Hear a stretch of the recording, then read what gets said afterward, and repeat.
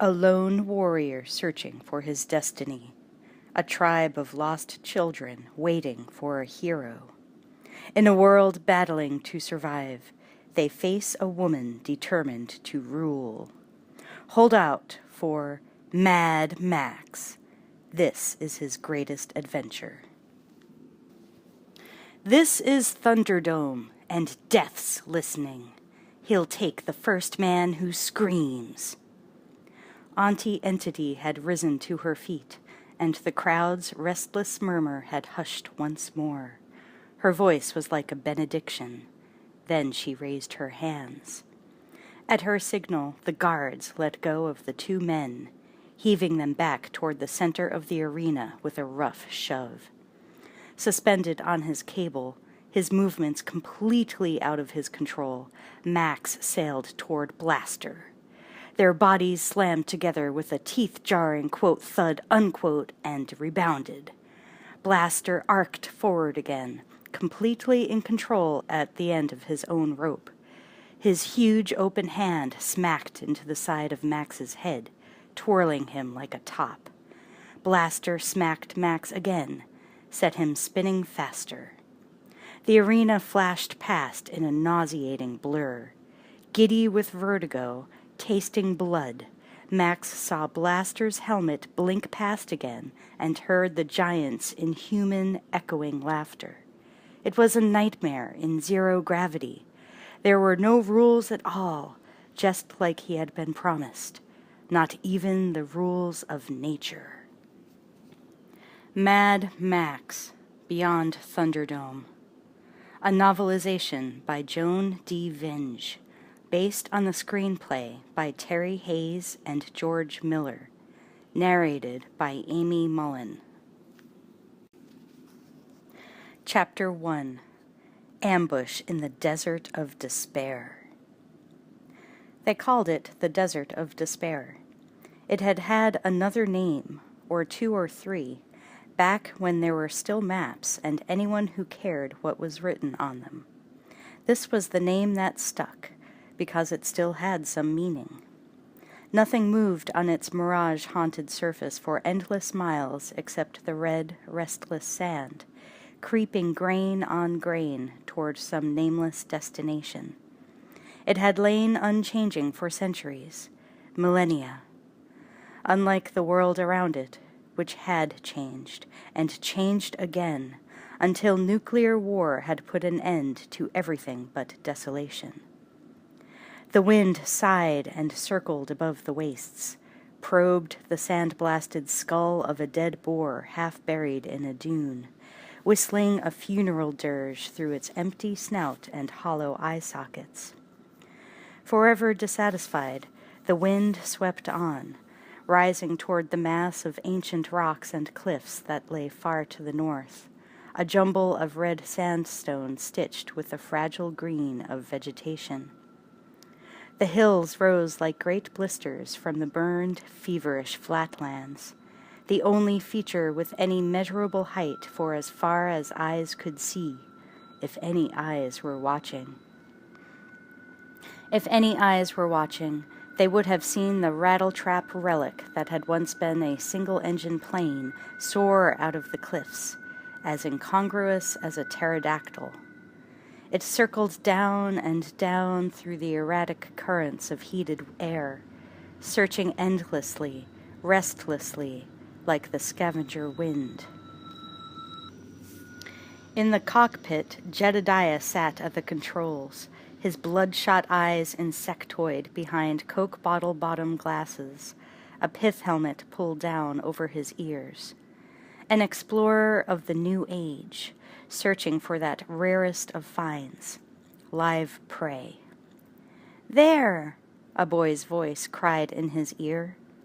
He looked over at Jedediah Jr., his extra set of eyes and hands, saw where his son's hand was pointing. A small plume of dust was rising unmistakably into the air, far below and still far ahead across the desert. Jedediah let out a braying whoop of laughter and pushed forward on the control stick.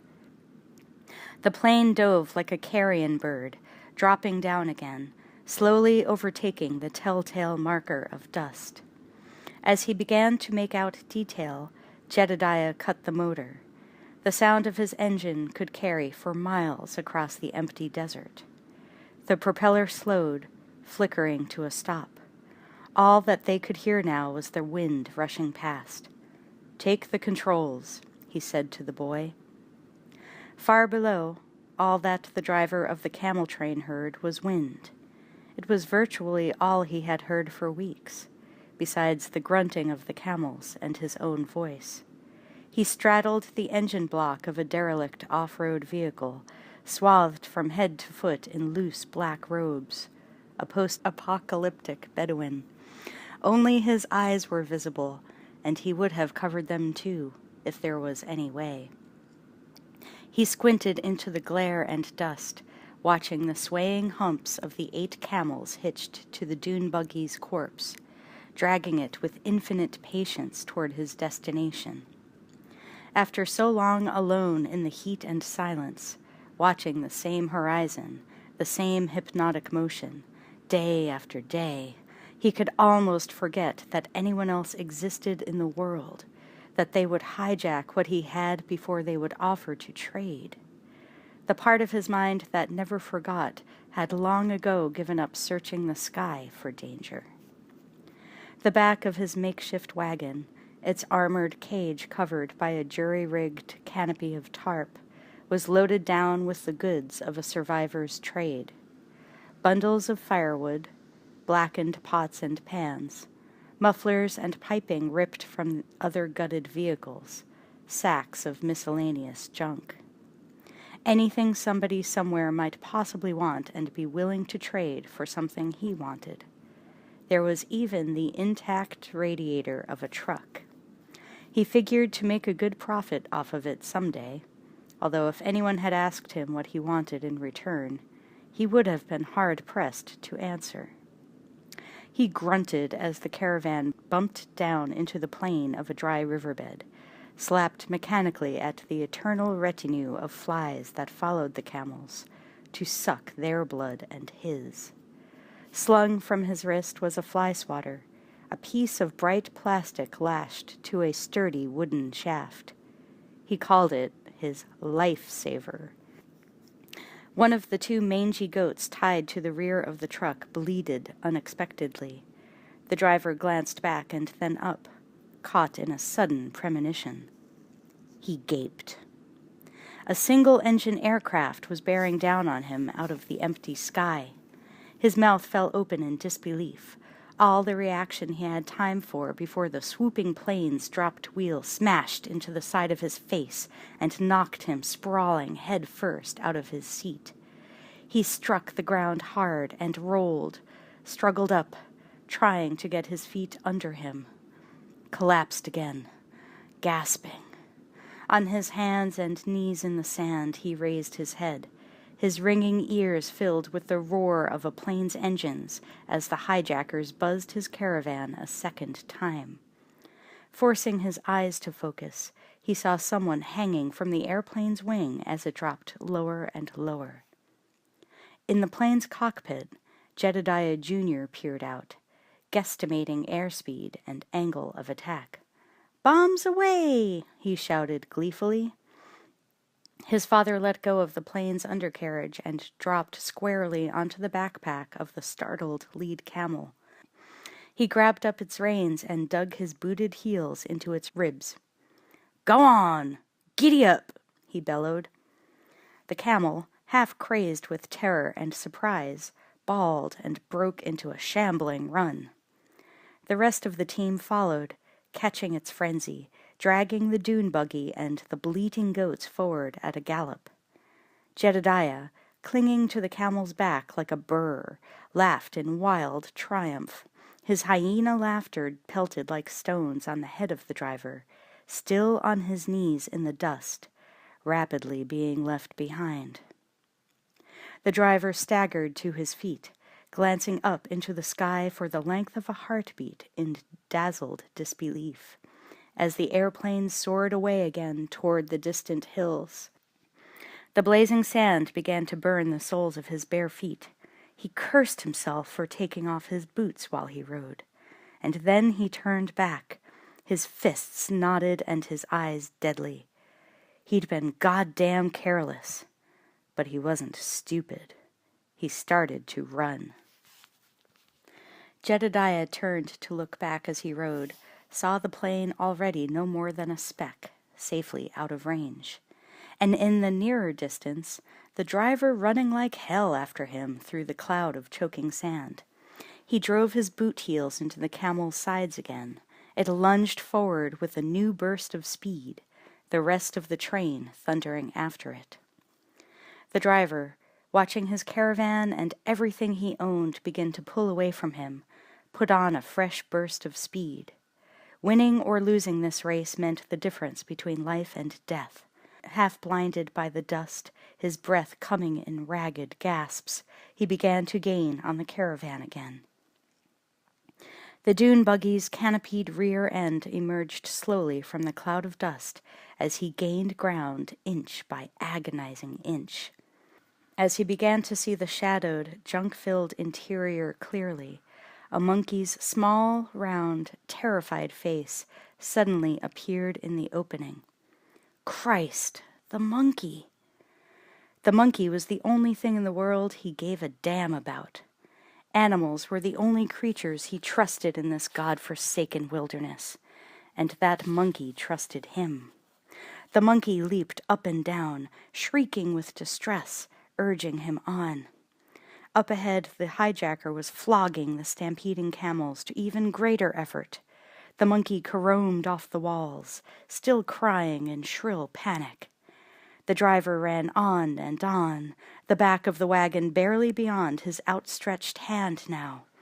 1 yard, half a yard.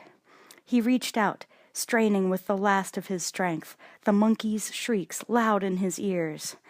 Almost, almost. The rear of the buggy began to pull away again, eluding him by agonizing inches, feet, yards. The driver's outstretched hand dropped. His run slowed to a shambling trot, a jog, a walk. He stood still, his chest heaving, his raw feet stained red with dust and blood. He stood and watched his entire world disappear into a cloud of dust, suddenly, dizzyingly aware of the pain in his feet, his chest, his aching head. Furious with frustration, he slapped the fly swatter hard on his calf. In the back of the dune buggy, the monkey still clung to the tarp, silent now as it watched the lone figure growing smaller moment by moment in the desert's pitiless immensity. And then, in a sudden frenzy or inspiration, it picked up a battered pot and hurled it out the back of the buggy and into the sand. Another pan followed, plates, bottles, anything and everything the monkey could get its small, leathery hands on, spun out of the buggy, leaving a trail of detritus behind, leaving the shimmering landscape with debris. Blissfully unsuspecting, its kidnapper rode on toward the horizon, his hooting, lunatic laughter echoing out over the desert again as the dune buggy disappeared from the driver's sight over a distant rise. The driver stood where he was, panting, staring at the glittering arrow of jettisoned goods lying between the rutted tire tracks with bleak eyes. And then he began to walk again, doggedly following the trail, stooping to pick up his random possessions as he went. He stopped again after a few yards and turned to look back. Far above and very far behind him now, the skeletal plane was swooping and soaring in triumph above the jumbled red rock cliffs. He heard the distant purr of its motor, and maybe only in his mind, a high, mocking echo of the hijacker's laughter. He stared a moment longer, paralyzed by that vision of a lost world, by the last sight he would have of the first airplane that he had seen in over 15 years, marking its destination indelibly in his brain. Looking down again, He dropped the few items he had already collected into the sand and began to unwind his turban. It occurred to him that he was lucky he'd had it on when he was hit, or the blow from the plane's wheel would have cracked his skull like an egg, instead of simply leaving him with a knot like a baseball on the side of his head. He didn't like continuing on bareheaded, but he needed something to carry his salvaged belongings. He pulled the last of the windings free, exposing his face and head to the sun's merciless heat, staring out across the empty wastes as he began to knot it into a sack. His brown hair, which he had once kept cut short with almost military precision, was shoulder-length now, streaked with gray at the temples. He was nearing middle age, and the life he had led aged a man fast. 2 days' growth of stubble stood out on his lean jaw. A white scar slashed starkly across his sun-browned forehead and cheek, angling down over his left eye. The eye itself was as startlingly blue as the desert sky. He had nearly lost it in the fight. He was still alive. The man who had marked him was not. They called him Mad Max, if they called him anything. Names in the new order were totem signs, no longer simple markers for a face. Markers were for tombstones. Once he had had a name, just like the blister mountains shimmering in the heat haze behind him, just like everyone else. Max Rockatansky. But that had been half a lifetime ago, before the apocalypse, when names and life itself had still seemed to have some meaning, before his country had been blown to hell along with the rest of the world, before all of humanity had become a victim of its own venality, stupidity, and greed. Max had survived nearly half a lifetime since then, largely because in the depths of his soul he didn't give a damn whether he lived or died. But surviving got to be a habit in time, and he was damned if he was going to die like this, leaving that human hyena who'd jacked his goods to spit on his memory and call him an easy mark. Revenge was as good a motivator as anything he knew, and he knew it better than most. He stuffed the salvaged goods into his makeshift pack and began to walk again, limping now from the pain of his cut and blistered feet, from the chronic ache of an old wound in his knee. The brace he had made for his leg, hidden beneath his robes, squeaked faintly as he walked. Farther along the caravan's trail he found a water bottle. It wasn't very heavy. He shook it, feeling the liquid slosh inside, not even half full. He slung it at his back and kept walking. After a few more yards he found one boot, and then the other. He pushed them onto his feet with silent gratitude. If nothing else, he was going to find the thief and get his monkey back. Even after all these years, some things didn't change. Max paid his debts. Farther down the track he found the last of the monkey's legacy. A small whistle, a thing like a pipe with a leering skull face carved on it. He put it to his lips almost absently and blew. The skull emitted an eerie, high-pitched screech, whistling through his teeth. The sound echoed away across the wilderness, mournful and haunted, fleeting like a ghost toward the distant hills. Max hung the whistle from its thong around his neck and trudged on in silence. Chapter 2. Barter Town. 4 days later, the caravan's trail joined what passed for a real road, the cracked and sand-blasted remains of something that had once been paved highway, running from nowhere to nowhere. Max stepped onto the road, grateful for easier going, walking with a mindless, shambling stride, his thoughts purposely empty. He followed the road as the sun followed its track across the sky, letting time and space flow past him with grim indifference. The sudden darkness of shadow fell across his track as unexpectedly as a pit.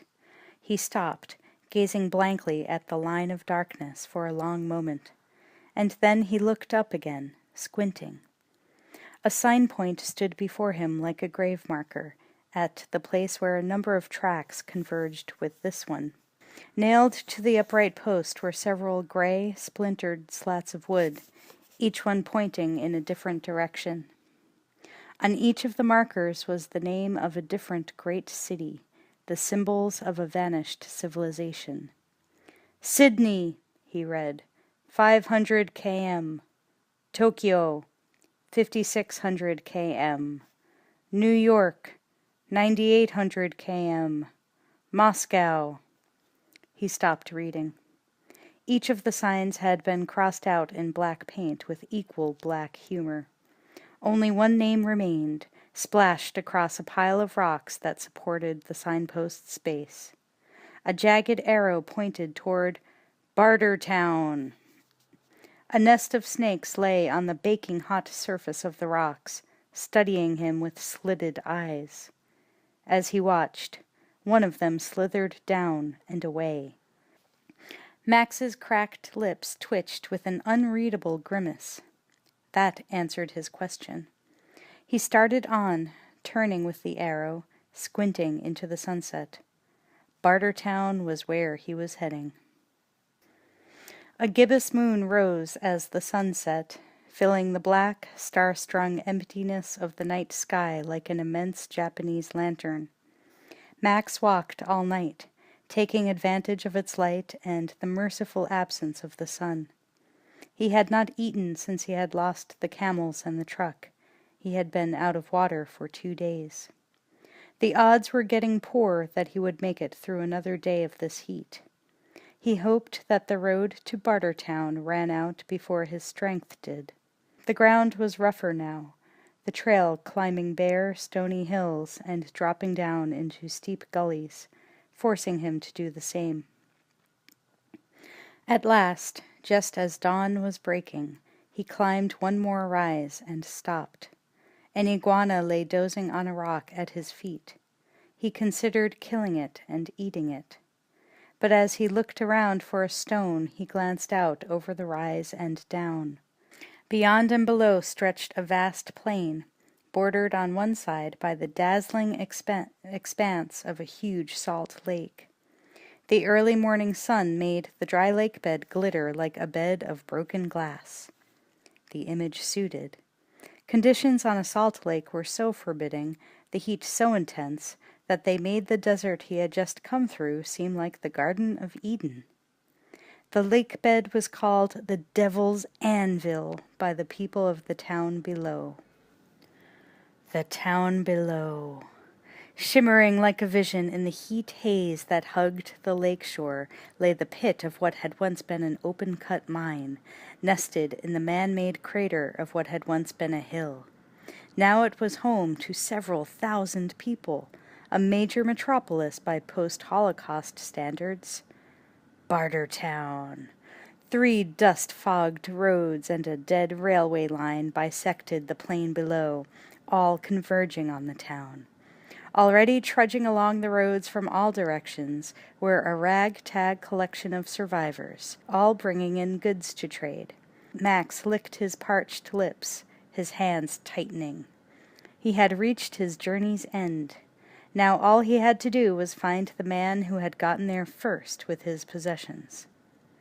Max scrambled down the hillside, one more survivor heading toward the oasis of civilization below. Half an hour later, he halted beneath the massive sign suspended on a high metal framework at the town's entrance. He looked up. Bartertown, helping build a better tomorrow. His mouth quirked. He started on, letting himself be absorbed into the motley mass of traders, slowly making their way beneath the sign. He glanced around him as he walked, studying his companions, his senses coming to life again after the sensory deprivation of his time in the desert. Adrenaline spilled into his bloodstream, startling his numbed mind and body into alertness. The presence of so many human beings at once, after so long, set his nerves jangling. A crowd was danger, an uncontrollable situation, too many alternatives, jaws full of teeth waiting to swallow up an unwary man. But this was where the thief had come, and so it was where he belonged, for now.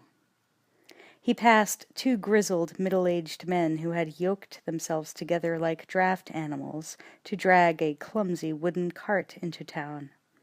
In its bed lay the blackened remains of an aircraft engine. Farther on he passed 2 men armed to the teeth and riding on ponies, driving a herd of livestock to market. Their stock, tethered together, included several scrawny goats and cows and several men with shaven heads in bedraggled yellow robes. The men chanted tonelessly as they stumbled along. Hare Krishna, Hare Krishna, Hare Hare, Hare Rama. Max wondered dimly whether he was seeing the last Hare Krishnas on earth. God knew he had seen everything else by now. Passing the men, he found a pair of women shackled in front of them. One of the women was extremely fat. The other was slender and beautiful, like a porcelain figurine, and as fragile. Frail and trembling, she moved as if every step she took might be her last. Max looked away hastily. Everything. On the road ahead, a multicolored miniature umbrella bobbed above the crowd like a beach ball carried on the tide. It was perched hat-like over the skull of a pinch-faced vendor, loaded down with bottles and cups until he looked like a refugee court jester. He stood in the traces of a cart loaded with a large metal tank, calling out in a nasal drone to the passers-by, "Water! Water! Get it here! It's the real thing, not Coke." His rubber face twisted into a smile. "It's water." Civilization. As Max watched, thirsty travelers stopped to buy a cupful and gulp it down. Max moved closer, his eyes riveted now on the shining liquid flowing freely into cup after cup. He swallowed and swallowed again. "Water," the water seller called, still grinning. "Nature's special. No added sugar. No preservatives. Pure water. Official drink of the 25th Olympics. Water." An empty wooden bird cage hanging from a stick jutted up past his shoulder. He looked around as Max drew closer, parched and sunburned, a sure bet for at least a quart. The water seller's grin widened. "Step up, schmuck," he said congenially. "Let's get some dealing done. H2O, that's my go." Too easy. Max looked away with an effort and kept walking. The water seller hauled his cart around, starting after him, keeping pace as he kept up the diarrhea of words. "What you got? Bullets? Medicine? Smoke? A block of chew?" Max shook his head, still walking. "Don't you understand?" The water seller pushed in front of him, stopping him in his tracks. "This is water. You can't live without it." Lifting a canteen, he poured a stream of clear liquid into a marked beaker, watching Max like a hawk. This sucker didn't have much on him worth trading, but he looked like he ought to be willing to trade his own blood for water, the shape he was in. "Tell you what, 1 pint, 2 joints." He waved it under Max's nose. Max stared at him, swallowing again until his voice worked. "You drink it," he said hoarsely. The water seller laughed, impressed. "You're cautious. I like that. but it could take days to poison a man. He reached into a hidden inner pocket of his coat and dragged out a canary.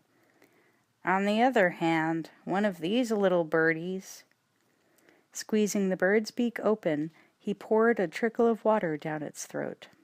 He pushed the bird gently into the cage hanging above his shoulder and watched it flutter around. See? Still the stranger hesitated. He grinned in exasperation, lifting a hand, holding out the beaker to Max again. Avoid the Christmas rush. 1 pint for 2 smokes. Max reached into the folds of his loose outer robe. The water cellar stiffened as what looked like a gun appeared in the stranger's hand, pointing straight at his own chest. But Max only moved its barrel until it hovered close to the beaker of water. The thing that looked like a weapon began to chatter frantically. An explosion of laughter burst out of the water cellar as he realized that all the stranger held was a Geiger counter. "What's a little fallout?" he said. Max turned away wordlessly and walked on. "Have a nice day." This time the water cellar did not follow. He'd lost the sale, but at least that was all he'd lost. Still grinning, he turned back, eyeballing the next trader coming down the road. "Water, water," he called. "It's the real thing. Water." Max glanced back once, saw the trader stop, fumbling in his pocket. He handed over a couple of cartridges, and the water seller gave him the beaker. He drank it down greedily. Max looked ahead again. Rising before him now was the strangest sight he had seen in a long time. An old tunnel bored into the steep side of the hill. Once it had serviced the mine inside. Now, defended by a heavy iron grill and armed guards, it gave the only access to Bartertown. He could see nothing of the town inside the heart of the rock, only the tunnel's fanged and gaping maw, thick with eerie shadows cast up along its walls by the mismatched assortment of industrial lights strung overhead. He couldn't remember when he had last seen so many lights, functioning electric lights, all burning. He wondered where they got the fuel for that much power. The air was choked with dust and smoke, further obscuring his view of the promised land hidden in the mountain ahead. But sitting inside a booth cut from the rock wall just at the tunnel's entrance was a fee collector, passing judgment on the worth of the traders who came to the gates. The apocalypse, or at least Bartertown, had plainly been good to him. His epicene, leather-aproned body was big and flabby, his skin soft and pink. Max waited his turn in line behind a trapper whose cart was piled high with animal pelts and carcasses. The collector leaned forward in his battered armchair, peering out the window as he laid down the law of Bartertown to the trapper. "Skins of small animals," he said, eyeing the loaded cart. "We take 10%. That's our cut. The rest is yours. Trade it for what you want." The trapper hesitated, frowning as he considered the percentage. The collector leaned further forward, lowering his voice. "Listen," he murmured. "The market's good. 4 pelts will get you a sack of grain. Or 2 hours with a woman." He raised his eyebrows. The trapper brightened at the prospect. He spat into the palm of his hand. The collector did the same. They shook hands, sealing the deal. 4 heavily armed men, 3 of them wearing gas masks, moved forward at the collector's signal, began to search the cart and portion out the commission. They were Bartertown's imperial guards, their hair roached into a mohawk cut, wearing rough uniforms of lizard skin and studded leather armor that left as much exposed as it covered. a testimony to their prowess or to the power of the desert's heat. Max studied them without seeming to, in particular the one without a mask, who wore an elaborate feathered headdress with a small skull set in its band like a jewel. He was a blunt bullet of a man, not as tall as the others, but built like a tank. His heavily muscled torso and arms were decorated with elaborate tattooing. The captain of the Bartertown Guard, he was called Iron Bar Bassie. Anyone who had ever been unfortunate enough to cross him could swear to the appropriateness of his chosen name. Max stepped up to the collector's booth as the trapper moved on into the tunnel mouth. The collector looked him up and down, noting his gaunt, sunburned face and his lack of goods with obvious skepticism. "What are you trading?" he asked. Max swallowed again, trying to force enough saliva down his raw throat to let words escape. "I'm looking for a man," he whispered. "You got anything to trade or not?" the collector interrupted. "He was driving a camel train," Max went on, hoarsely, insistently. "He's got a weird laugh." The collector's pink, complacent face wrinkled like a hog's. He leaned forward again, gesturing at the sign out front with a fat hand. His arms were strung with 6 wristwatches each. "This is Bartertown. Get it?" he said, his voice high and strident. "People come here to trade, do a little business, make a little profit. If you've got nothing to trade, you've got no business in Bartertown." "1 hour," Max said. "That's all I need." The collector looked past him at the next man in line, as if he had already ceased to exist. "Next." The trader behind Max pushed forward impatiently. Max held his place stubbornly. "I've got skills. I can trade them," he said, desperation rasping in his voice. Rejection now meant a death sentence. He had no other choices left.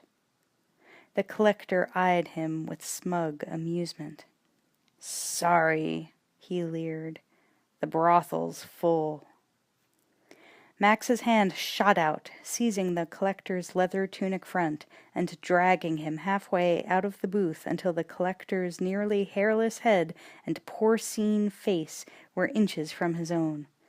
Iron Bar Bassie and his men leaped forward, the guard captain swinging up a huge club studded with spikes. Never taking his eyes off the collector, Max reached under his robes with his free right hand, bringing up the sawed-off shotgun he wore slung at his side. He fired. The blast shredded the feathers of Iron Bar's headdress and stung his skull. The guards skidded to a stop, feathers drifting down like snow around them. They stood frozen, along with everyone else within sight and hearing, all their eyes fixed on Max through the moment of excruciating silence that followed. Max stood glaring back at them, the collector's tunic front still knotted in his fist, his shotgun pressed against the side of the man's head. He glanced at the collector. The collector lifted his hand, signaling the guards back. "As I was saying," Max rasped, 1 hour. That's all." Sweating now, the collector met his stare. "When you find him, what then?" "I'll ask him to return what's mine," Max murmured. "Of course," the collector nodded agreeably, his eyes white-ringed. "He's probably desperate to clear his conscience." "Yeah," Max's eyes turned deadly. "He will be." The collector's gaze sharpened. His humoring banter fell away like a fatuous mask as he studied Max with sudden interest. "Oh, we think we're good, do we?" he asked. Max nodded, unblinking. "Good enough." The collector glanced sidelong at Ironbar. The stranger was good enough to have put them both in a position they'd never been in before. Then he might have something to trade, he murmured. Ironbar nodded, answering some unspoken question. "What's that?" Max asked, his grip on the collector's collar tightening slightly. The collector looked back at him, bargaining seriously now. 24 hours of your time. In return, you get back what's been stolen. Max's face eased, barely, like his grip on the collector's collar. Sounds like a bargain. It's not, the collector said. He gestured with a jerk of his head. Let's talk. Inside. Max met his gaze, taking the measure of his trustworthiness, considering. His hand loosened. The gun swung away from the collector's head.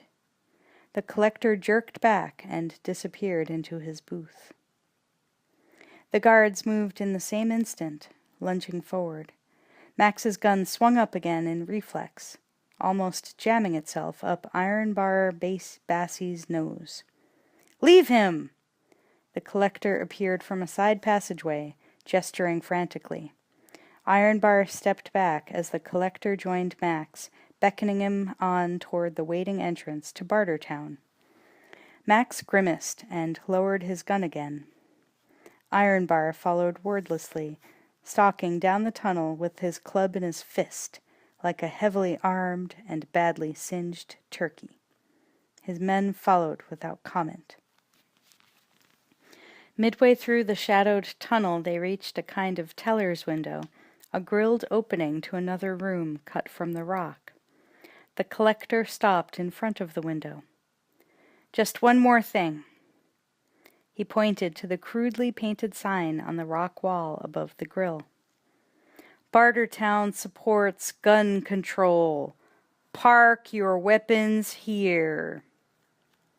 A gap-toothed man wearing a visor and a leather apron stepped into view behind the teller's window, smiling serenely. He was called Wristman, and he supervised weapons collection for all of Bartertown's guests. Max looked up at the sign, down at Wristman, and shook his head. It's the law here, the collector said flatly, moving closer to his side. The phalanx of guards moved closer too, surrounding him. There are no exceptions.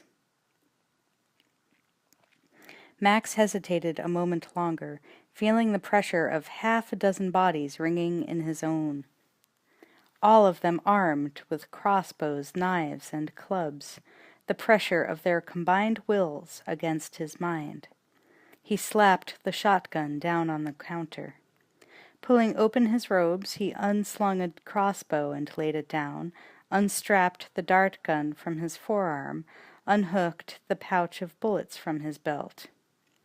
Wristman watched, still smiling, as he added his Geiger counter to the pile without comment. He pushed the pile under the grill and stepped back again. The collector inventoried the cash with a practiced eye. No knife? He said with smiling insinuation. Max put his fly swatter between his teeth resignedly and leaned down to jerk a knife from inside his boot. Reaching over his shoulder, he pulled another knife from the sheath strapped at his back. Holding one knife in each fist, he threw them down. Their blades dug into the teller's counter in front of him, quivered there side by side. Max shrugged, empty-handed, the fly swatter still clutched between his teeth. Ironbar Bassie leaned forward, his hands sliding down Max's sides as he began a body search. Max stiffened like a wild animal, half turned, his hands nodding. The collector reached out, stopping the search as he saw Max's expression. "There's no need for that," he murmured. Max turned back to look at him, his muscles loosening. "Is there?" the collector said meaningfully. He started on into the tunnel. Max took a deep breath and followed, and the guards followed him in turn.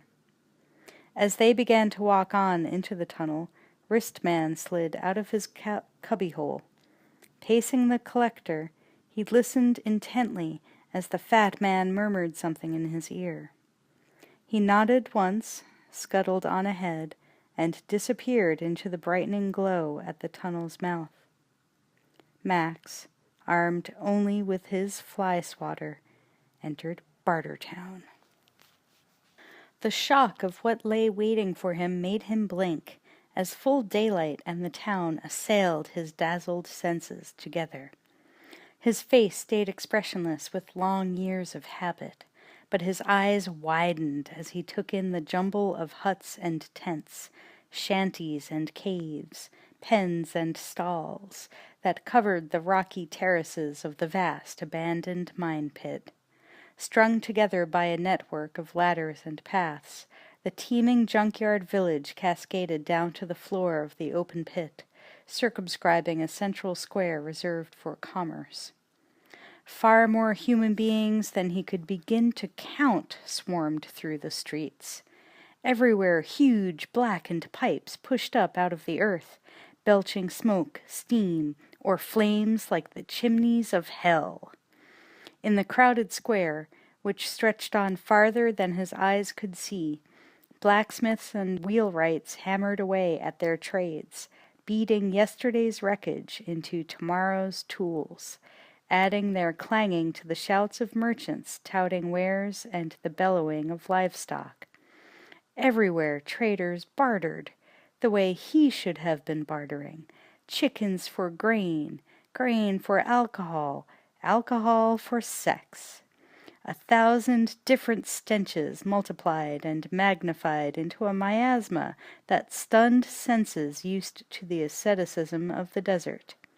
It was a shanty town, a drab, mud-colored medieval ruin sprouting from the corpse of a civilization that refused to lie down and die. But it pulsed with new life and stubborn vitality, the closest thing to the world before that Max had seen in almost 20 years. Rising up in the center of town, dominating everything else, was a tall tower. Perched precariously at its tip, with a panoramic 360-degree view of the squalor below, was the wasteland's only penthouse. Max stared at it, wondering vaguely who lived up there. Whoever it was must live like a lord, a king. Directly before him now at the entrance was another signpost, its ragged slats of wood pointing in all directions, guiding new arrivals toward the various services and delights that Bartertown had to offer. Small animals / furs / coats. Blacksmith / broken limbs fixed / sawed off. Paradise Alley. Gardens of pleasure / anything your heart desires. Fool's Way. Max wondered bleakly if he had already chosen the last. Above the signpost, 2 of the Imperial Guards manned a watchtower, observing everyone who entered or left town.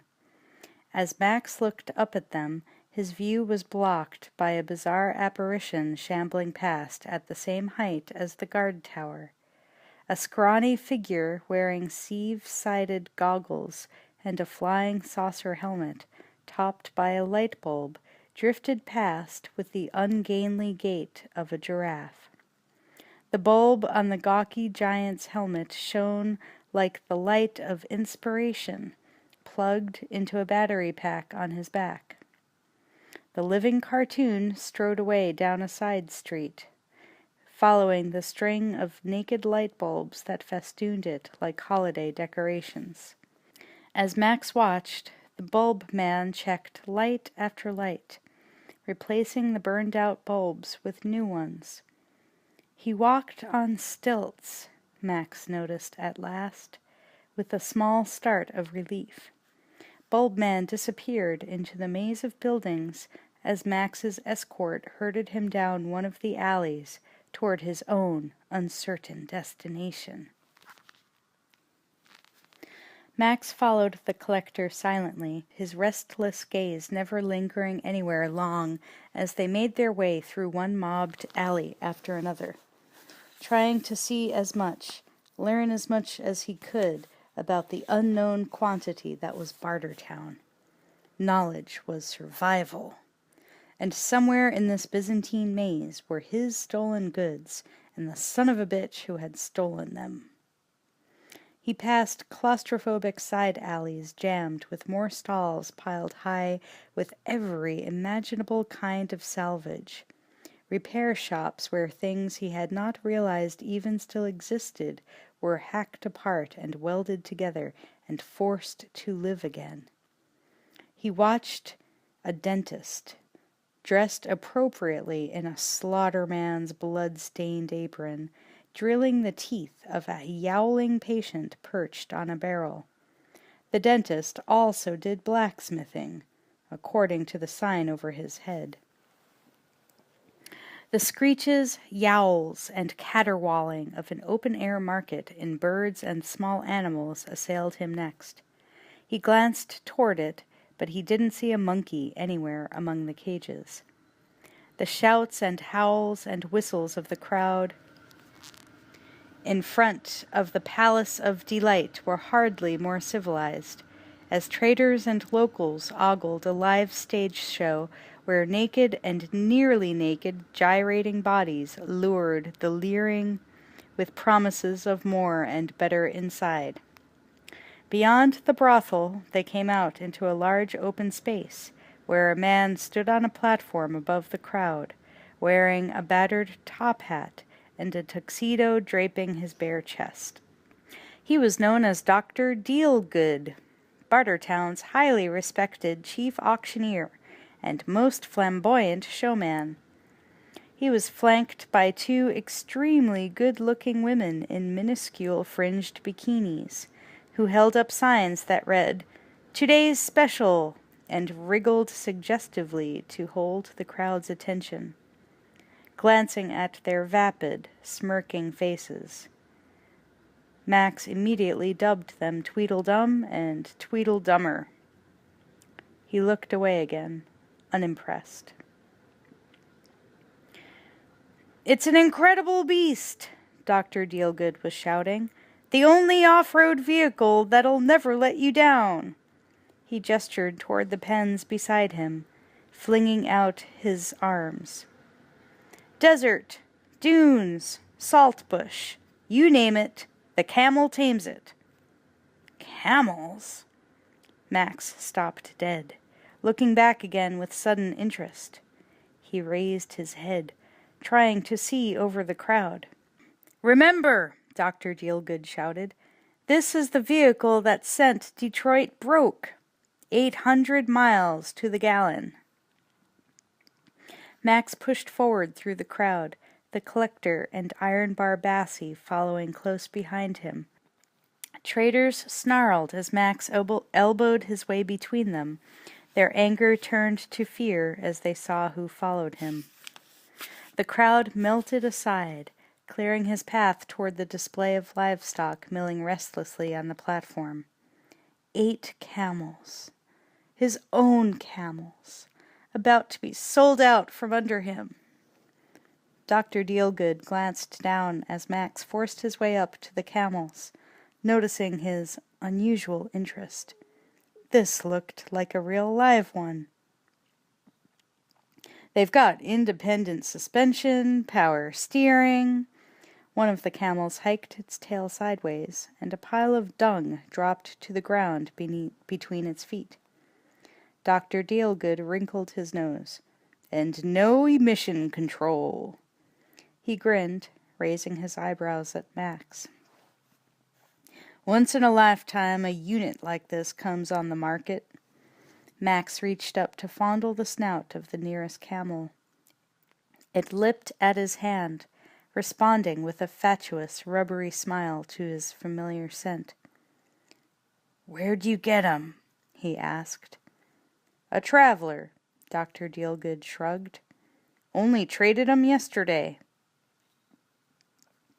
Max's eyes flickered away over the crowd and back.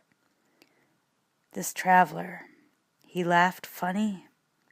He mimicked the thief's demented laugh as closely as he could manage.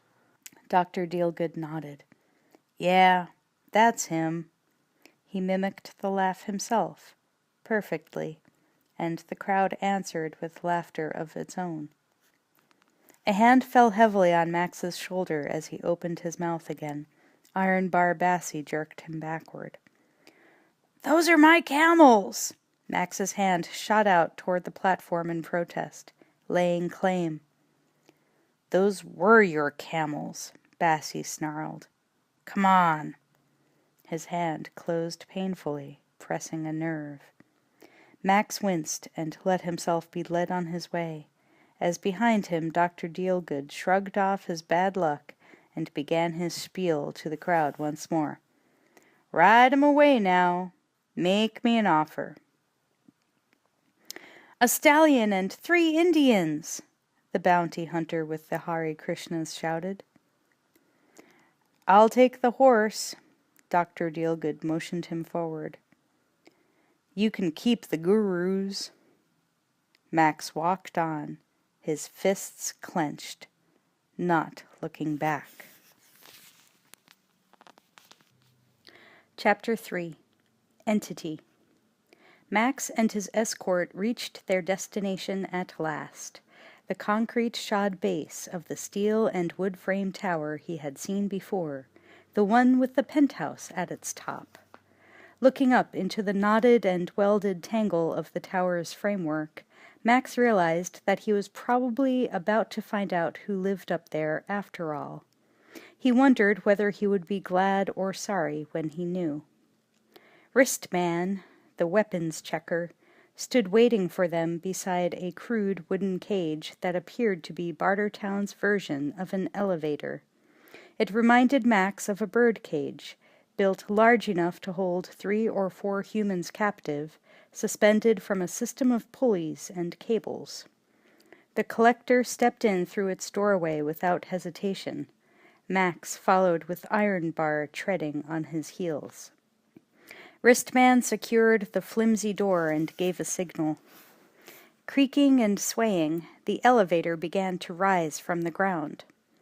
Max hung on to the grid beside him, looking up at the wooden platform they were rising toward, out and down again as more and more of Bartertown was displayed in festering panorama below him. He tried to retrace the path that had brought him here through the maze of its streets. Couldn't.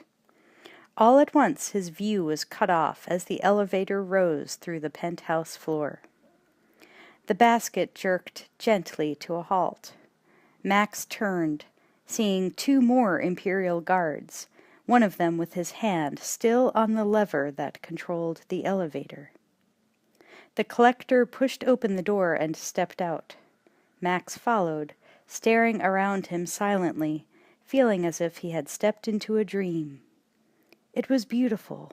He had not seen anything beautiful in longer than he could remember.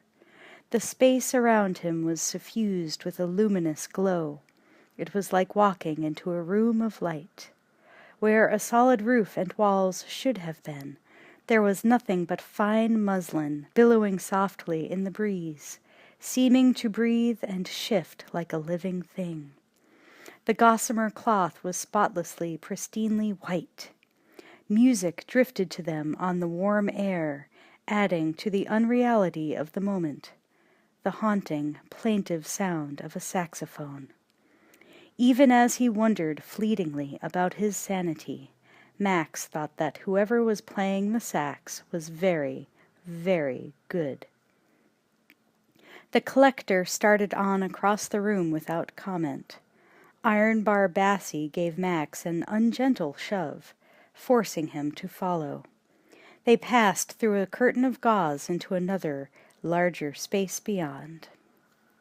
The room beyond the curtain had an almost oriental simplicity, as if it has been designed to bring the mind to peaceful meditation and the eye to rest. A long, low table holding a pewter pitcher and a silver platter of fruit was its centerpiece. A hammock chair of skillfully knotted silk rope hung motionless on the far side of the room. The startling green of potted plants stood out along the walls, and a ceiling fan hummed faintly overhead, stirring and cooling the air. The saxophone player sat near the table, cross-legged on a pallet, wearing only a loincloth and a few beaded ornaments. He was black and middle-aged, with a mostly shaven head and a stocky torso. The skin of his forehead and chest had been artfully scarred in elaborate swirling patterns. His name was Tauntaun Tattoo. His fingers moved fluidly over the keys of his instrument. He seemed totally lost in his music. Max stared at him, unable to believe that someone could so completely ignore their intrusion, until he looked into the man's eyes, which were as dim and dead as stones. The man was blind. "Rachmaninoff," a woman's voice, deep and vibrant, said. Max looked up again, startled, as a pair of slender, long-fingered hands parted another curtain of gauze on the far side of the room. A woman stepped through. Not any woman. Auntie Entity. She was not young. He guessed that she was at least his own age, but her body was firm and taut beneath a calf-length dress of silver metal mesh that left almost nothing to his imagination. Her hair was silver blonde, worn in a hawk's crest cascade, her skin the color of coffee with cream. She wore masses of bracelets and heavy earrings, and incredibly, high-heeled shoes. "You remember Rachmaninoff?" she said softly. Max did not answer. Her body was worth looking at, but it was her face that his eyes stayed on. The strong, sensuous features, the measuring intelligence in her eyes, the confidence, the sheer, riveting magnetism of her gaze that went through him like electricity. The collector moved to Max's side. "He's a warrior, Auntie, looking for a deal." His hand flicked out at Max's chest. Max realized suddenly that this woman was the owner of the penthouse, the ruler of Bartertown. A woman! You didn't see many women with that kind of power these days. And yet, looking at her, somehow he was not at all surprised. The woman looked Max up and down in turn, her glance raking his torn, filthy clothing, his wild hair and haggard face. She folded her arms, looking away at Ironbar, at the shredded remains of his captain's headdress. "And he beat you?"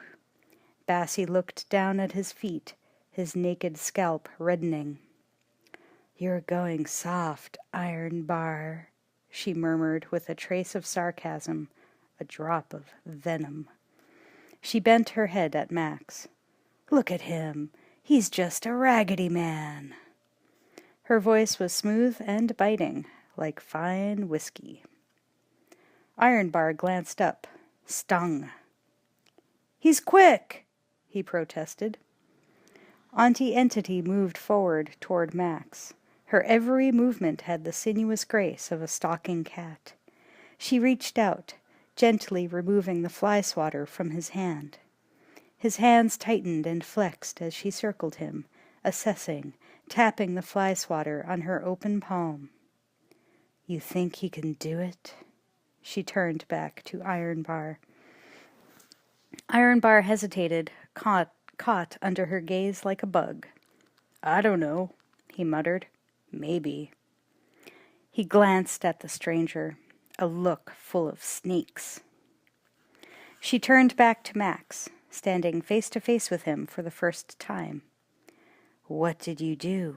she asked, "before this?" Somehow he knew she did not simply mean before Bartertown. "I was a cop," he muttered hoarsely. "A driver." The words, the identity, seemed almost meaningless to him now. But Entity raised her eyebrows. "A bronze?" she said. "Oh, you were good." Her voice mocked him, but her eyes studied him with a new respect. Stretching her arm, she pushed the fly swatter under the hems of his loose robes and began to lift them casually, like someone inspecting a horse. "How the world turns," she murmured, musing, amused. She eyed his stained and threadbare trousers, the rusty metal brace that he had fitted for his bad knee. "One day cock of the walk." She hiked the robes to his waist, her eyes following them brazenly up to his belt buckle. "Regulation police issue," the letters M.F.P. emblazoned in indestructible brass. "Next, a feather duster." Her mouth quirked. She let his robes fall and tossed him the fly swatter. He caught it easily, almost too quickly, as she turned away. "Play something, Tauntaun," she said. "Something tragic." The musician had stopped playing, sat waiting silently as she had entered the room. Now he lifted his instrument unerringly to his lips and began to play again, a mournful thread of melody. Entity turned back to Max, a curious smile still pulling at the edges of her lips. The smile faded. "You know who I was?" she said. "Nobody.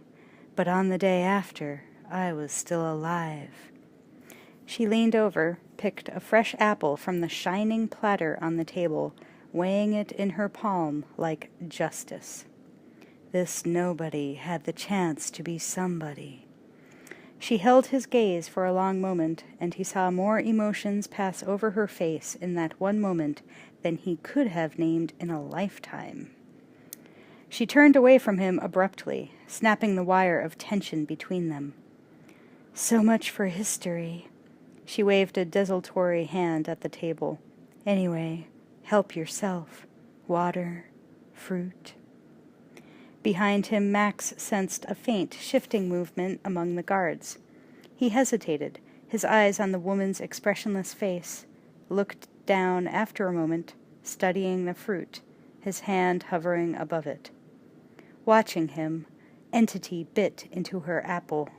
The sudden, juicy crunch of fresh fruit filled the room, not quite disguising another far more familiar sound. In one motion, Max wiped everything from the tray, grabbed it by the rim, turned and hurled the tray like a discus. The tray caught Iron Barbassi straight in the throat and knocked him sprawling backward. The machete he had drawn as Entity bit into the apple flew from his hand as he crashed to the floor, the plate wedged into his neck. As Max struck, another guard raised his arm, aiming his wrist crossbow, and fired. Max caught the movement from the corner of his eye, ducked just as the arrow whizzed past his head. The bolt struck Tauntaun Tattoo's saxophone. It wailed like a mortally wounded sheep. Tauntaun jerked in surprise, dropping the instrument with a cry. Max lunged forward, grabbing the guard by the arm, yanking him off balance and heaving him over his back. The guard came down on one end of the long, low table, flipping it. Its far end smashed up into the second guard's face like a rising seesaw as he ran forward, throwing him back again and through one of the curtained walls of the penthouse. The fragile cloth ripped like tissue, and Max heard his scream as he fell 3 stories into the street below. The guard landed with a back-breaking crash on the raised end of an acrobat's teeterboard down below, catapulting the woman balanced on its other end high into the air. She soared across the street, directly into the arms of the passing bulb man. His stilts flew out from under him with the unexpected impact. He grabbed at the light cable desperately as he began to fall. The cable snapped, dumping him and the woman backward into a tent full of foods and squawking chickens. The broken power cable snapped and thrashed like a snake having a seizure. Passers-by yelled and ran. The sounds of chaos below carried clearly into the penthouse, but Max's mind was on more pressing business. He started forward as Ironbar struggled up from the floor, clutching his ruined throat, ready to kick the guard's face in. A movement came at him from the side. He spun back as the collector charged in from his right, swinging a double-bladed axe. Max threw himself backward, dodging the blow that would have sheared off an arm. The axe head buried itself in the floor between his boots.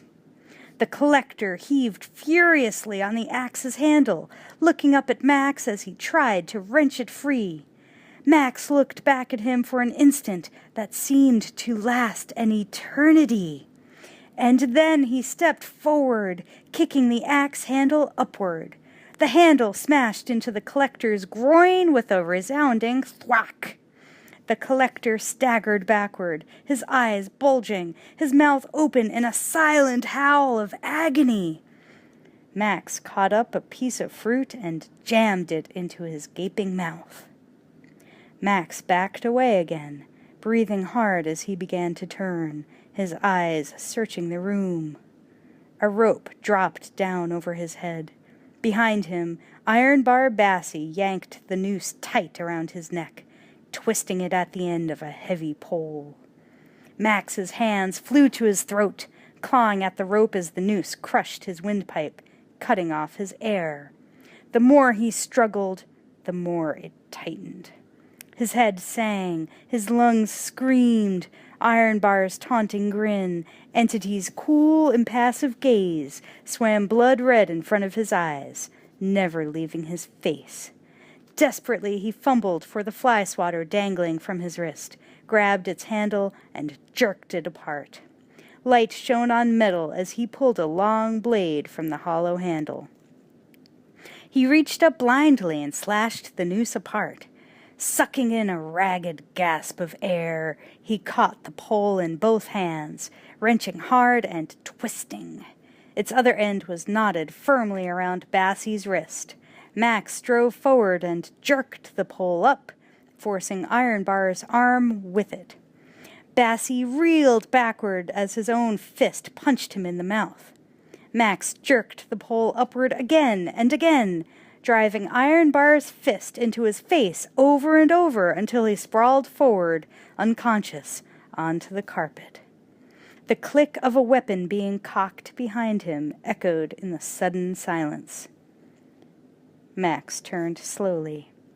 Entity still watched him impassively from across the room, but now she held a small, high-powered crossbow in her hands, pointed squarely at his heart.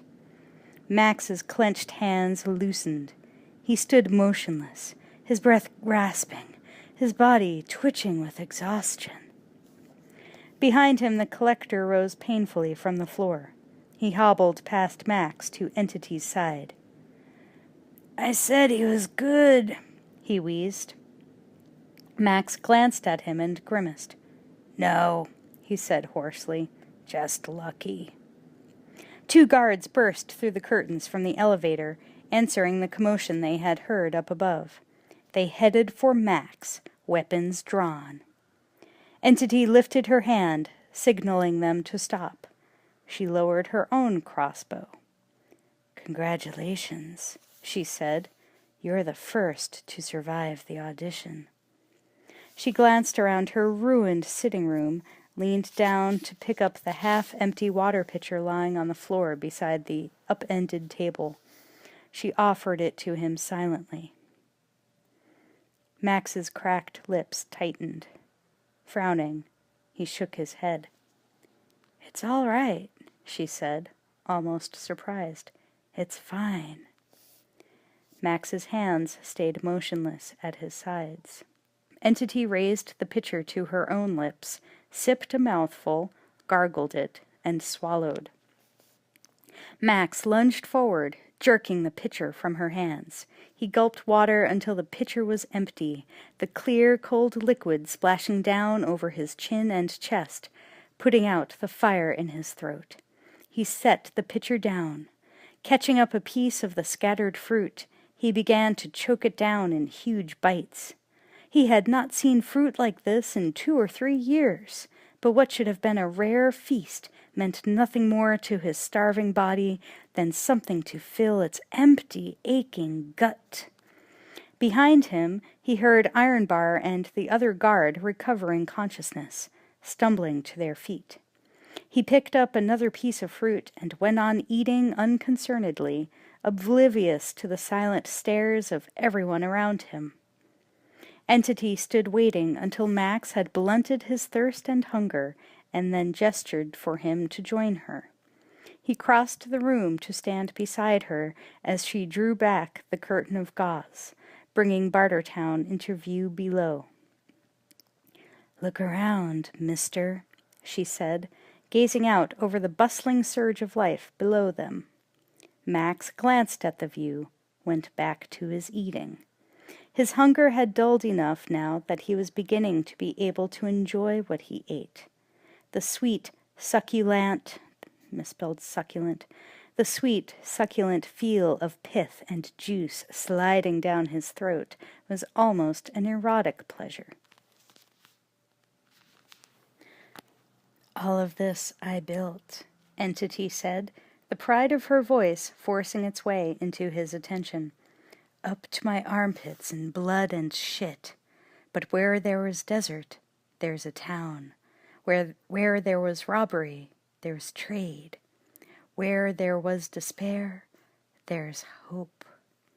She turned away from the view, turning toward him again, forcing him to look at her.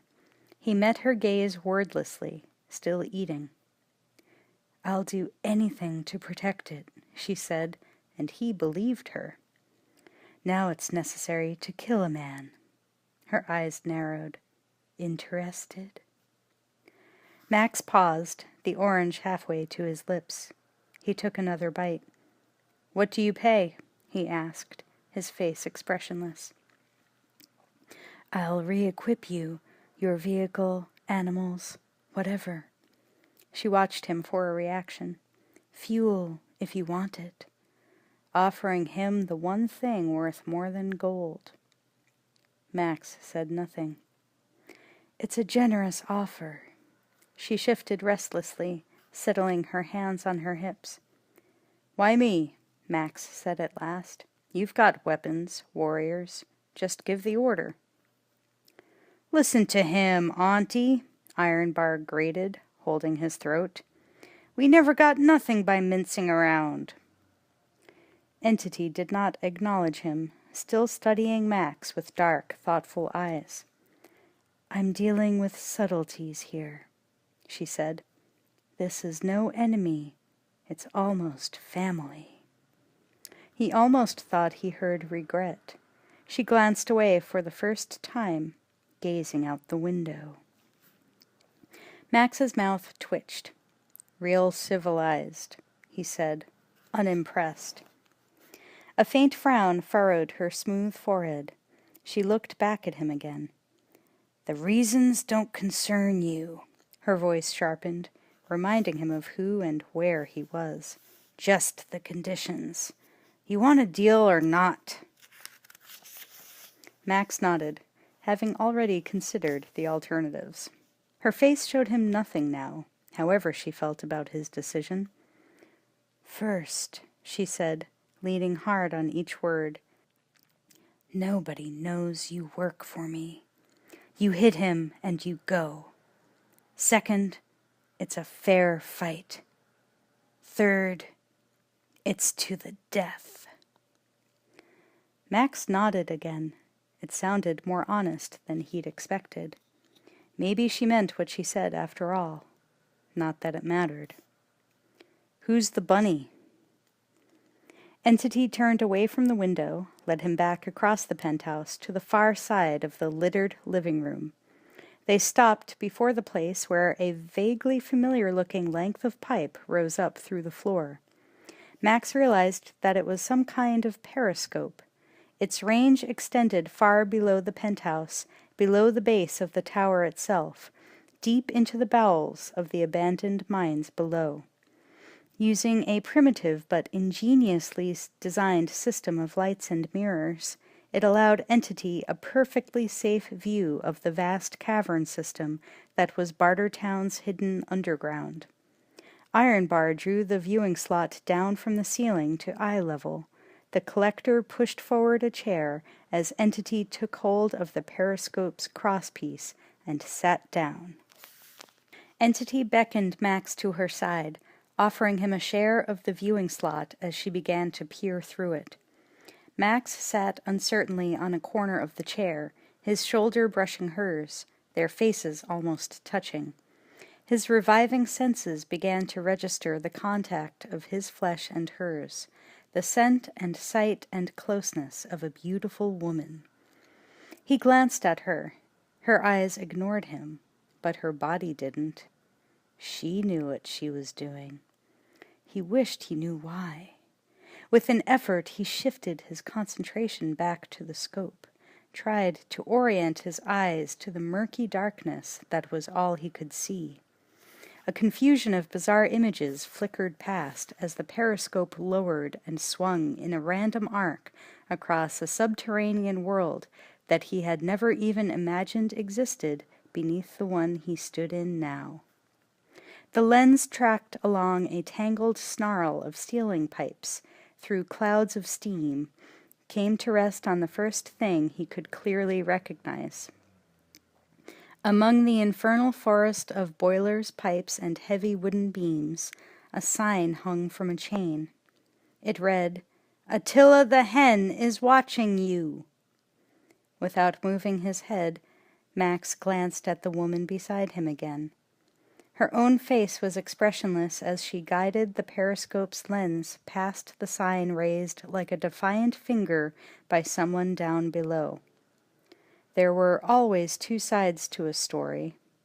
At least two. Max's eyes widened as he looked back through the viewing slot.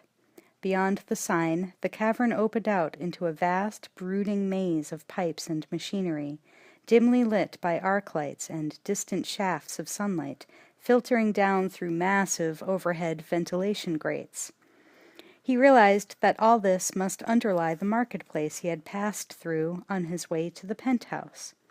The centerpiece of the complex was an ancient locomotive engine, still sitting on tracks, which must once have hauled ore up out of the bowels of the mine. Now it had mutated into a sedentary power plant, its rusted-out hulk rebuilt with parts of an old truck body and imprisoned forever underground, shackled to a bewildering array of pipes and gauges. But the marvels of post-Holocaust engineering were not the thing that Max's eyes found the most difficult to believe. It was the presence, everywhere he looked, of countless thousands of pigs. Their pens and enclosures spread away into the shadowed distance for as far as his eyes could see, rank on rank of them, all grunting, foraging, and crapping as if there were nothing at all extraordinary about their presence there.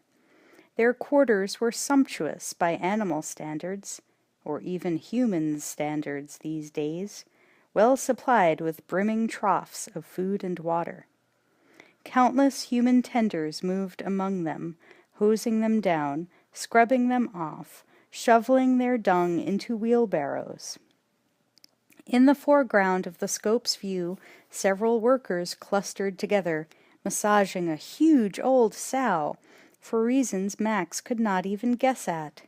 It seemed to him that he could almost hear the sounds of grunting and heavy machinery echoing through the caverns down below, almost smell the appalling reek.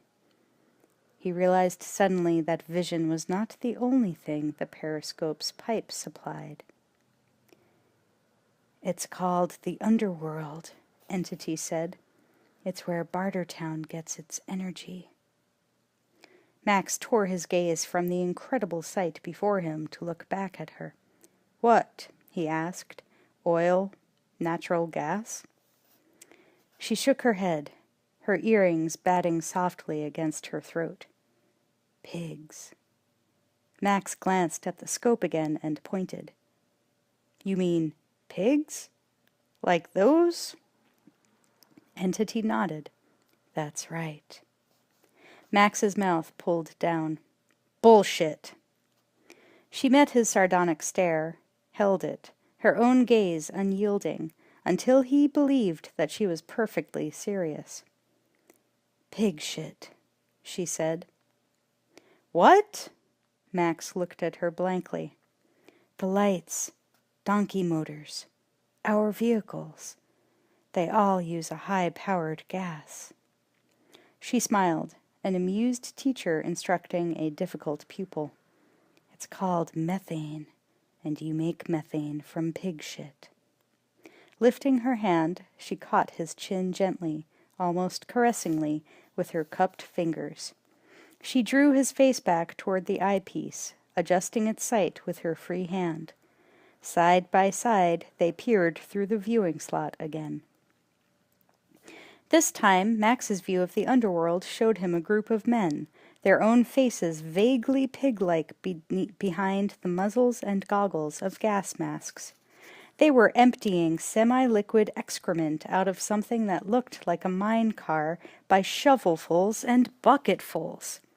The lens panned back toward the mutant locomotive, searching until it found a raised wooden platform snarled with pipes, on which the large corrugated tank of a boiler sat, surrounded by more dials and gauges. On the far side of the platform, he saw what appeared to be two workers being dressed down by a much smaller man wearing goggles and what looked like a samurai helmet. The man doing the yelling was not only small, but also old, and Max was surprised at the fear he saw on the workers' faces. And then the small man began to raise, higher and higher, as the two technicians stepped back, looking up. The small man was only the size of a child, and he was riding a saddle, perched like the shriveled bird on the back of a rhino, on the shoulders of the most enormous and powerful-looking man that Max had ever seen. The big man's face and head were entirely hidden inside an elaborately segmented metal helmet. The effect was not simply bizarre, but monstrous, like the carapace of some highly magnified insect. But this was real. The two workers backed away with obsequious haste. As Max watched, the small man leaned forward, speaking directions into an ear horn built into the big man's helmet. Secure on the giant's shoulders, he leaned back again smugly, taking a drag from a long cheroot. The grotesque, parasitic pair began to climb the steps of the wooden platform, which Max now saw had been built around the captive locomotive.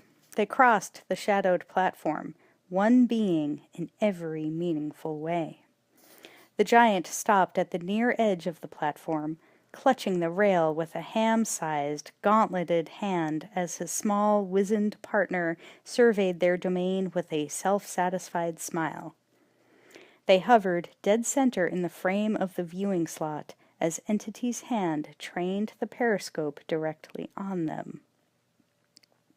"Who's that?" Max asked, already guessing why his attention was being focused on them. So this was his target. "Master Blaster," Entity said.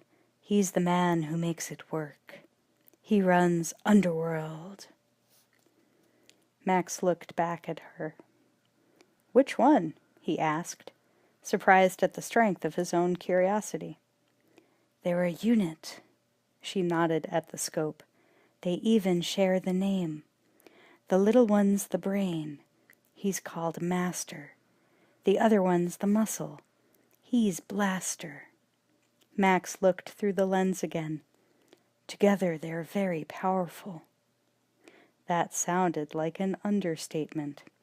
As Max watched, the tiny man, Master, glanced up, his face freezing into an expression that could only be hatred as he looked Max straight in the eye. Max pulled back, until it struck him that all Master could have seen was the lowered periscope keeping him under observation. Master shouted something into Blaster's ear, and Blaster began to stride on along the platform. As they passed two workers pushing a large trolley filled with brown liquid, Master spoke into the ear horn again. Blaster leaned out obediently, catching up a dripping gob of what looked like mud, but wasn't. Turning back toward the lens as Master pointed, he threw it hard. Max and Entity jerked back involuntarily as the pig shit splatted home in a perfect bullseye on the lens. Rising up the shaft from down below, they heard Master's high-pitched, crazy laughter. "They're all so arrogant," Entity murmured dryly. She closed the viewing slot, the movement abrupt with barely controlled anger. "I want to keep the brain, dump the body." She stood up, looking down at him. "Are you good enough? Can you kill Blaster?" Max rose from his seat, looking back at her for a long moment before he answered. "He's big. How good is he?" Entity raised the periscope. "He can beat most men with his breath." Ironbar and Collector flanked her like statues, their hands resting on their hips as they waited for his response. "I want to see him close," Max said at last. "How do I get in there?" Entity shrugged an elaborately draped shoulder. "It's a factory. Ask for work." The smoldering heat had disappeared from her gaze when she looked at him. Now he understood. Only victors were rewarded. She turned away, pushing between Ironbar and the Collector, as if Max had disappeared too. Max shook his head, half frowning. "I don't know anything about methane." Entity turned back abruptly, her eyes like flint. "You can shovel shit, can't you?" She turned away again, stepped through the billowing white curtains, and was gone. Chapter 4. Underworld. Max shoveled shit. Getting the job had been easy. The shit patrol didn't get many applicants. The other 3 members of his work team were all convicts. Dangling against their chests were tags identifying their crimes. Thief, deal buster, pig killer. They wore metal collars around their necks, shackles on their wrists. Heavy chains clanked bruisingly against their arms and sides every time they took a step or lifted a shovel. Max lifted another shovelful of reeking manure and dumped it into a waiting cart that was nearly full already. His arms ached from the strain of unused muscles. He figured that he'd been here for 3 or 4 hours, and already he had come to believe that if he never saw another pig, it would be too soon. His own sense of smell had died a quick and unpleasant death within the first hour after his arrival in the underworld, the only thing he could now think of to be grateful for. He had thrown away his loose, hanging robes, which were nothing but a magnet for filth in his present job. His ragged, black t-shirt was soaked with sweat and splattered with manure. He straightened up, stretching the knotted muscles in his back, wiping more sweat from his eyes with a gloved hand. The heat was as bad down here as it was up in town, and the humidity was much higher. The air was as thick as soup. He glanced away into the gloom of the light and shadowed cavern with what he hoped looked like casual indifference. Around him, scores of other men and women, convicts, slaves, and outcasts like himself, moved like the damned through the lowest circle of hell, working at various tasks, most of them pleasanter than his own. He spotted the 3 Hare Krishnas he had seen early this morning, still chained together, They were scrubbing down several large, inanely grinning porkers. His collection crew was nearing the observation platform at last. They had been working their way toward it, shovelful by shovelful, all morning.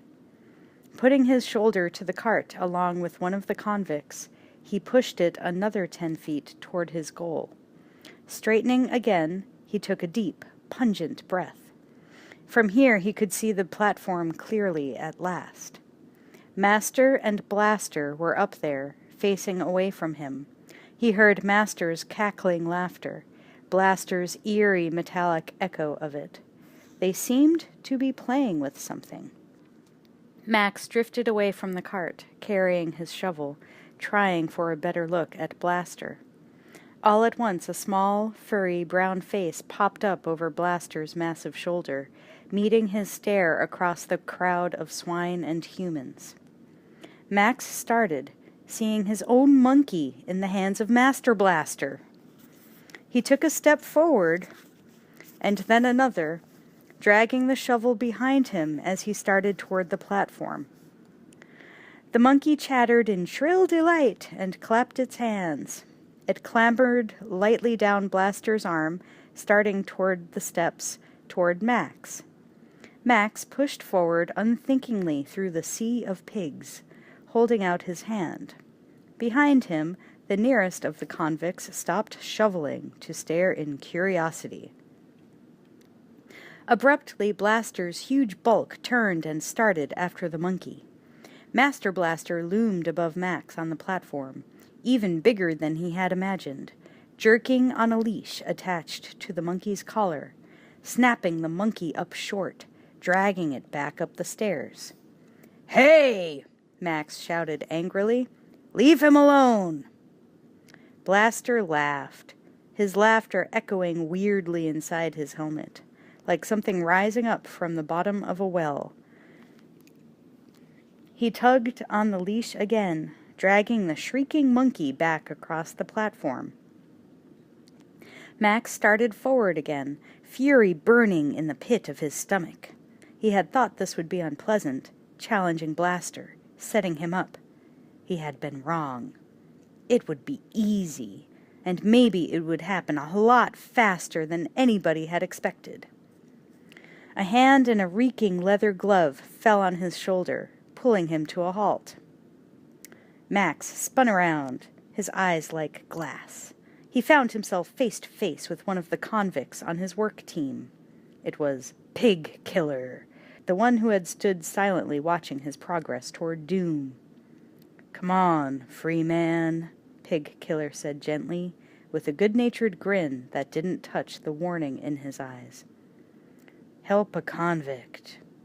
His hand stayed on Max's shoulder, pulling him back toward the shit buckets with subtle but irresistible pressure. "You don't want to end up like me." He raised his eyebrows. Max stared at Pig Killer for a long moment, at his filth-smeared face and the chains dangling against his chest. He glanced away again, taking in the vast, mobbed cavern, as claustrophobic as a prison, and as well guarded. Slowly the anger drained out of him, letting him think clearly again. He looked back at Pig Killer, really seeing him for the first time. Pig Killer was about his own height, probably in his late 20s, with close-cropped brown hair and brown eyes. His sweating, weary face wasn't one that Max would have expected to find smiling, at him or anybody else, under the circumstances. Max sighed and shrugged and followed Pig Killer back to the nearest barrel. "How long you in for?" Max asked. Pig Killer jerked a shoulder. "The big one. Life." "For killing a pig?" Max said, incredulous. Who the hell would even miss one? But he knew exactly who would and exactly why.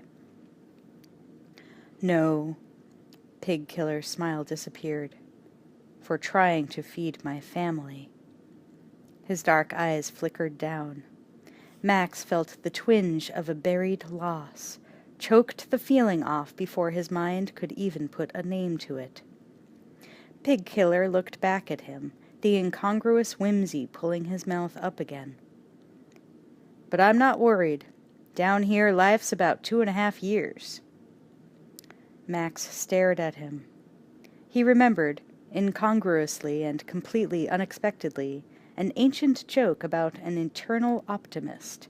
A kid had been shut up in a room full of horse manure as an experiment. When the psychologist came back for him, he was digging happily through the ton of shit, saying, "There must be a pony in here somewhere." Max shook his head and put his shoulder to one side of the barrel full of excrement. Together they began to wrestle the slopping barrel through the sea of grunting animals, around past the front of the imprisoned locomotive. Up on the platform, Max heard the monkey whimper as Blaster reeled it back to his side. He looked over his shoulder, watching as Blaster picked the monkey up in a huge fist, stroking its back. Master Blaster turned, following Max's progress through the pig yard below. Master frowned, feeling the heat of Max's sullen stare, meeting it with his own, marking the face of the man who had almost challenged his position. He studied Max a moment longer, and then he signaled Blaster. With a final warning look, they turned and strode away. Max released the breath he had been holding without realizing it. They reached the cart and raised the barrel of pig crap together, dumping it into the waiting lake of brown sludge. "Ever wondered what happens in your guts?" Pig Killer asked. Max felt his clenched jaw surprise him by suddenly trying to grin. He shook his head emphatically. "You're looking at it," Pig Killer said, undeterred. "One big chemical reaction." They set the bucket down again and threw their joined weight against the rear of the cart, starting it on along the track through the squealing carpet of hogs. "All that crap, fermenting, giving off a gas, that's what those pipes are for." He jerked his head, pointing up at the platform with his chin. "They take it to the boiler." As they made their way past the side of the locomotive, Max saw a tiny house farther along the platform, constructed from what had once been a gaudily painted circus wagon. It rested now on a flatbed railroad car. Master Blaster's home. Its cheerful, luridly festive presence in a place like this was almost surreal. Max wondered if Master Blaster ever went above ground. That would even the odds. They passed the 3 Hare Krishnas, working now at massaging another grinning sow, while Pig Killer rattled on about methane, not seeming to care whether Max was really listening or not. In goes the gas, out comes the energy, on go the lights. It's not Exxon, but it works. That's the power of the little guy, his knowledge. Master Blaster emerged from behind the locomotive again as Pig Killer spoke, strolling along the gantry like some monster out of a Japanese movie, the god of death. Max's gaze followed Blaster's every movement, looking for some sign of weakness. His face hardened over again. "You may not like the man," Pig Killer said, raising his voice as he saw Max's muscles tense, "but you gotta admire the mind." Max glanced back at him absently. "Yeah," he murmured, forcing himself to sound interested. "But how much gas can you get?" He looked away again as a mechanic in a baseball cap approached Master Blaster, gesturing, talking animatedly. Their conversation was completely lost in the echoing choir of grunting and squealing around him. Master Blaster began to follow the mechanic away down the catwalk, heading toward another chamber. "Depends on the food," Pig Killer said, relieved, not noticing that Max's attention had already wandered again. "Pigs are like humans, works best with beans." He laughed, looking back at Max for a reaction. Max was gone. Pig Killer stopped pushing the cart, glancing away around the cavern in surprise and confusion. In the distance, Max was disappearing down a tunnel, following Master Blaster toward another chamber. Pigkiller shook his head and began to push the cart on down the line alone. Max emerged from the tunnel into a part of the underworld he had not seen before.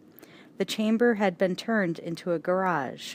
Rows of dune buggies, off-road vehicles, and bizarre-looking dirt bikes sat parked along the walls. All of them had undergone radical structural modifications, from previous repairs with makeshift parts or to armor and reinforce their bodies. Most of them seemed to be undergoing more repair work now. All of them sprouted gas cylinders instead of fuel tanks, converted to run on methane. In the center of the workshop, a group of technicians and workers had gathered, with Master Blaster standing among them, towering over them. They stood around an off-road vehicle as bizarre and battered as the rest, but somehow oddly familiar. As Max came up behind them, he realized with a sudden pang of recognition that it was his own dune buggy. A pair of boots protruded from underneath it, like the feet of a corpse sticking out of a mortuary drawer. Max stopped, standing in the shadows at the edge of the workshop, watching and listening. Blaster's foot tapped a protruding boot. Blackfinger, Entity's head mechanic, slid out from beneath the vehicle, his face furrowed with worry. "Edsel's right," the mechanic said. He gestured at the car above him with a filthy hand. "We've got a problem. At least 12 pounds of galignite." Master frowned and shrugged impatiently. "Problem? You expert. Disarm." Max was surprised, not for the first time today, to hear the mastermind of Underworld talking like a 3-year-old. Blaster's foot kicked Blackfinger's trolley back under the dune buggy, and the mechanic with it. "Knackered if I know how it's rigged." Blackfinger's voice drifted up through the car's exposed entrails as he studied the clumped dynamite sticks wired to its undercarriage. "It's a class job." He emerged again, this time cautiously on the far side of the vehicle. "One mistake, it'll blow the crap out of this place. Literally." Master's frown deepened. "What to do?" he cried irritably. "Leave here? Cost good trade. Me drive." He struck his chest with his hand. The mechanic walked around the front of the car, studying the problem from a fresh angle. He ran a grease-stained hand through his black, curly hair. "I could disconnect the battery." "I wouldn't do that." Max stepped out of the shadows as they turned, staring. He started forward, letting them see his face clearly. "The clamps are on detonators." Master craned his neck from behind Blaster's shoulder, peering at Max like an indignant parrot perched in a tree. Blaster started forward at his signal. "Who you?" he demanded. "Me, Max." Max kept walking, his mouth twisting sardonically, until Blaster was an arm's length in front of him. There was only one way he could get close enough to Master Blaster to know what he was really up against. He stopped. The mechanics peered past Master Blaster, watching him with bug-eyed fascination. His own head barely came up to Blaster's shoulder. The giant weighed probably half again as much as he did. Master glowered. "You smart," he said, his voice whining with malice. "Dead quick." Max pointed. "That's my vehicle." Master's face did not change. "You live. Disarm."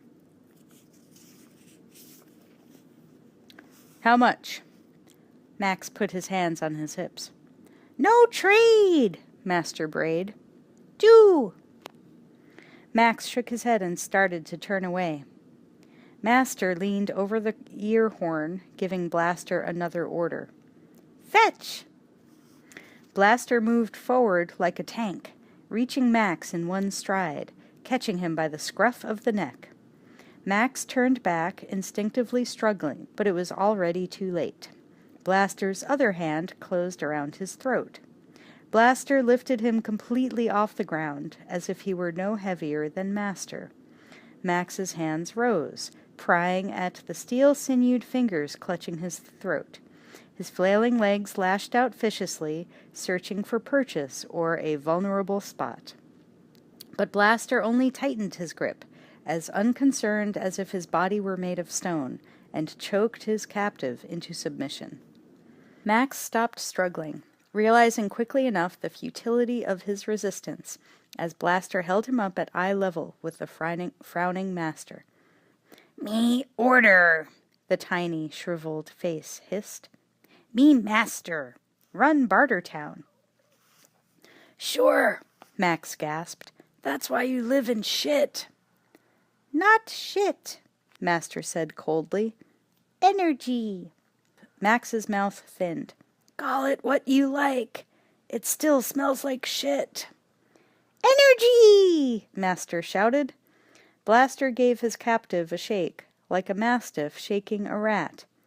"No energy, no town. Me King Arab." Master struck himself on the chest again.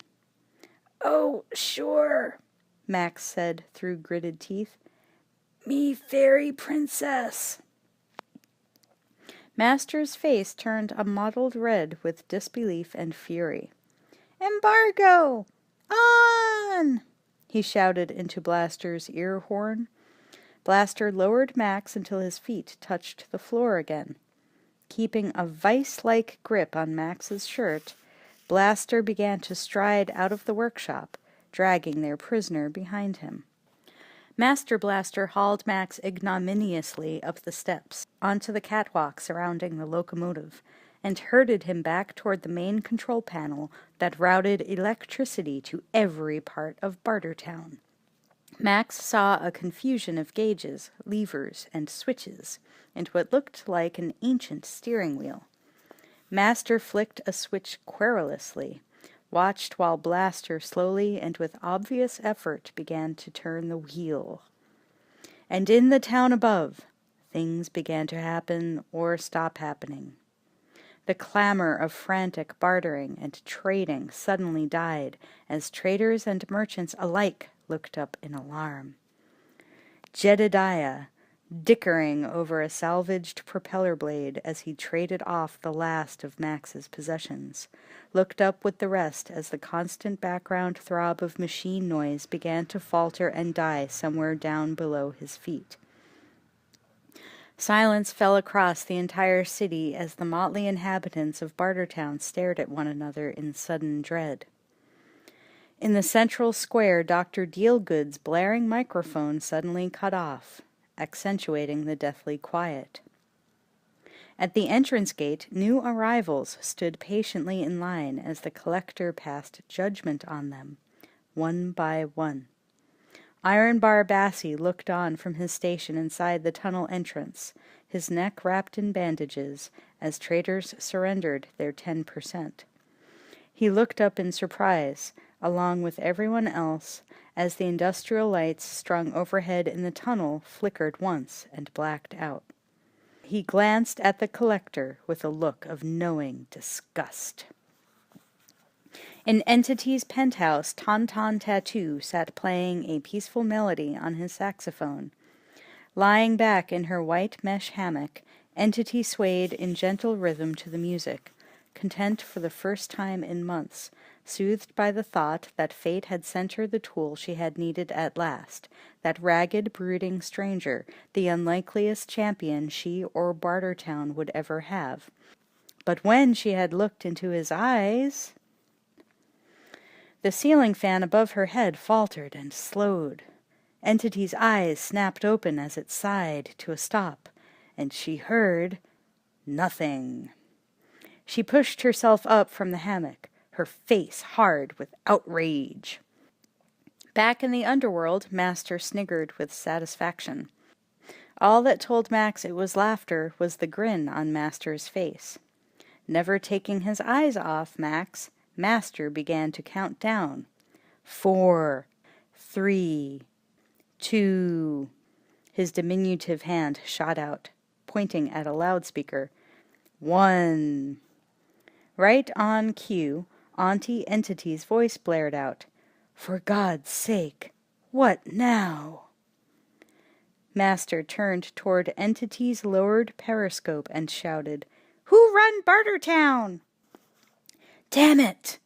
Entity's voice shouted, raw with anger. I told you, no more embargoes. Master sniggered again and spoke into Blaster's ear horn. More! Blaster gave the wheel another turn. Now the lights in Underworld began to dim. Even the pigs fell silent. Master looked back at the periscope.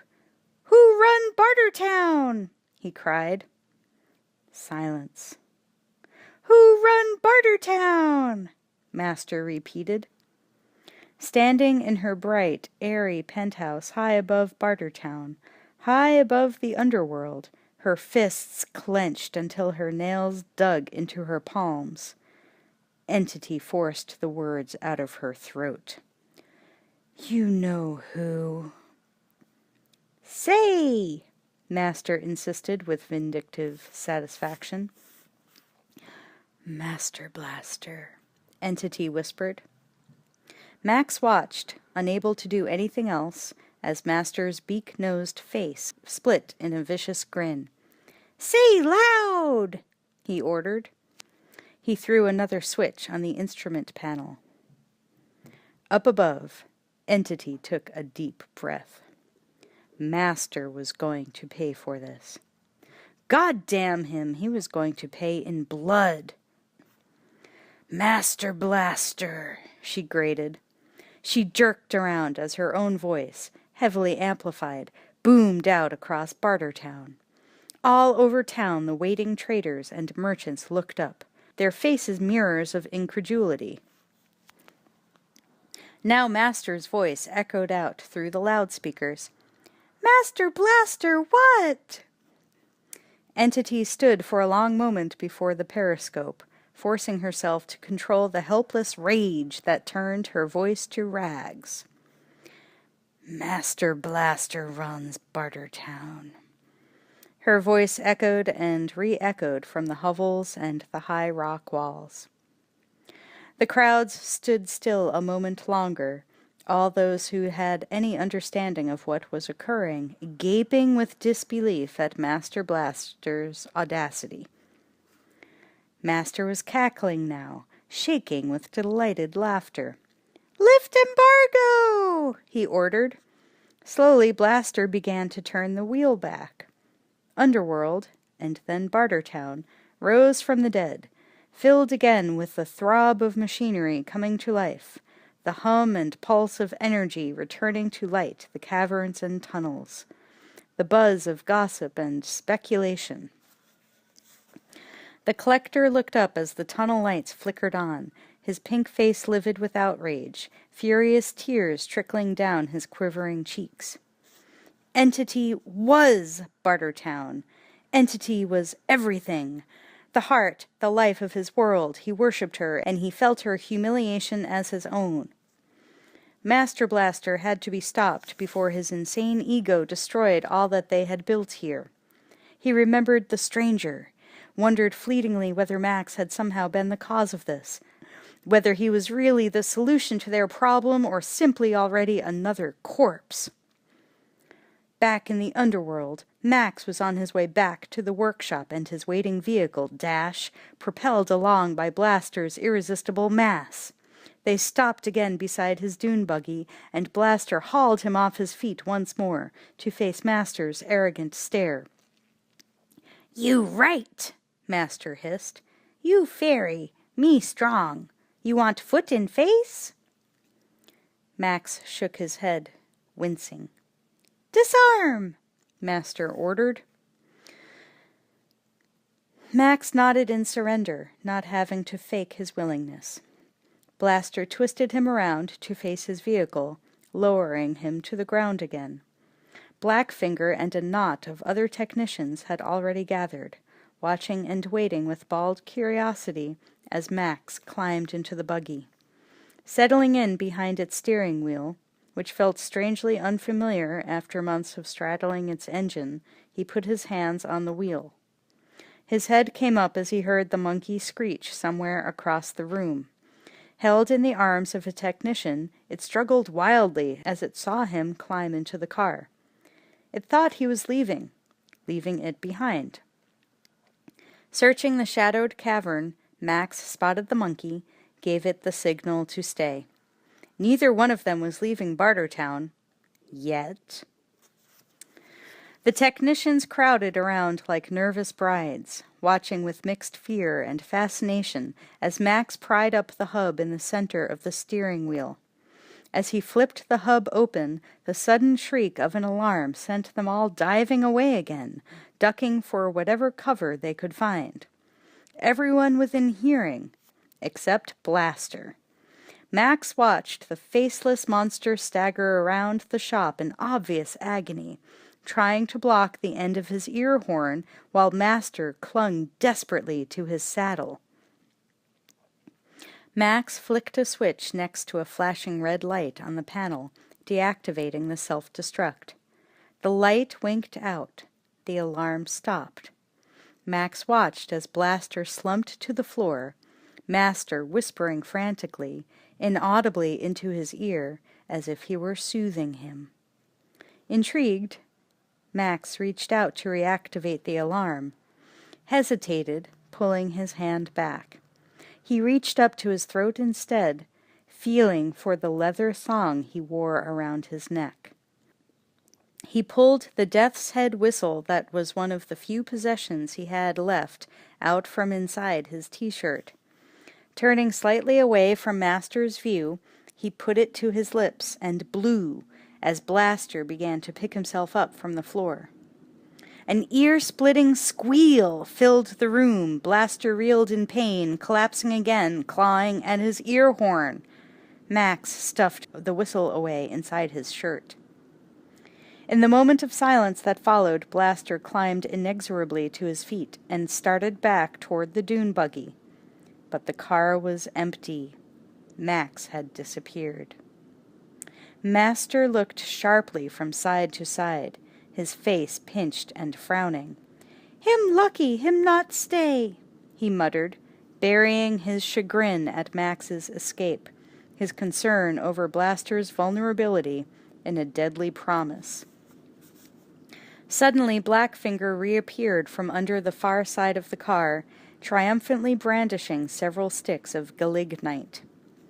Master whooped with delight, forgetting Max and his own anger, as he realized that he had gotten what he had wanted, after all. The car was his, completely his, and he had plans for it. "Want air horns," he ordered eagerly. "Mag wheels. Foxtail." A boyhood dream. The technicians hesitated, exchanging dubious glances. "No argue," Master snarled, seeing their hesitation. "Go fast, Stripes!" Max stood well back in the shadows of the tunnel entrance and wiped his hand across his face, watching and listening as the technicians swarmed over his car, his own anger and relief tinged with a fleeting curiosity. But he had seen enough. He knew Blaster's weakness. He was through shoveling shit. He turned away and walked straight into Pig Killer. Pig Killer gazed at him with open amazement. "Mister," he said, "what are you laying for?" Max frowned, irritated at his own carelessness. "Nothing." He tried to push past the other man. But Pig Killer stood his ground. "Who are you?" he asked, insistent. "I ain't nobody," Max said wearily. "No." Pig Killer shook his head, refusing to give in, his eyes bright with excitement. "I can feel it," he murmured. "The dice are rolling." He spat into his hand and clenched it in a fist. Max pushed past him wordlessly and strode away. Pig Killer stood gazing at Max's retreating figure until the nearest guard came up behind him and shoved him roughly back toward the pigs. "Back to work." Pig Killer frowned. Glaring over his shoulder, he lifted his shovel and waded back into the pens. Max entered Auntie Entity's penthouse for the second time, accompanied by Iron Barbassi and 2 guards. They had let him shower first, a luxury almost as rare as a piece of fresh fruit, and even supplied him with clean clothes before he paid her a second visit.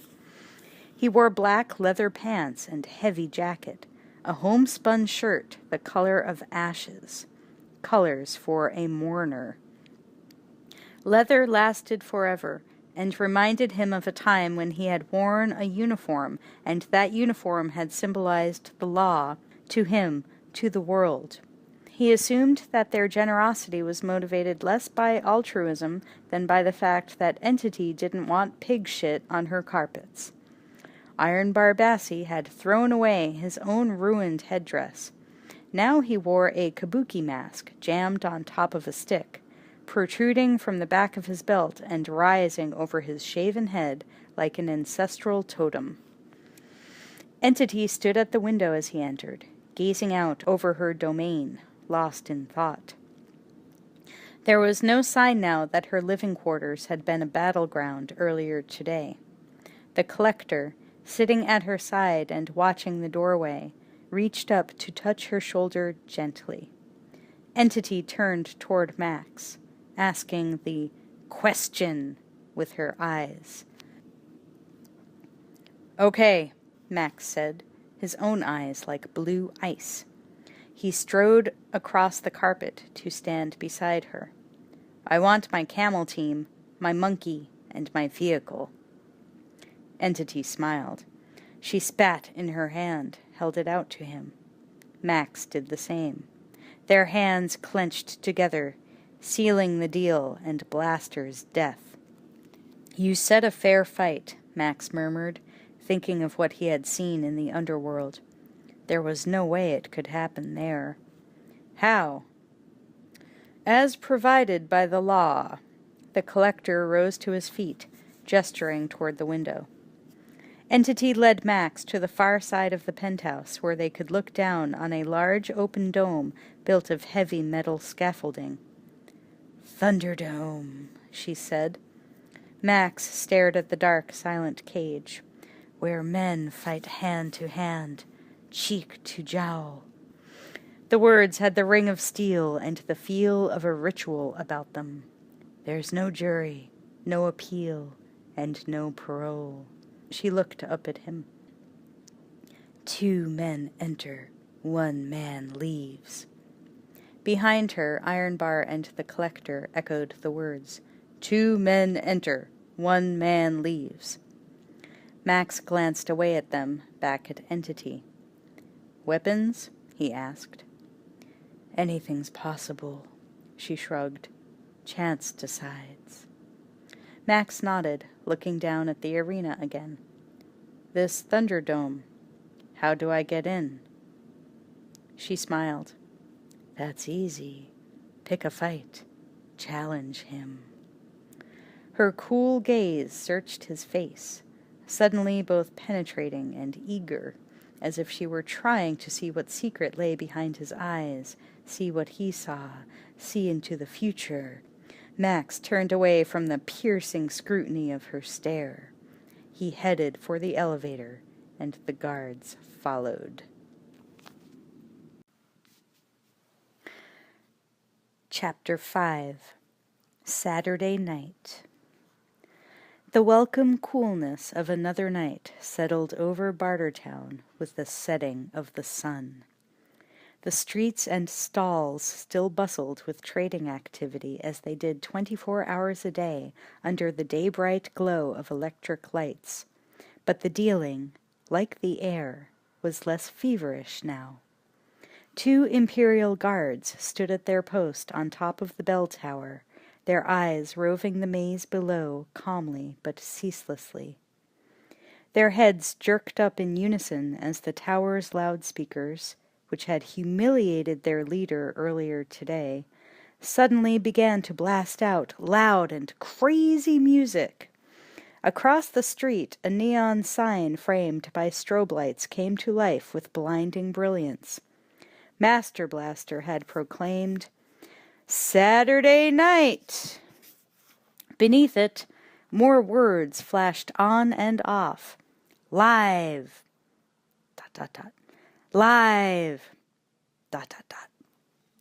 Down below, a gap-toothed codger in an eye patch looked up and whooped with excitement, ran off down the street like a lunatic, screeching, "Saturday night!" The guards looked at each other, grinning, as down below more and more traders and locals turned and looked up, peered out through shutters and curtained doorways and down from roofs as the excitement spread like a fever. All over town, as the cry rang out and the music blared, the normally placid citizens of Bartertown dropped what they were doing, literally, and went on holiday.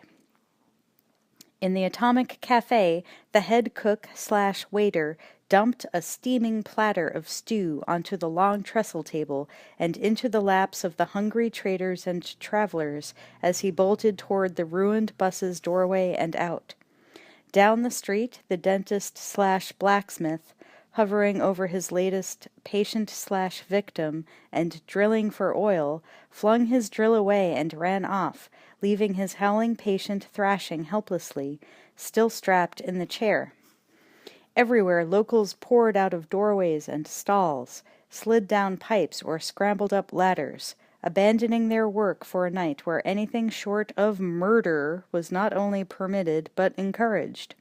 Dr. Dealgood stood on his balcony, flanked by Tweedledum and Tweedledummer, and raised a glass of wine in a toast to the good news, a night of pleasure and entertainment, and perhaps later some interesting repercussions. And high above, Entity stood at her penthouse window, staring out at the spreading pandemonium, her face set and grim, her fist clenched over the gauze of the drawn-back curtain. "That's the 4th Saturday night this week." The words dripped acid. The Saturday nights were Master's whim, turning Bartertown's world upside down, turning her disciplined and orderly city into an orgy of sex, drugs, and petty violence. Entity had tolerated it because she knew that Bartertown would never last unless its volatile population was allowed to blow off steam in some reasonably controlled way. But Master Blaster was out of control. It was hard to remember now that there had been a time when they had worked together as comrades, even friends, forging this town out of chaos, creating something of value, forcing civilization to live again in the middle of this wasteland. She had needed his technical expertise, and he had needed her vision to direct it. They had been the perfect team. But once the dream had been accomplished, once their power was secure, the balance hadn't been enough. He had wanted more, but it was her dream, her vision, her law, her town.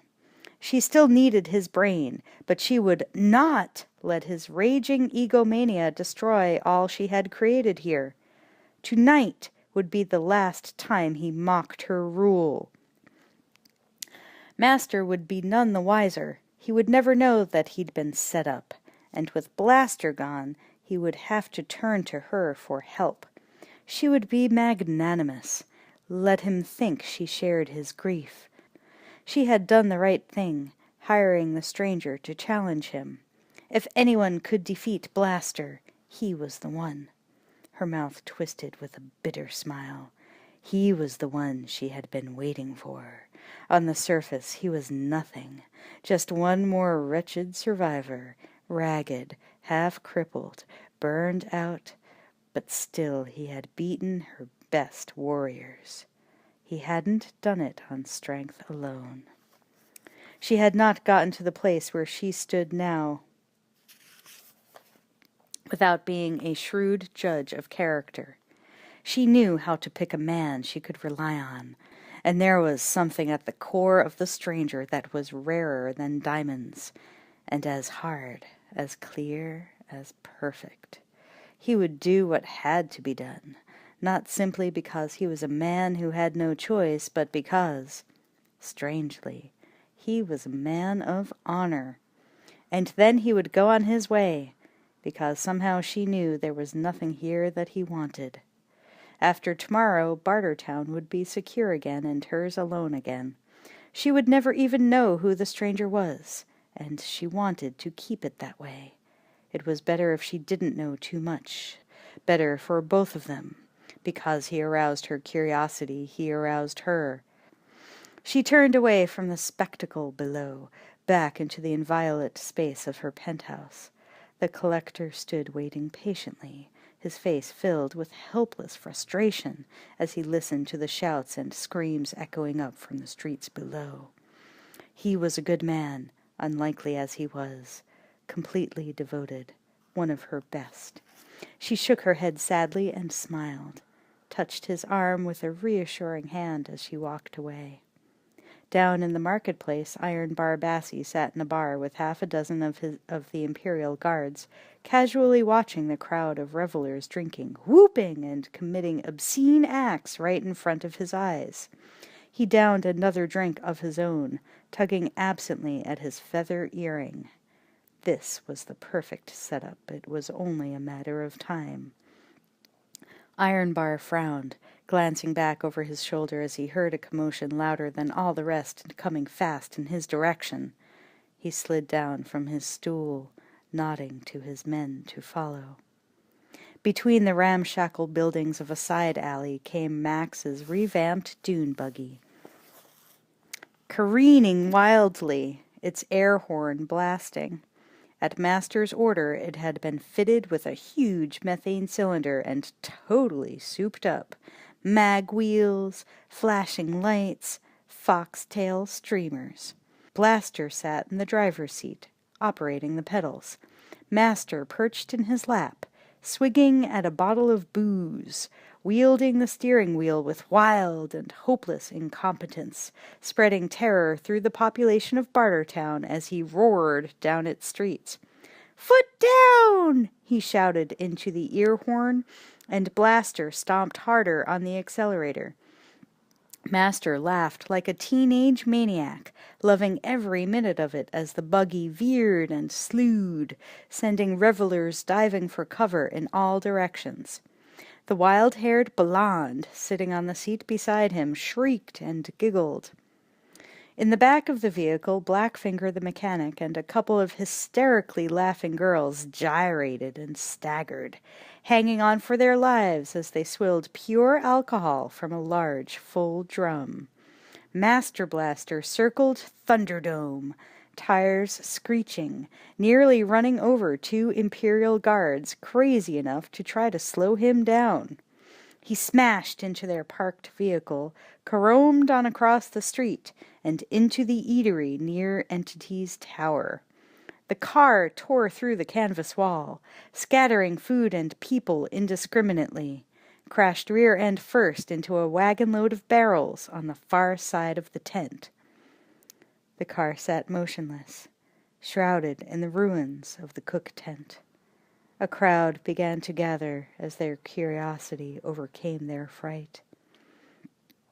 Abruptly, the flame of a blowtorch ate its way through the heavy canvas, charring a wider and wider hole, until the tent fell away, revealing the wildly laughing people inside. "Happy hour!" Blackfinger shouted. "Free booze!" He began to ladle it out to the crowd, the 2 women helping him with giggling gusto. Max stepped forward, pushing his way to the front of the crowd, holding out a jar. As Blackfinger filled the jar with alcohol, Max's monkey leapt out of Blaster's arms and up onto the headrest, skittering towards its owner. Startled, Blaster jerked on the monkey's leash, dragged it screeching back again. Max stepped forward and pitched the full jar of alcohol straight at Blaster's helmet. It struck with a splash, spraying liquor over both Blaster and Master. Blaster dropped the leash in surprise. Max caught up his pet, holding it against his chest, soothing it. Master turned, his eyes blazing, to see the man who had mocked him and gotten away with it only this afternoon. "Tell your ape to leave my monkey alone," Max said with deadly calculation. Around him the laughing crowd abruptly fell silent as the revelers stared at him with sudden astonishment and fear. Master slapped the side of his head in mock disbelief. "Hearing wonky," he said. "Sound like ape." Max nodded, unflinching. "That's right. Ape." The crowd began to back away from him as fear began to dominate. Anybody who talked to Master Blaster like that must be crazy. Worse than crazy, suicidal. Master Blaster moved across the seat, drawing closer to Max and to the uncertain crowd. "Jumpin' Jesus!" Master cried, looking out at the crowd, playing to the watchers now.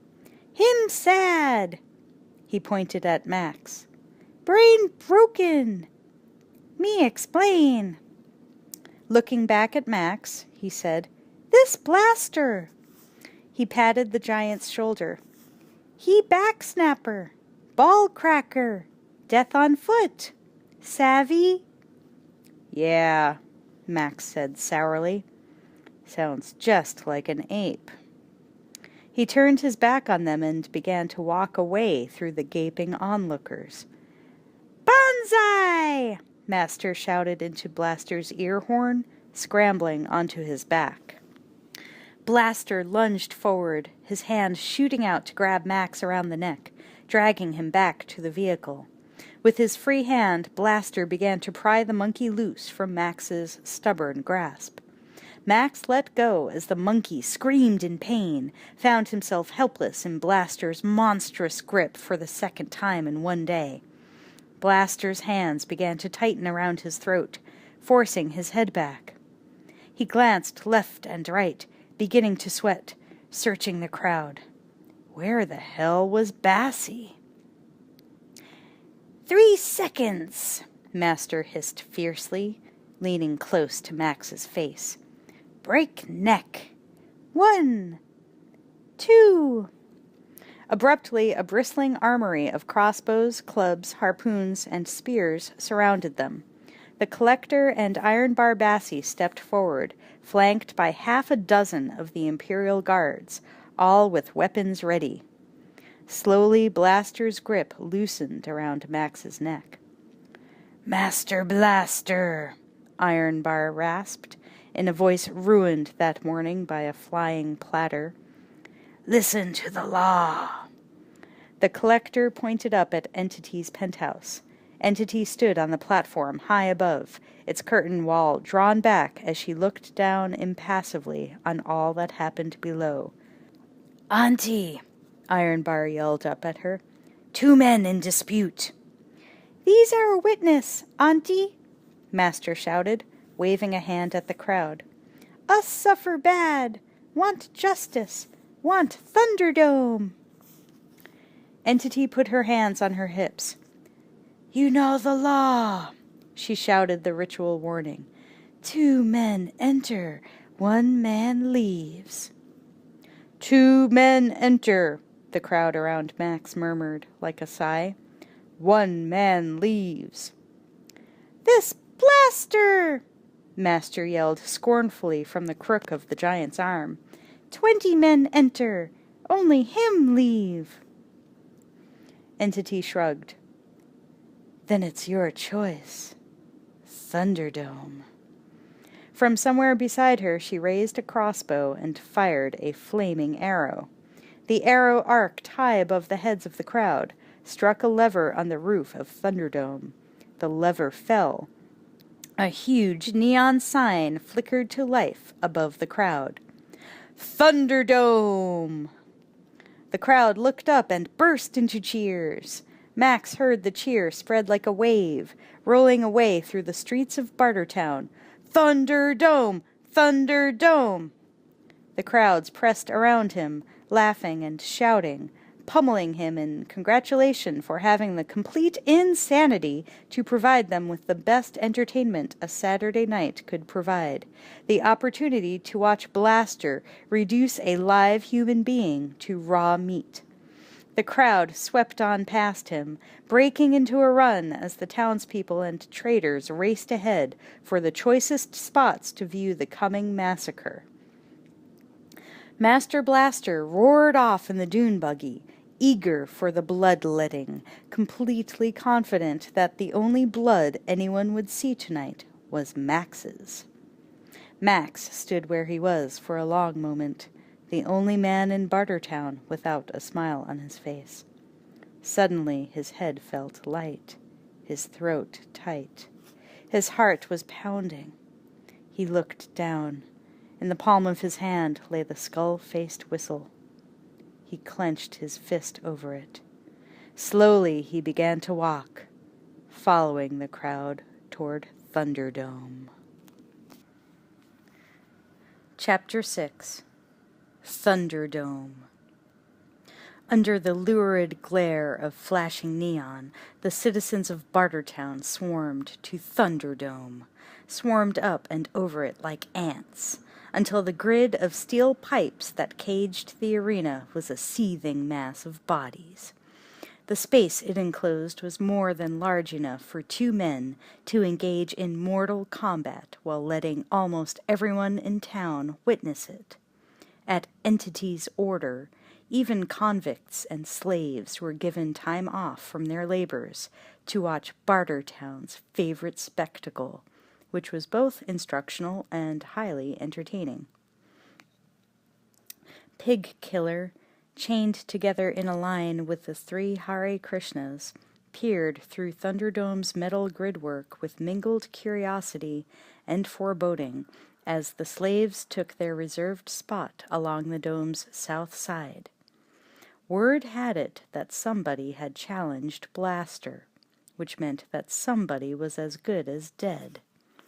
But the strange events he had witnessed this afternoon in the underworld were still fresh in his mind, and he couldn't shake the premonition that he knew who the challenger was going to be. There was something in the stranger's face when he had watched Master Blaster. Pig Killer wasn't sure why the feeling was caught in his gut, any more than he knew why he believed that something had begun this afternoon that was not meant to end simply with the stranger's corpse lying dead at Blaster's feet tonight. He looked up as a murmur spread through the crowd. Auntie Entity appeared on the platform of her penthouse high above the dome.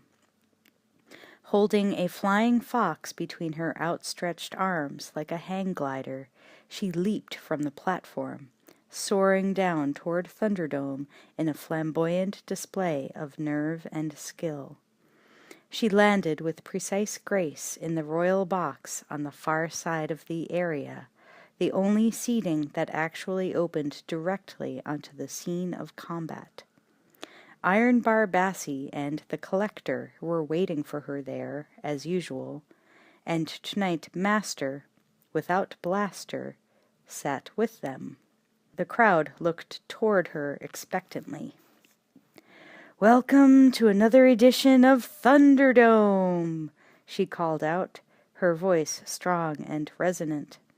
Tonight her presence seemed to crackle with an electric energy, as if she focused the crowd's excitement like a lightning rod. The crowd roared in answer, eager for the spectacle to begin.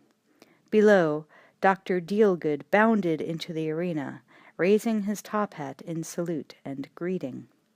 Tweedledum and Tweedledummer sashayed into the ring behind him, pulling a small cart that contained a full battery of weapons for cutting, bashing, and spearing. Knives, clubs, a giant sledgehammer, even a chainsaw. As Dr. Dealgood began to address the watchers, his simpering assistants passed the weapons up to members of the crowd, who began to drop them onto platforms high up the walls of the dome. "Listen on! Listen on!" Dr. Dealgood shouted. The crowd's racket began to fall away. "This is the truth of it," he cried, repeating the words that he spoke before every contest.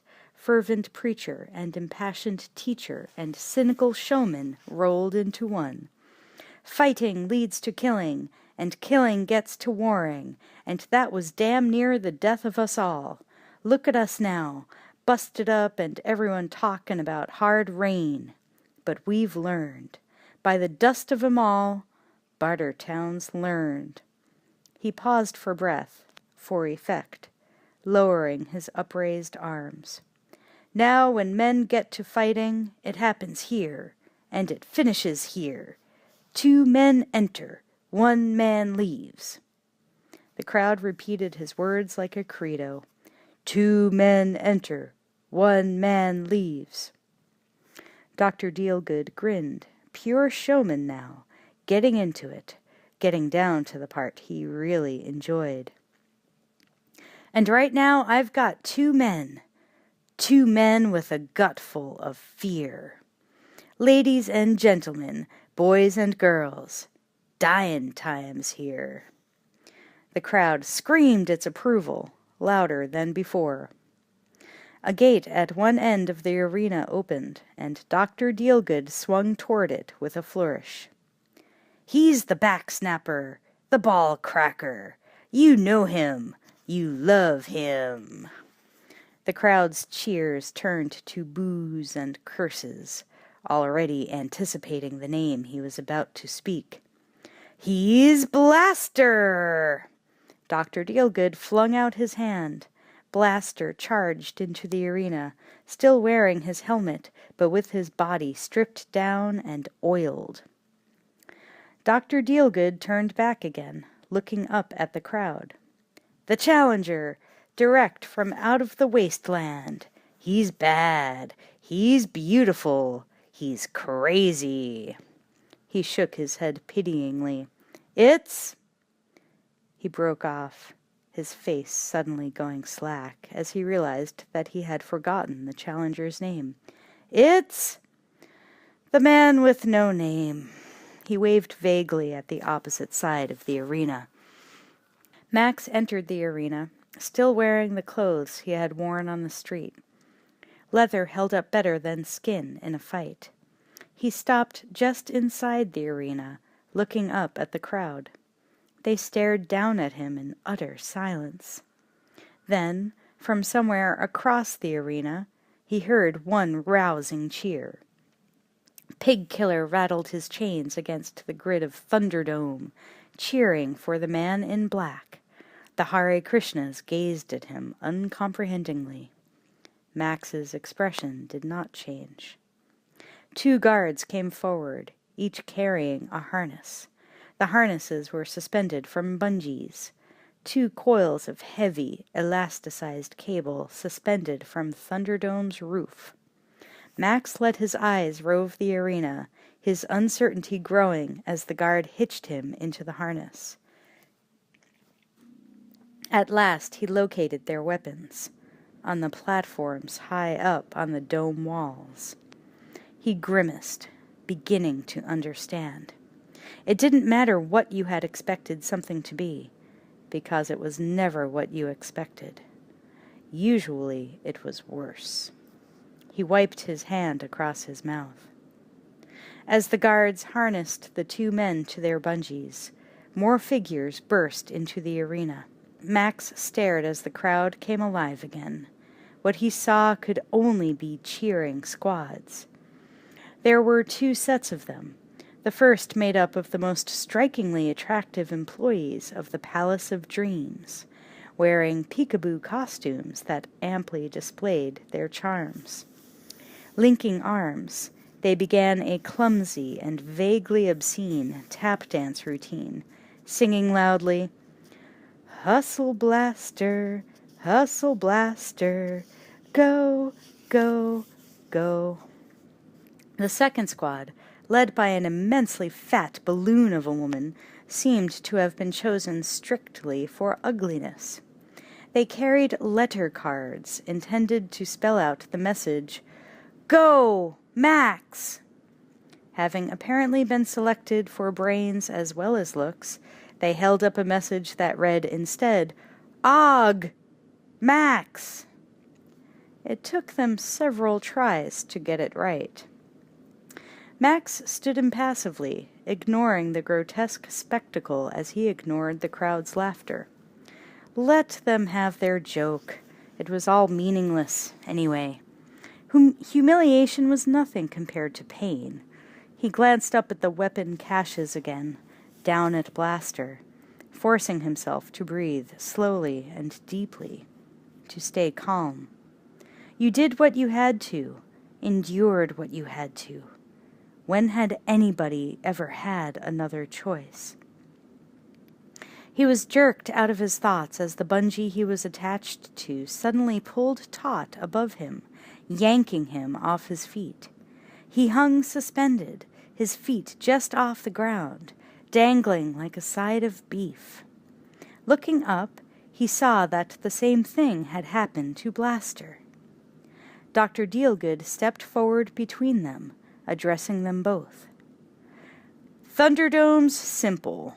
Get to the weapons, use 'em any way you can." He smiled sardonically. "I know you won't break the rules. There aren't any." He backed away again, hurrying toward the exit. The cheering squads had reached the gate before him and were already scuttling out. One of the waiting guards caught Max's harness from behind, hauling him back toward one side of the dome. The other guard was doing the same to Blaster. Auntie Entity rose to her feet, and the crowd's restless murmur hushed once more. She turned to gaze down at the two combatants, her face serene, her voice shadowed. "Remember where you are," she murmured like a benediction. "This is Thunderdome, and Death's listening. He'll take the first man who screams." She raised her hands. At her signal, the guards let go of the two men, heaving them back toward the center of the arena with a rough shove. Max sailed toward Blaster, his movements completely out of his control. Their bodies slammed together with a teeth-jarring thud, rebounded. Max spun helplessly on the end of his bungee. Blaster arced forward again, completely in control at the end of his own cable. His huge, open hand smacked into the side of Max's head, twirling him like a top. Blaster smacked Max again, set him spinning faster. The arena flashed past in a nauseating blur. Giddy with vertigo, tasting blood, Max saw Blaster's helmet blink past in front of him again, heard the giant's inhuman, echoing laughter. It was a nightmare in zero gravity. There were no rules at all, just like Dr. Dealgood had promised, not even the rules of nature. Desperately, Max thrust out his arms, holding them rigid. First one fist, and then the other, smashed into Blaster's side. Max swore. It was like hitting a stone wall. As the impact jarred his spinning body to a halt, Blaster lunged forward, utterly unaffected by the blows. His trunk-like arms clamped around Max in a bear hug and began to tighten. Max squirmed and kicked, his arms pinned uselessly at his sides, his feet striking air. The crushing vise of Blaster's murderous embrace closed around him like the arms of death. His head swam. He felt his eyes bulging out of their sockets, saw the throbbing veins bulge in Blaster's straining throat. Twisting his head, Max sank his teeth into Blaster's neck. Blood spurted into his face, but still the bone-cracking pressure kept wringing the life out of him. He bit deeper in a frenzy of desperation. Blaster's grip spasmed and released him. The giant's clawing hands tore at him as Max pried and kicked his way free, pushing off from Blaster's chest, bouncing away, losing all control of his motion again. Blaster lunged after him, grabbed him by the shoulders, and hurled him at the far wall. Max cried out as he smashed into the iron bars, hands flung up, eyes shut. The darkness behind his eyelids exploded into pain stars as he crashed against the grill, caromed away. Blaster caught him again as he sailed past and heaved him onward like a human football. Spectators scrambled this time as they saw him coming. He crashed into the opposite wall with a grunt of pain, tasted fresh blood as he bit his own tongue. But this time he was ready for the crash. He made a frantic grab for the bars, managed to wrap his fingers through the grill and jerk himself to a halt, stopping his spin-dizzy, headlong flight. Forcing air into his spasming lungs, he shook the blood and sweat from his eyes, looking back into the arena. A fair fight, Entity had said. It had to be a fair fight in Thunderdome. Blaster knew the ropes here, literally, and he was as out of his depth as a cat that had fallen into a shark tank. He'd forgotten to ask Entity, fair to who? Blaster launched off from his place at the arena's center, lifting his legs as he headed toward Max like a cannonball. Max held his place grimly, waiting. Rolled aside on the grill at the last instant, dodging sideways. Blaster crashed into the metal bars this time. They groaned and buckled under the impact. Max scrambled on up the dome, heading for the nearest weapons platform. Blaster was human, even if he didn't act like it.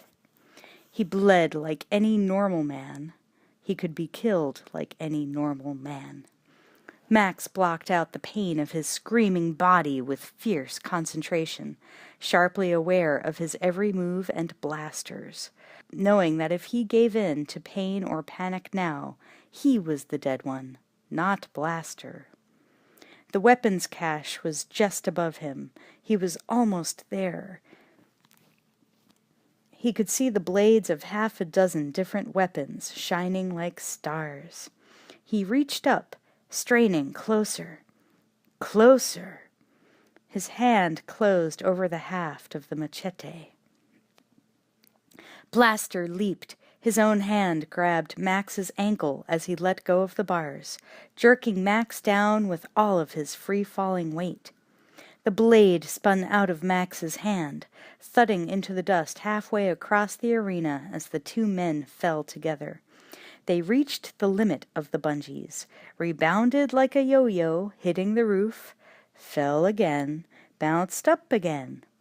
As their momentum slowed, Blaster let go of Max and leaped, catching hold of a bar high up on the dome. He swung himself toward another weapons platform as Max continued to fall helplessly. Blaster grabbed the sledgehammer and a knife, launched off again from the platform, swinging the hammer like a battle axe. Max turned, spiraling in the air, and saw the hammer coming. He twisted, swinging his feet, bounced aside as the sledgehammer sailed past, missing him by bare inches. Max caught hold of the grid again, scrambled up it after the remaining weapons. Blaster hurled the knife. Looking back, Max lunged upward, trying to escape its fatal trajectory. Not high enough. The knife that had been heading for his chest was aiming for his groin instead. He kicked out wildly, lifting his legs. The knife whistled between them, struck home in the throat of a spectator clinging to the grid behind him. The man next to the sudden corpse laughed in hysterical surprise, a high, yodeling laugh that Max recognized instantly. There couldn't be two laughs like that in the middle of this desert. Not two in the world. Max swung around, for the first time getting a clear look at the man who had robbed him, the man who was responsible for all of this. There was no recognition whatsoever in the other man's eyes, but he had no time to renew old acquaintances now. He jerked the bloody knife from the dead man's throat and spun back, readying himself for Blaster's new attack. Blaster came flying at him, swinging the hammer. Max rolled across the bars again, out of his path. Behind the grill, Jedediah recoiled in sudden horror. The hammer clanged against the bars, missing his fingers by inches. Max grinned mirthlessly, slashing at Blaster with the knife, missing him as Blaster let go of the grid, ducking expertly. But the knife grazed the top of Blaster's helmet as he sprang away, cutting the bungee almost through. It parted under Blaster's weight. Max watched him plummet to the ground. Max leaped after him, more confident now, beginning to get the feel of this bizarre mode of battle. He swung down to the arena floor, slashing at Blaster again, hacking away half of his ear horn. Soaring up and away, Max turned back again, swooping recklessly down for another attack. But this time Blaster was on his feet and ready. The giant swung the sledgehammer, let it go, sent it arcing through the air. Max twisted like an eel, but this time there was no escape. The hammer slammed into his stomach, cracking ribs, doubling him up with a cry of agony. The knife flew from his hand. Blaster hit him a moment later, hurtling against Max with all his weight, dragging him down. Max's bungee snapped. They crashed down on the hard-packed earth together. Max lay sprawled on the ground, retching with pain, unable to move as Blaster picked himself up again and started slowly toward him, the hammer raised. All at once, Max remembered the thing his reeling brain had forgotten for far too long, almost forever. Pushing himself up, he dug frantically inside his torn shirt, pulling out his secret weapon. He pushed the skull-faced whistle between his bloody lips and blew. An ear-splitting screech echoed across the arena. Blaster clamped his hands to his ear horn, dropping the sledgehammer, swaying on his feet as the shrill tone reverberated inside his helmet. Master, perched beside Entity in the royal box, scrambled up from his seat in sudden fear as Max lunged forward on hands and knees, catching up the hammer. Staggering to his feet, Max raised the hammer and lurched forward through a haze of pain. Swinging it down, he struck Blaster's helmet from behind with a resounding bong. The hammer glanced off the metal, barely denting it. Blaster spun around as if he hadn't felt the blow at all and wrenched the hammer from Max's shaking hands. Holding the whistle between his clenched teeth, Max blew again. Blaster recoiled, dropped the hammer. Max picked it up. He blew the whistle over and over, driving Blaster backward while he found the strength to make his brutalized body lift the hammer for another blow. Swinging the sledgehammer up, he smashed it down on Blaster's head again, driving him to his knees. Blaster stayed there, this time, stunned. Max swung once more, a sideways blow that knocked the giant sprawling to the ground. Max reeled forward, leaning on the sledgehammer like a crutch, supporting his rubbery legs. His own broken, bleeding body wanted nothing more than to fall on its face beside the Blaster's. He held himself on his feet by sheer willpower, knowing that Blaster wasn't finished yet, even if he was, that he had to finish the giant now or he never would. Blaster rolled forward, already struggling up again. He slumped into a sitting position, shaking his head. Dimly, Max could hear Master screaming from the stands, "Up, Blaster! Up! Up!" Max swung the hammer up and back with the last rags of his strength, sweeping it around for a savage uppercut. It crashed into Blaster's head, ripping the helmet from its straps, sending it sailing up toward the roof as Blaster's body was flung backward by the impact. The crowd gasped, seeing the helmet flying skyward, a body lying motionless below, with no visible head. The helmet clanged off the roof of Thunderdome, fell to the ground again, lay spinning like a top. Master covered his face with his hands as beside him in the box the Collector grimaced and Ironbar Bassie smiled. Entity looked on in grim silence, her face revealing nothing. In the arena, Max stood motionless, dazed with shock, as he watched the spinning helmet slow. It slithered to a stop, lay still in the dirt.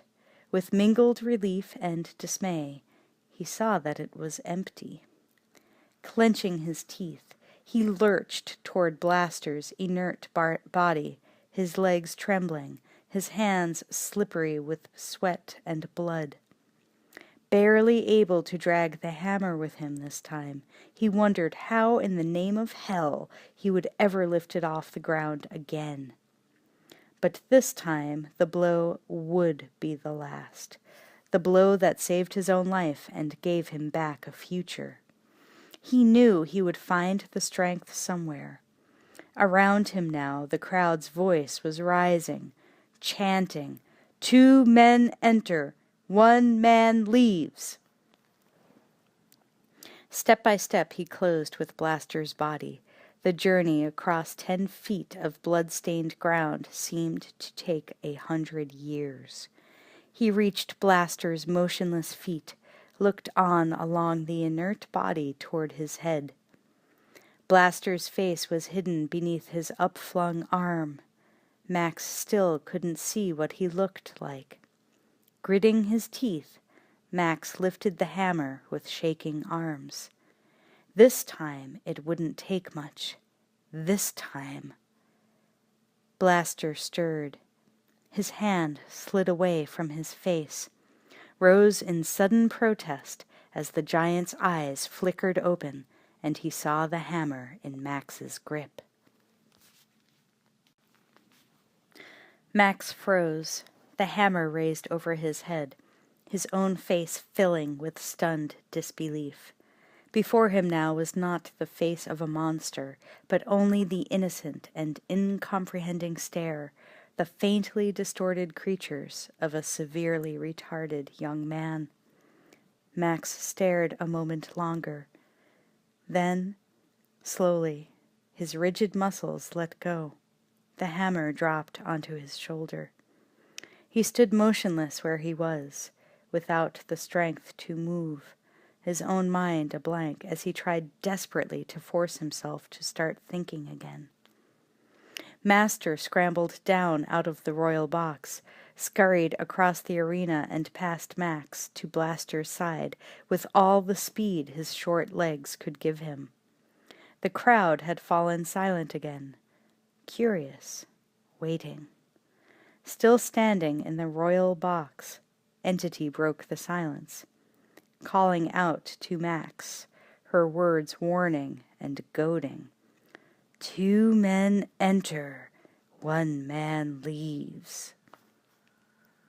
On the ground beside Blaster, Master turned to look up at Max, tearing off his helmet, pulling off his goggles. "He don't know," Master said, his voice quavering, his eyes pleading. "Him just child. This my fault." He cradled Blaster's head in his arms, stroking the battered face tenderly. Blaster stared up at him with dazed incomprehension. "You know the law," Entity's voice cut sharply across Master's pleading, addressing Max, urging, threatening. "This is Thunderdome," the Collector shouted. "Kill him," Ironbar snarled. Max stared at the 2 men before him, one lying helplessly on the ground, the other crouched beside him. One without a normal body, one without a normal mind. Neither one of them could have survived alone in this pitiless post-Holocaust world where any weakness marked a man as a victim. Only together, in that incredible symbiosis, had they been able to survive and even triumph. Max looked up at Entity again and shook his head. He lowered the hammer. "No," he said, "this wasn't part of the deal." Master looked up sharply from Blaster's side. "Deal?" he snapped. "What mean, deal?" He scrambled to his feet, looking toward the royal box. Entity rose from her seat, leaning forward over the edge of the box, ignoring Master as she stared at Max in incredulous disbelief. He couldn't be refusing her now. Not now, not when he had actually beaten Blaster. When, with one more blow, the one thing she had begun to believe she would never achieve would be accomplished. He couldn't be standing there refusing, revealing her treachery to the entire town. Not the man who could give her what she wanted. The man who had... She would have given him anything he'd asked for. Her white-knuckled fingers clenched over the rail. Max's pale eyes turned back her unspoken demand with the impassive coldness of a glacier.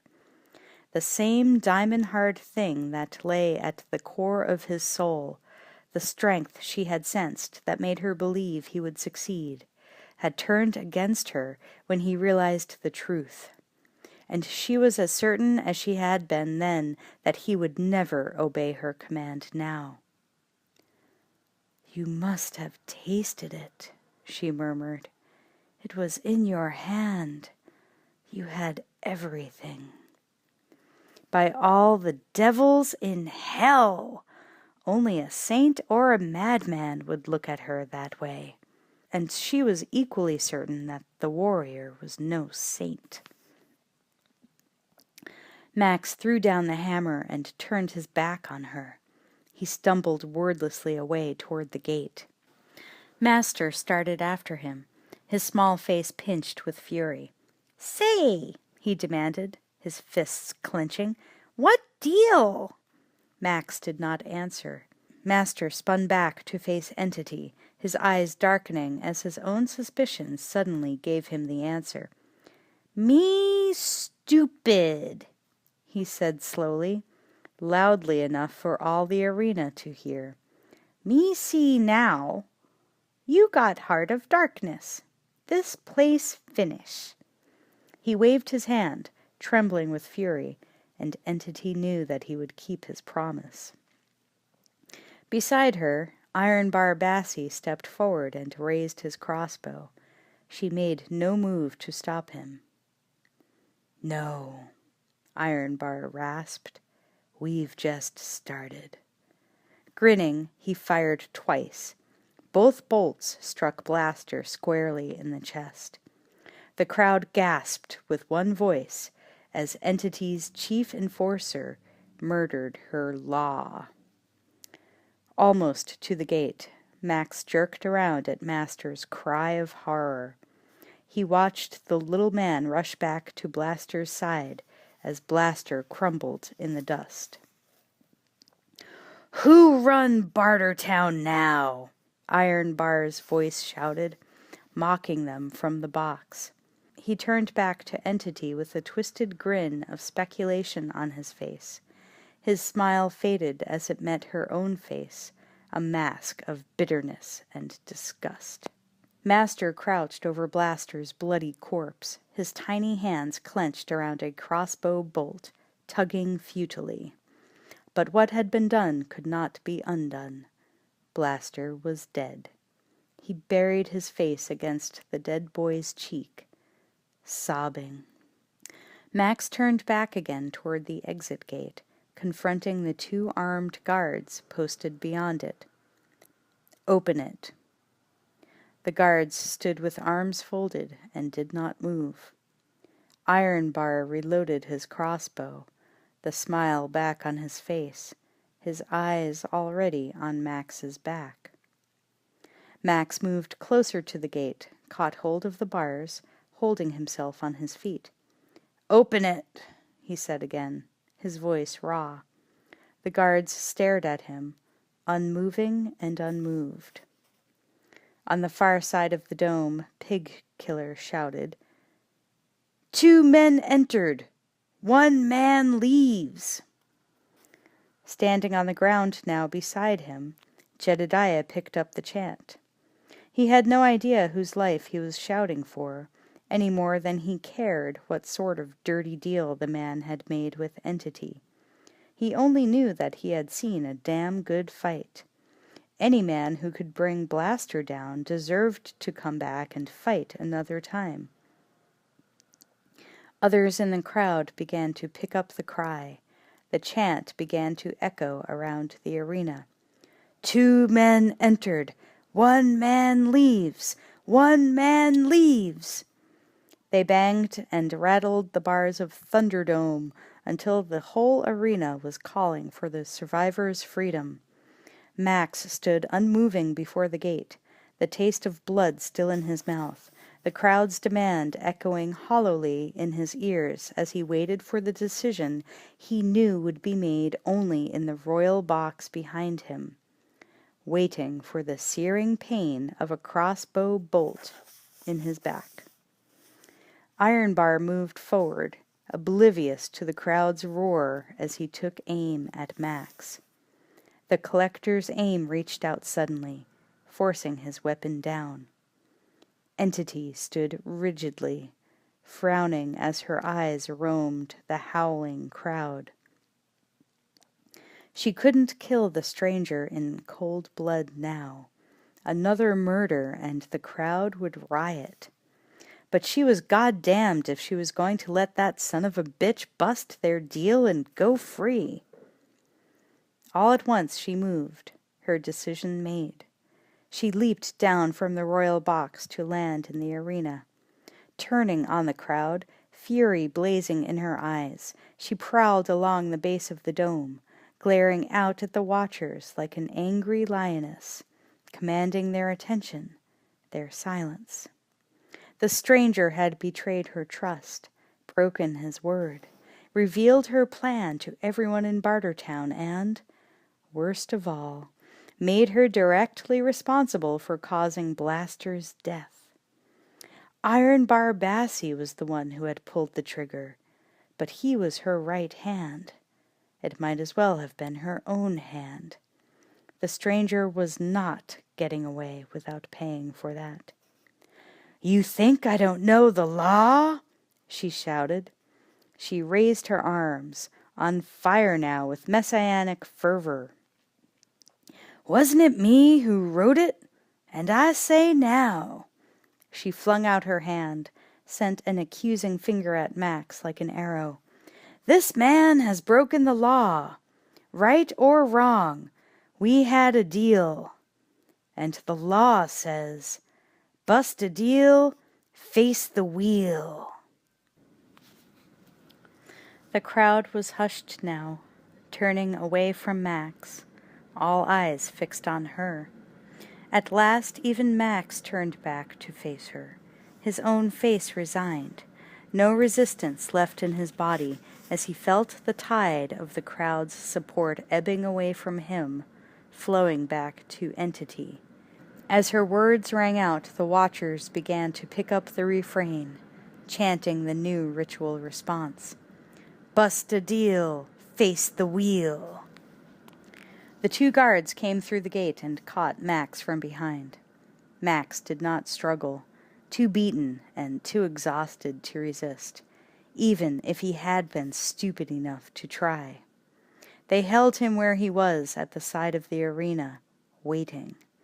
He watched mutely, almost past caring, while new preparations were made. Dr. Dealgood bounced back into the arena, supervising the change of attractions. This night was turning out even better than he'd anticipated.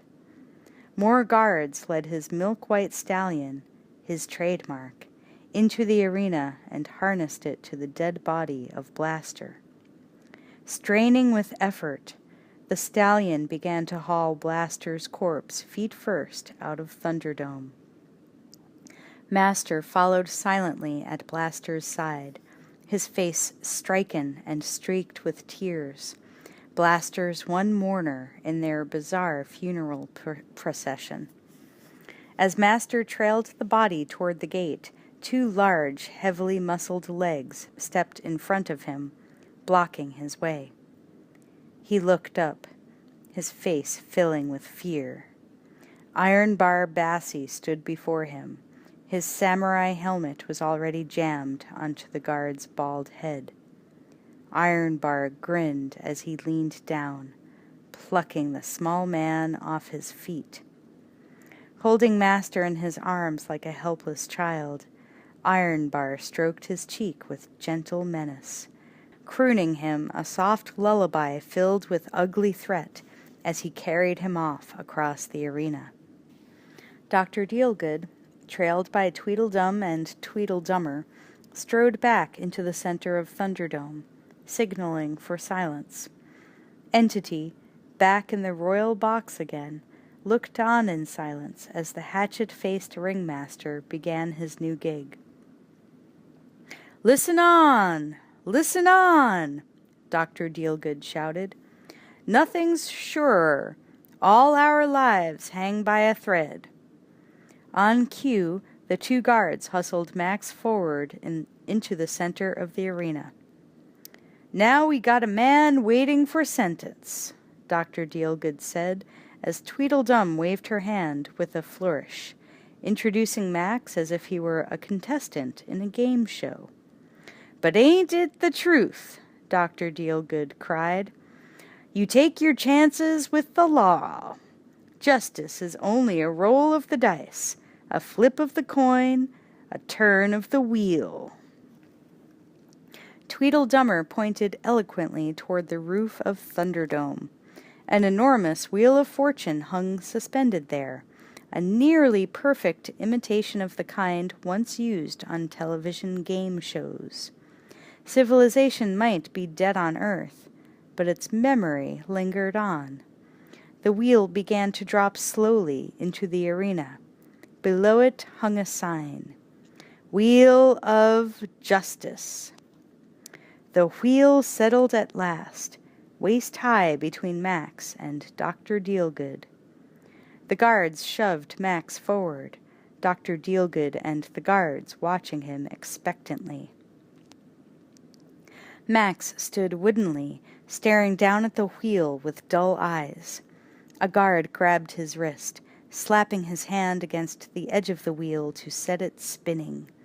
His choice of fates clattered past him in an unreadable blur.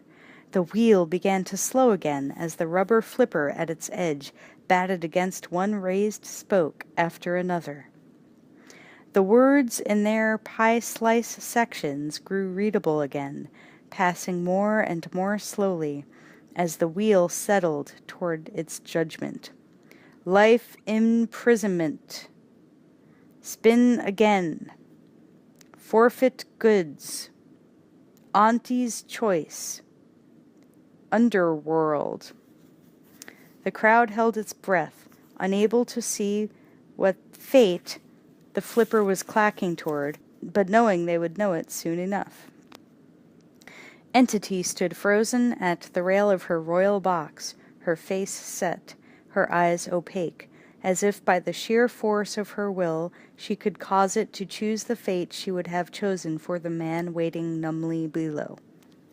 Max and the guards, Dr. Dealgood, Tweedledum and Tweedledummer all stood side by side, barely breathing, as justice clattered toward its final decision. Barely moving now, the wheel quivered as the flipper toyed with "Acquittal!" The flipper trembled against the final peg, clicked once more into the next section. Gulag! The vacuous smiles disappeared from the faces of Tweedledum and Tweedledummer, driven out by a look of utter horror. Gulag! Dr. Dealgood shouted, his cadaverous face split in a grin as he stepped back to face the crowd. All around the arena the watchers recoiled, whispering the word. Max turned to look at them as the flicker of hope inside him guttered out, as the whisper became a wailing chant that echoed around him like a banshee calling away souls. Gulag! Gulag! What the hell was Gulag? He tried to force his dazed brain to remember, searching for a memory decades old. Something about banishment, exile, disappearance. Clinging to the bars of Thunderdome, Pig Killer shook his head, looking down in silent sorrow. Beside him, Jedediah made the sign of the cross clumsily in the air. And Ironbar Bassie smiled. Starting across the arena toward the gate, he jerked on the length of chain that trailed from his fist. At its other end, wearing a slave's metal collar and chained like a dog, Master huddled in grief and fear, his face buried in his hands. Ironbar dragged him from the arena, flaunting Master's helplessness and his own new power to the crowd, proving to Max the stupidity of his defiance, the pointless masochism of his punishment. Max looked up at the royal box, saw the smile of pitiless satisfaction that pulled at Entity's lips, her lust for vengeance fed by the bitterness of her disappointment. Around him the crowd's hungry voice swelled even louder. Gulag! Gulag! Gulag! Chapter 7. Gulag. A new dawn broke over the Devil's Anvil. The sun climbed into the perpetually cloudless sky as it had done for eons, and would do for eons more, pouring its light down on the glittering bed of the dry lake. Reflected heat rose from the lifeless salt pan in shimmering waves.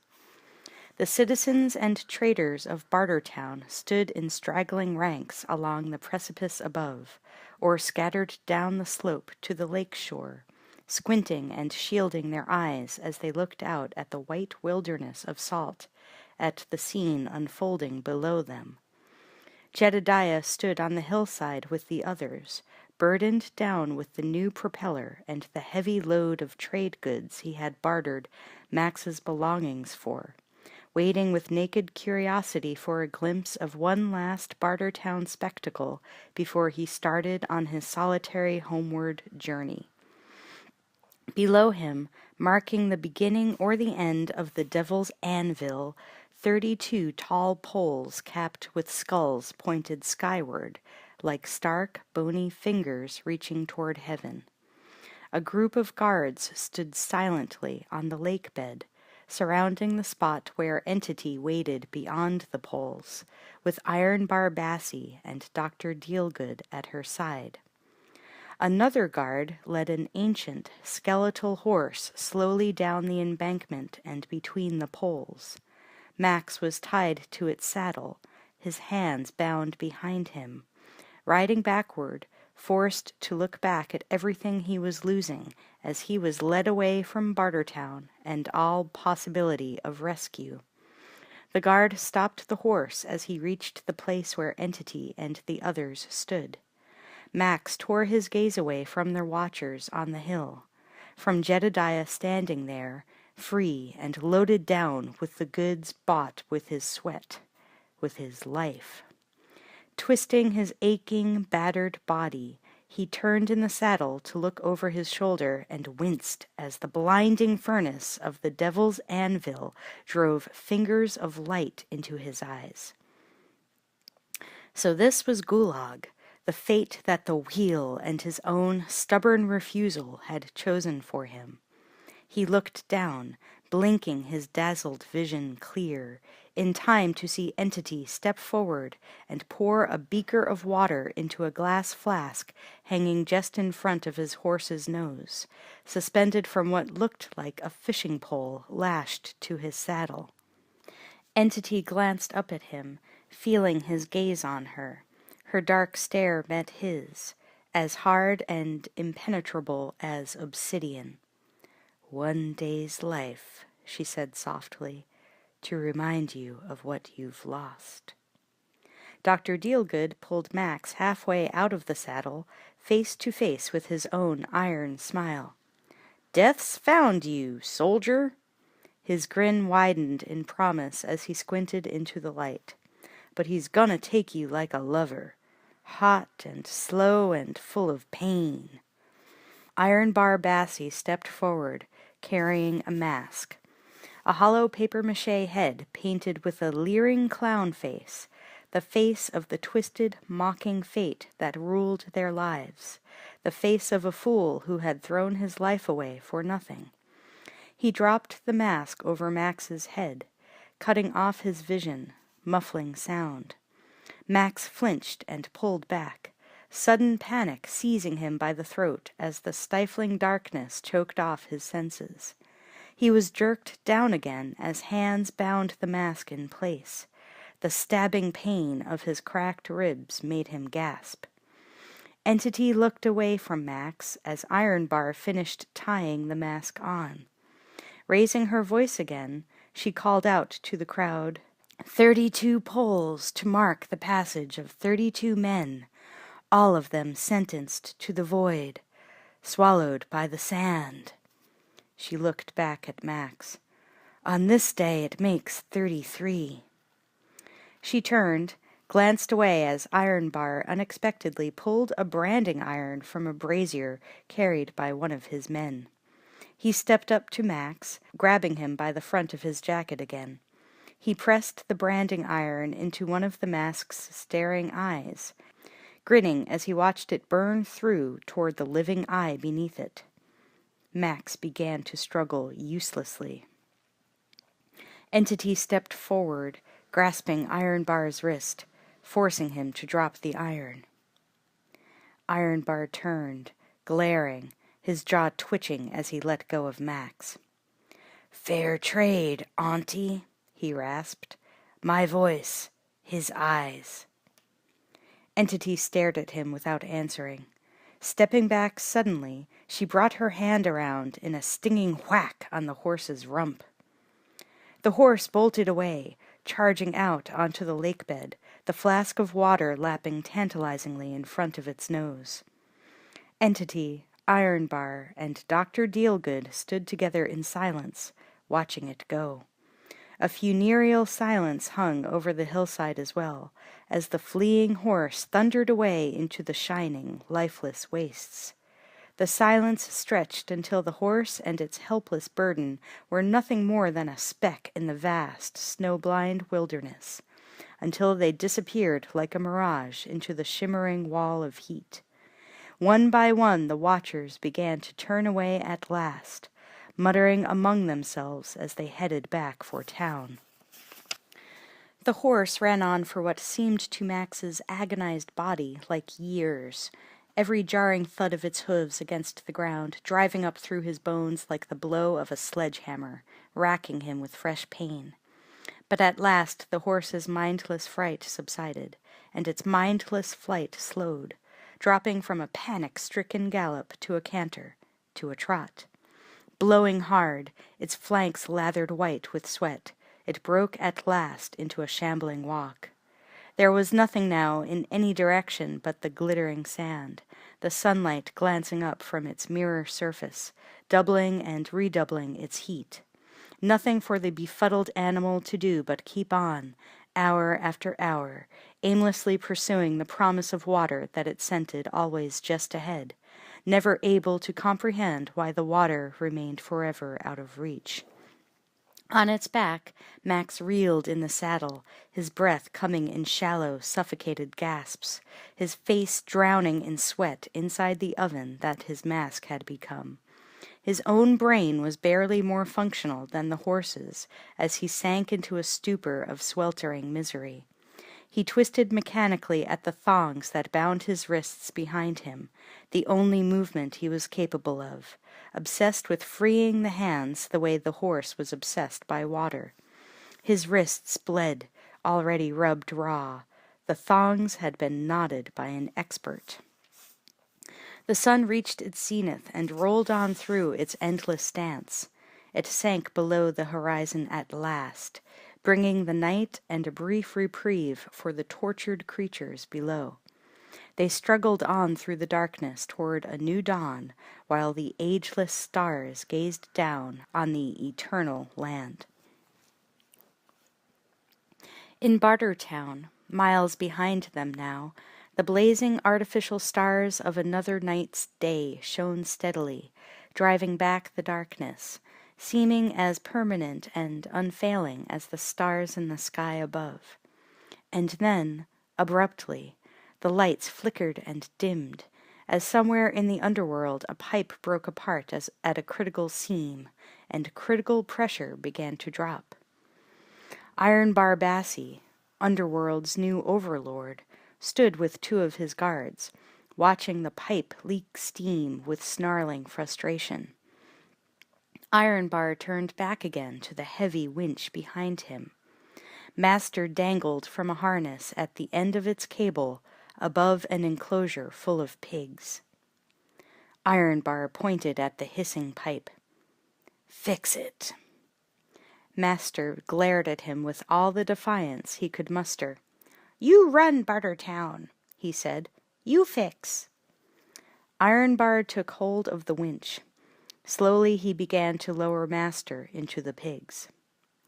Unnoticed behind him, the periscope dropped from the ceiling, turning, searching.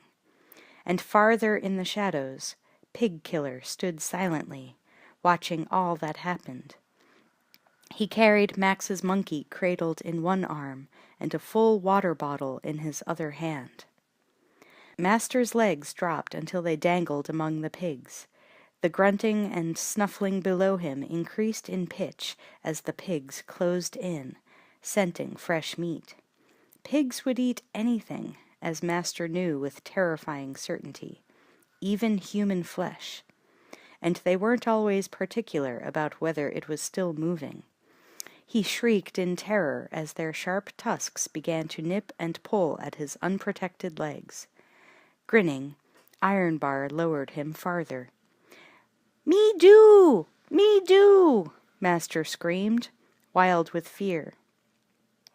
He was touching ground now, facing a ring of pigs, each one of them outweighing him by hundreds of pounds.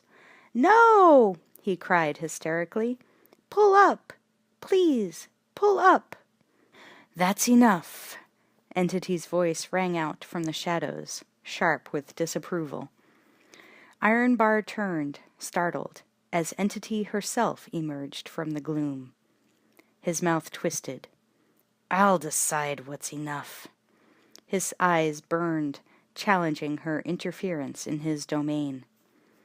Entity stopped, her own eyes narrowing, her own mouth thinning at his arrogance. She had sensed this coming. He had wanted Master Blaster's position. The corruption that went with the power was already infecting him. She would have to watch him more carefully, be ready to squash him if he got too dangerous. Men like Ironbar had their uses, but they were a dime a dozen. He had none of Master's dedication to what had been created in Underworld or Bartertown. He wanted power for its own sake, because it let him do what he pleased. And seeing what pleased Ironbar Bassi did not please Entity. She curbed her anger and said only, "You want to use him or kill him? Get him up." Ironbar turned back to the winch obediently. Logic still had some hold over his instincts. He began to haul Master up. Entity waited until Master was out of the pen, dangling at her eye level. "Do what Ironbar says, okay?" she asked him almost apologetically, almost ashamed. Her dark eyes did not stay long on his face. Master nodded, his chest heaving, still speechless with fright. Entity turned away from the sight of him and strode back into the darkness. The underworld was as much a part of her domain as Bartertown, as much hers as her own penthouse, but there was small satisfaction in being the queen of hell. Pigkiller slipped deeper into the shadows as Entity and her bodyguards stalked past. Slipping away down a side tunnel, he found what he was really searching for. He climbed up a ladder and wormed his way into one of the ancient drainage tunnels that spewed seepage or sewage out onto the waiting desert, fumbled his way along its dark, dank length until he reached its end. A line of heavy iron bars stood across it like clenched teeth, too close together to let a man escape, but wide enough for a monkey to slip through. Pigkiller pushed the monkey carefully between the bars. On its back it wore the tiny harness he had knotted together out of thongs. Quickly he fastened the water bottle to the harness. He pointed out of the pipe's mouth and through the standing ranks of the funeral poles, toward the lake bed beyond, sent the monkey skittering off after Max's fading trail, running away into the night to find its master. Pigkiller started back through the tunnel alone, knowing that if he was discovered wandering here, he would catch bloody hell for it. Worse, if Ironbar found out what he'd been up to. But he couldn't believe, after all he'd seen, that he'd really seen the last of Max. Not if he could do anything to change it. Somehow, in spite of all he'd been through in his life, he couldn't shake the feeling that some men could make a difference in their own lives, or in the future. He hoped he was one of them. He knew the stranger was. He slipped past the still hissing pipe, taking advantage of the darkness. Master stood beside it again, cooperating now with pathetic willingness. Pigkiller hesitated, watching as Master marked a cross on the broken pipe with a piece of chalk. "Kick!" he said, pointing at the cross. One of the guards stepped forward and kicked the pipe. Nothing happened. Steam still issued out in a white cloud like before. Ironbar turned on Master with deadly eyes, grabbing his chain and yanking him back toward the pigs. "Kick hard!" Master insisted desperately. "Like Blaster!" Ironbar pushed the guard out of the way and smashed his boot against the pipe. The steam diminished and stopped as the loose pieces jumped back into place in their coupling. One by one the lights of Bartertown and Underworld began to flicker on again. Ironbar released his grip on Master's chain, nodding in satisfaction. He turned away, leaving Master lying slumped next to the winch, unguarded. In Underworld, where was there to run to? Master knew better than anyone that the answer was nowhere. He lay where he was, tears filling his eyes as he thought of what he had done to himself, and worse, to Blaster, by his own arrogance and ruinous pride. A hand reached out of the shadows, touching Master's shoulder gently. Master started in terror, jerking away from the touch. Looking up, he saw that the hand held only a cup of water. A convict he didn't know and wouldn't have remembered, anyway, leaned down beside him with no malice on his face, only an inexplicably respectful smile. "Drink. Come on, Master," he urged softly. Master shook his head. "I'm not Master," he muttered. "My name is Elvis Ford. I'm 35 inches tall, 66 years old, and my life is over." For the first time in longer than he could remember, he spoke like a normal human being, and not in the pidgin English he had always used for Blaster's sake. Pig Killer bent down and picked the small man up in his arms, as if he were lifting his own child. Chapter 8. The Devil's Anvil. The thirst-maddened horse stumbled through the new morning into the furnace heat of another noon, its mouth dripping foam, its sunken eyes still fixed with insane hunger on the beaker of water. The wind was rising now, stirring up clouds of choking sand. On the horse's back, Max slumped in the saddle, drifting in and out of consciousness as the animal lurched to the top of another salt-crusted dune. The horse staggered once, twice, and fell to its knees. Max grunted, jarred out of his stupor by the sudden, sickening vertigo of the motion. He cried out as the animal slowly sagged onto its side, grinding his pinioned leg into the sand as its inert body began to topple over the side of the dune, tumbling and sliding downward.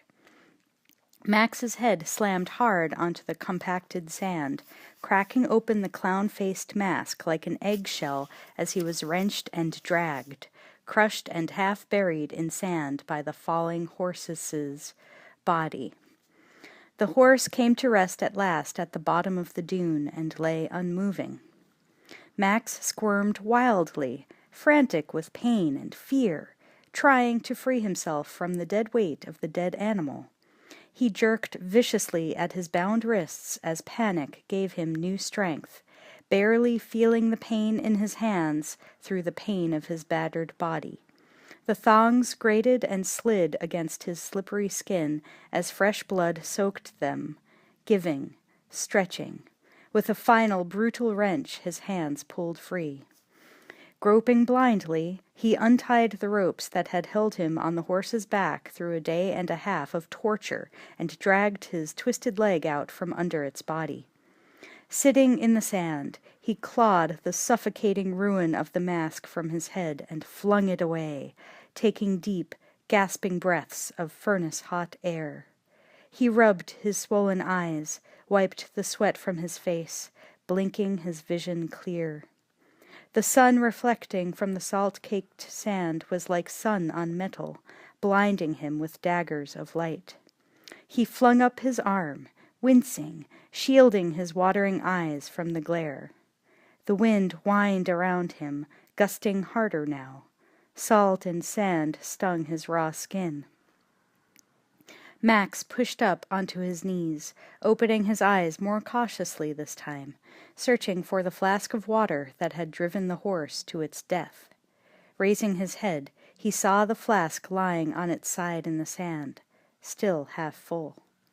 The horse lay head down at the bottom of a dune, its glassy, sightless eye still fixed on the vision of water. Max began to crawl over the horse's body toward the flask, reaching out with a blood-smeared hand. Abruptly, sickeningly, the horse dropped, sinking beneath his weight. Max jerked back, startled. He watched in disbelief as the water flask was suddenly swallowed up by the sand, as the horse's head followed. The sand beneath his own knees began to slide as the horse started to disappear slowly, head first, into a sinkhole. Max flung himself backward up the slope, his gut knotting with fresh fear as the sand began to suck him down with the sensual hunger of a living thing. Flopping onto his belly, he began to crawl back up the side of the dune. The sand caved in around his legs. The dune wall crumbled, dragging him back and down.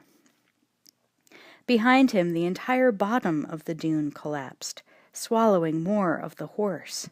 Max scrambled desperately, slipped back again, sinking deeper, scrambled higher with the superhuman strength of sheer terror. His legs broke free of the sand.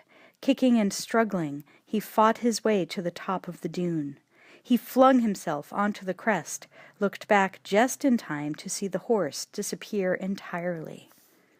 He lay still for a long moment, sobbing with relief, before he found the strength to push himself up again. He peered on over the edge of the dune. A small, inhuman face bobbed up in front of him and screamed, showing rows of white, gleaming teeth. Max screamed, too, recoiling as his ragged nerves betrayed him. Losing his balance, he fell back down the side of the dune. Frantically, he stopped his slide, spread-eagling on the sand, began to scramble up again, his dazed mind realizing too late that it had been his own monkey he had seen up there, that as it turned and ran screaming, it had been dragging a water bottle. He hauled himself back to the top of the dune. Water. The monkey was waiting for him. Max almost could have sworn that it looked embarrassed. He jerked the flask from its back, ripping the stopper open. He drank heedlessly, unable to stop himself until he had drained nearly half the bottle. Then, as the monster of his own thirst let him breathe again, he shared a long drink with his parched pet. Restopping the water bag, he slung it at his shoulder. He lifted the monkey into his arms as he stumbled to his feet, scratching its head in wordless gratitude. He tucked the monkey carefully into the front of his jacket, stood on the crest of the dune, for the first time getting a good look at what they had both come through, what they were facing now. The endless, undulating salt wastes surrounded them on every side, stretching away to every point on the horizon, as if there were nothing else in the world. The gusting wind sandblasted his exposed skin. It was nearly impossible to keep his eyes open. His hope withered. Already the wind-blown sand was covering the horse's meandering tracks, and the monkey's, the only thread he had to lead him out of this death trap. But there was no point in standing here like a jackass, watching the rest of the trail disappear like the horse behind him. Ducking his head against the wind, he began to trudge back along the vanishing line of tracks, staggering and sliding in the loose sand. The trail disappeared completely inside of an hour. The feeble sense of direction that Max had clung to disappeared with it. The wind was no guide. It came from nowhere and everywhere, changing quarters again and again to strike at him from some unprotected angle. He could barely make out the sun through the swirling haze of the rising sandstorm, and he had no idea which way Bartertown lay from here, even if he had been able to follow the sun or the wind home. He kept walking, telling himself that he would find a way out if he only kept moving, because it was the only chance he had left, and he was the only one left who gave a damn whether he did. The rest of the day passed, and the new night followed. Another day and another night. And still he saw nothing ahead but what he had seen behind. Still he was lost, wandering in circles for all he could tell.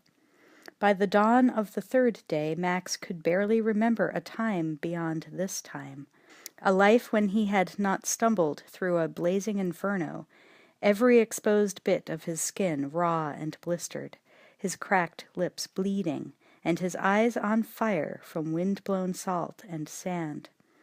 He shared the last trickle of brackish water from the bottle with the whimpering monkey, at what he guessed, uncertainly, was around midday. Then he threw the empty bag away, hating the sight of it now, glad to be rid of even that much weight. Dragging himself to his feet, he started on again, wading through the drifts, and the sand began its endless task of burying the empty water bag, his footprints, any trace at all that any living thing had violated the pristine lifelessness of its surface. 2 more days passed, light and darkness, heat and cold, an endless spinning wheel of time, a rack on which a man's body and soul were slowly pulled to pieces. Max no longer had any sense of time, any memory at all. He knew now that he had been slowly choking to death on his own swollen tongue forever, that every breath he took had always sent pain shooting through him like a stake driven through his heart, that every stumbling step had always been harder than the last, that the sandstorm would never end. The screaming wind would keep pushing him back with every step forward that he took, until eternity. Somewhere along the way he had died and gone to hell and never even noticed the difference. He kept on, shambling, crawling, staggering up and on again, blindly retracing his own steps, his face a salt-crusted death mask, his eyes fever-haunted. Still he carried the monkey cradled obsessively against his chest, driven like an animal by a deeper, fiercer, far less rational thing than hope, the thing that had kept him alive for 20 long years against all the odds. And even that was a part of his damnation. Max staggered up another rise, fell on his face as the loose sand slid and shifted, jerking his feet out from under him for the 1000th time. Spitting uselessly, he tried to push himself up again, his body trembling with effort. He sagged back as the burning sand reached up for him with a lover's heat, welcoming him. He struggled to lift his head, resisting. A hand exploded through the sand, closed over Max's face with suffocating ferocity, wrenching him down again, choking, smothering, sucking him deeper and deeper into the desert's hidden heart. He tore through a membrane like a tissue of flesh, as below him more hands reached up, grabbing, clawing. Max plunged into nothingness, toward Thunderdome waiting below, its surface crawling with bodies. Countless hands reached up like writhing snakes to drag him back through an endless loop of nightmare, back to its beginning, to make him relive it over and over. Max screamed, lunging back and up in a spasm of horror, bursting back through the membrane, up out of the burning bed, the velvet pillow of smothering sand, gasping for air as the delirium dream fell away. He scrambled to his feet and ran on, stumbling, fleeing in blind terror from that thing that lay waiting beneath the sand. But waiting was a game of time, and the desert had eternity. With every footstep it silently reclaimed, Max's time was running out, his life evaporating with every drop of sweat. Second by second, the desert sucked him dry, sucked him deeper into its inescapable hourglass, flowing grain on grain toward oblivion. Max staggered on, glare-blind and burning with fever, his breath coming in rasping sobs. One foot lifted, set down. One more foot lifted, set down. The ground dropped out from under him as he stepped off the edge of a dune and fell, falling endlessly, an insect falling, swallowed by his own screaming mouth, a man falling, swallowed up like an insect by the hungry sands. The ground rushed eagerly to meet him. Max slammed down onto the hard salt pan at the foot of the dune and lay still at last. The howling wind wailed around him, singing a dirge as it began to cover his motionless form. Grain by grain, the sand began to erase him from existence, absorbing him into itself as the desert claimed its lover at last. The wind died finally as the day began to die. The evening light lay redly on the mound of sand heaped up over Max's inert body, only his face and one shoulder left unburied now. And in the west, silhouetted by the setting sun, a formless shape danced like a mirage through the shimmering waves of heat, drawing closer at a slow, ground-eating trot. The figure resolved little by little into something vaguely human, bristling with spines. Closer still, it became a clear human form, the form of a tribal hunter dressed in skins with a shock of brown hair plastered down by sweat. Carrying 3 long spears and burdened down beneath her heavy pack, 17-year-old Savannah Nix slowed suddenly, raising her head to sniff the breeze.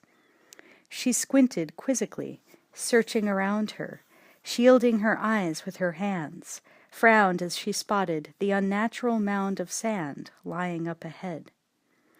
Trotting forward again, she circled the burial mound, jerked back in surprise as she found a man's face exposed on its lee side.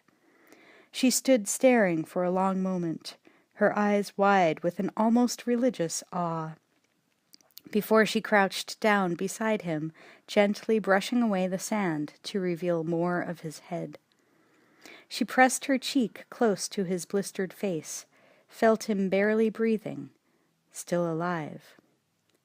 Of course he was alive. A wide grin pulled at her cracked lips. It was Walker. She had found him.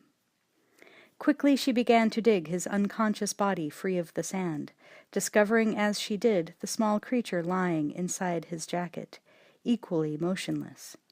She took her nearly empty water bottle from her pack, trickled a small stream carefully into the man's mouth. It dribbled out again. He did not stir. She pulled her pack apart, pulling out skins and thongs, lashed together a makeshift litter. Grunting, she dragged the dead weight of the man's body onto the litter and tied him there, the monkey still inside his coat. Taking a deep breath, she resettled her pack and leaned down to lift the spear handles of the litter. Throwing her weight against it, she began to drag it on across the desert. Silently, the sand began to erase the signs of her passage, and behind her the wasteland was still once more.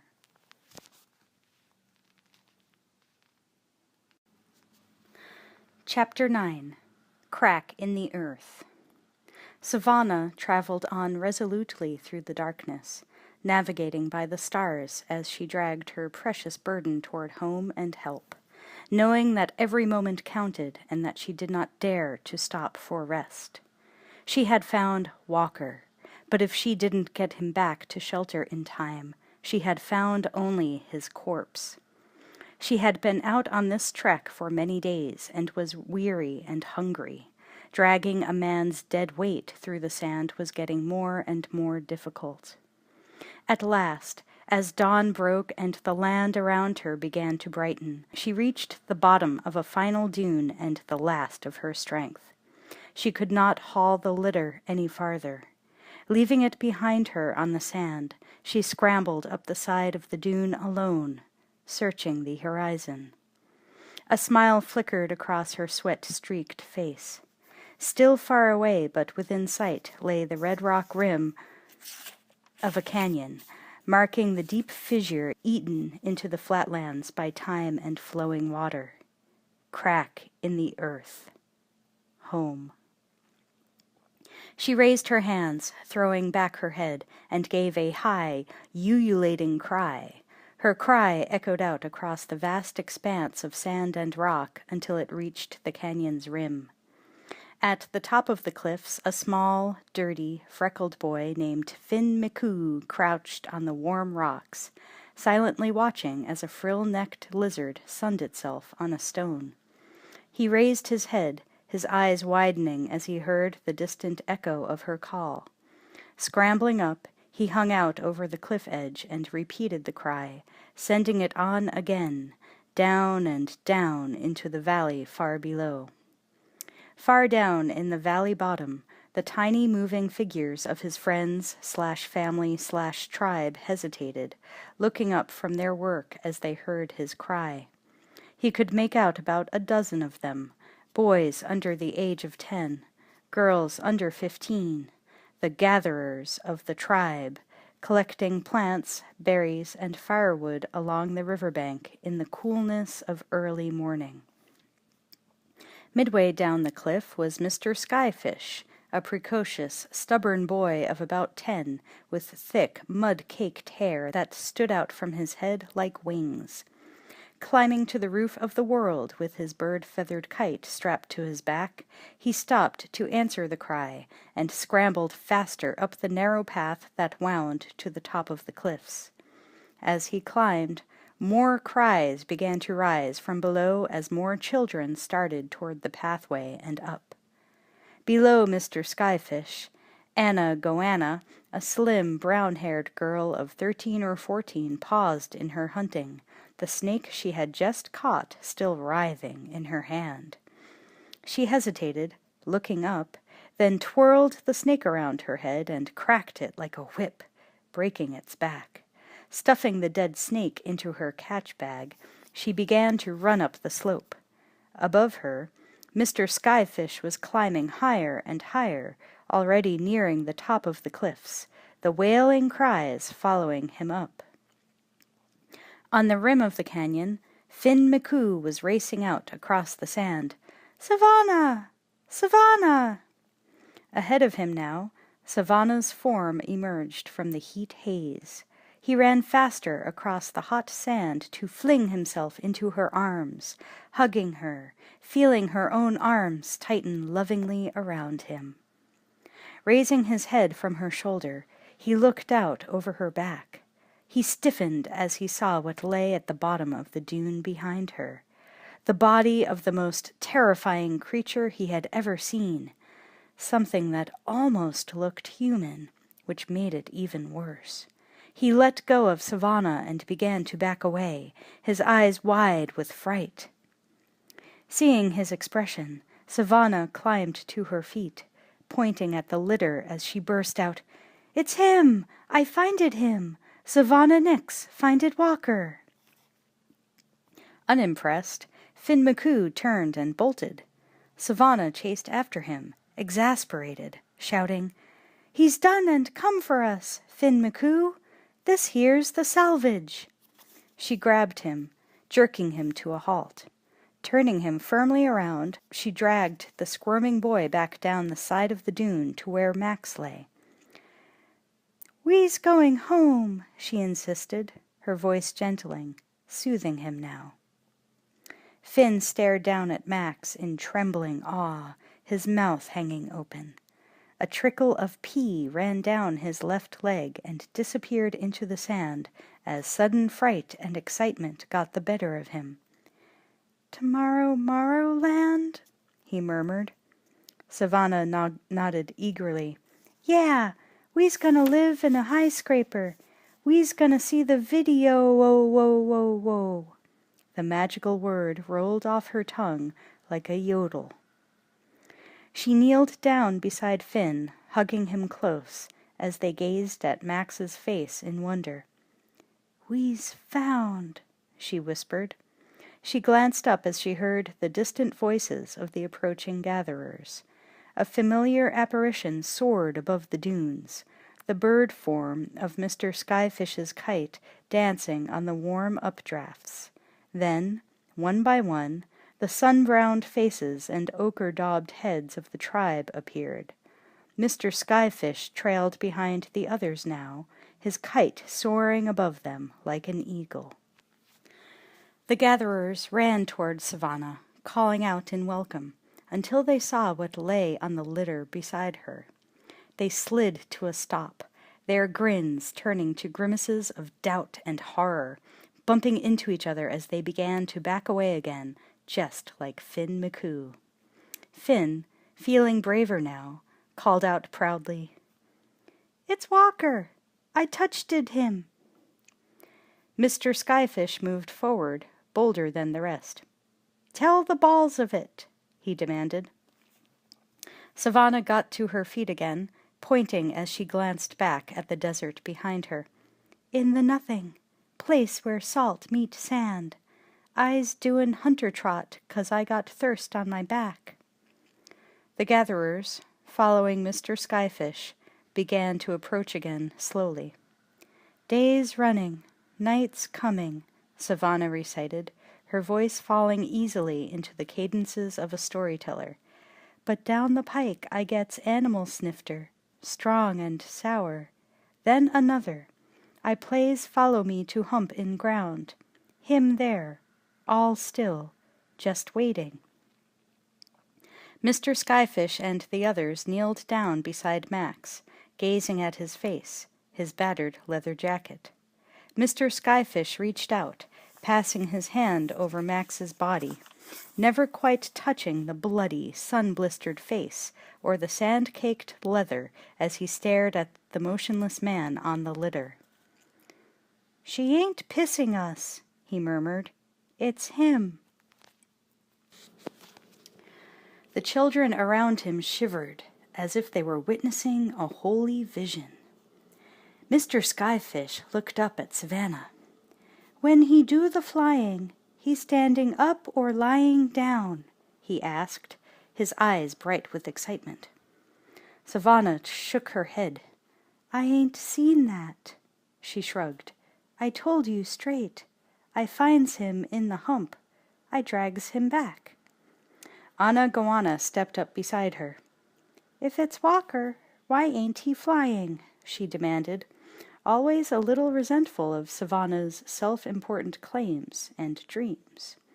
Mr. Skyfish tapped his head with a finger. "Use your program," he said impatiently, "or you so wasted you ditch your history and all. What about us? What about the old crash landin'?" He pointed at Max. "He must 'a' got mugged by the turbulence. That's why he's all mashed up."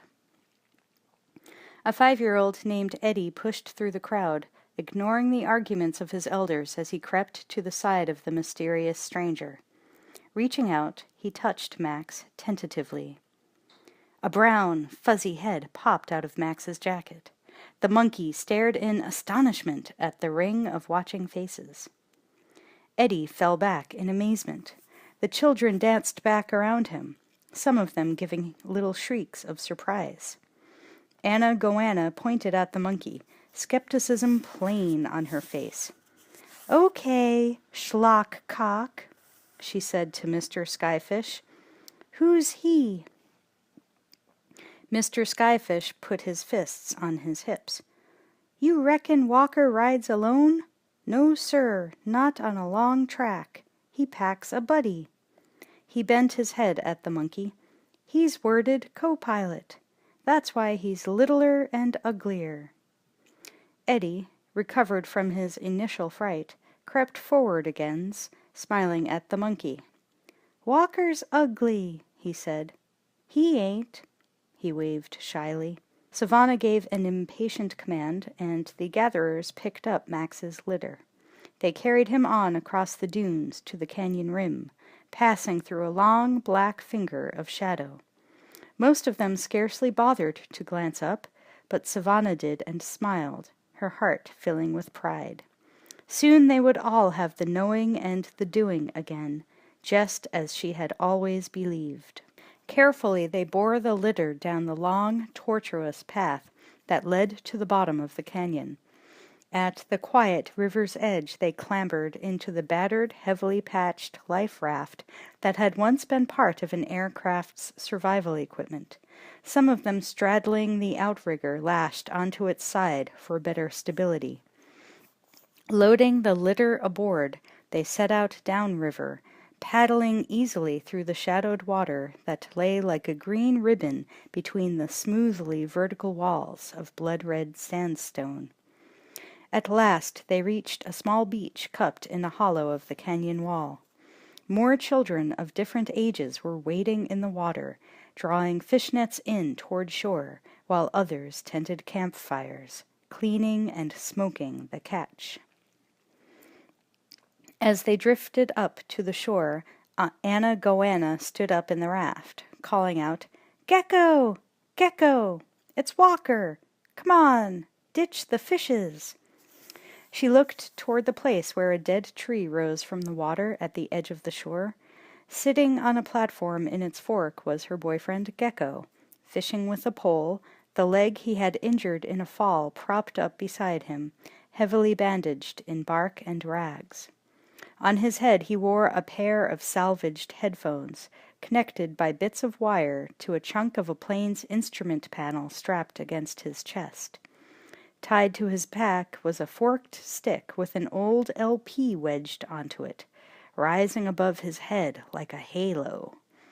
He looked up at her call, his face filling with sudden excitement.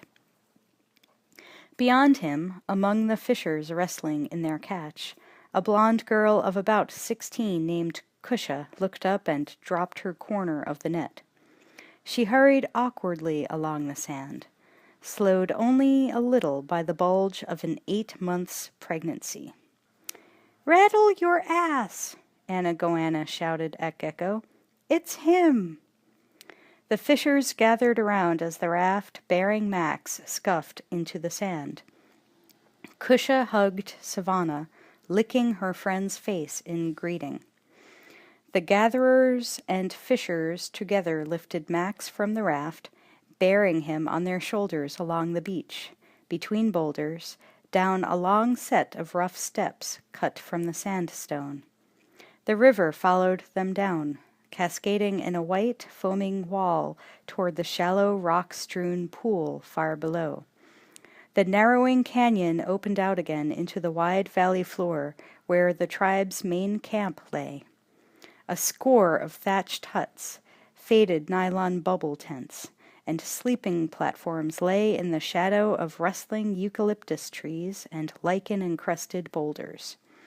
A large fire burned in an open hearth, sheltered from the weather beneath a soot-blackened overhang of rock.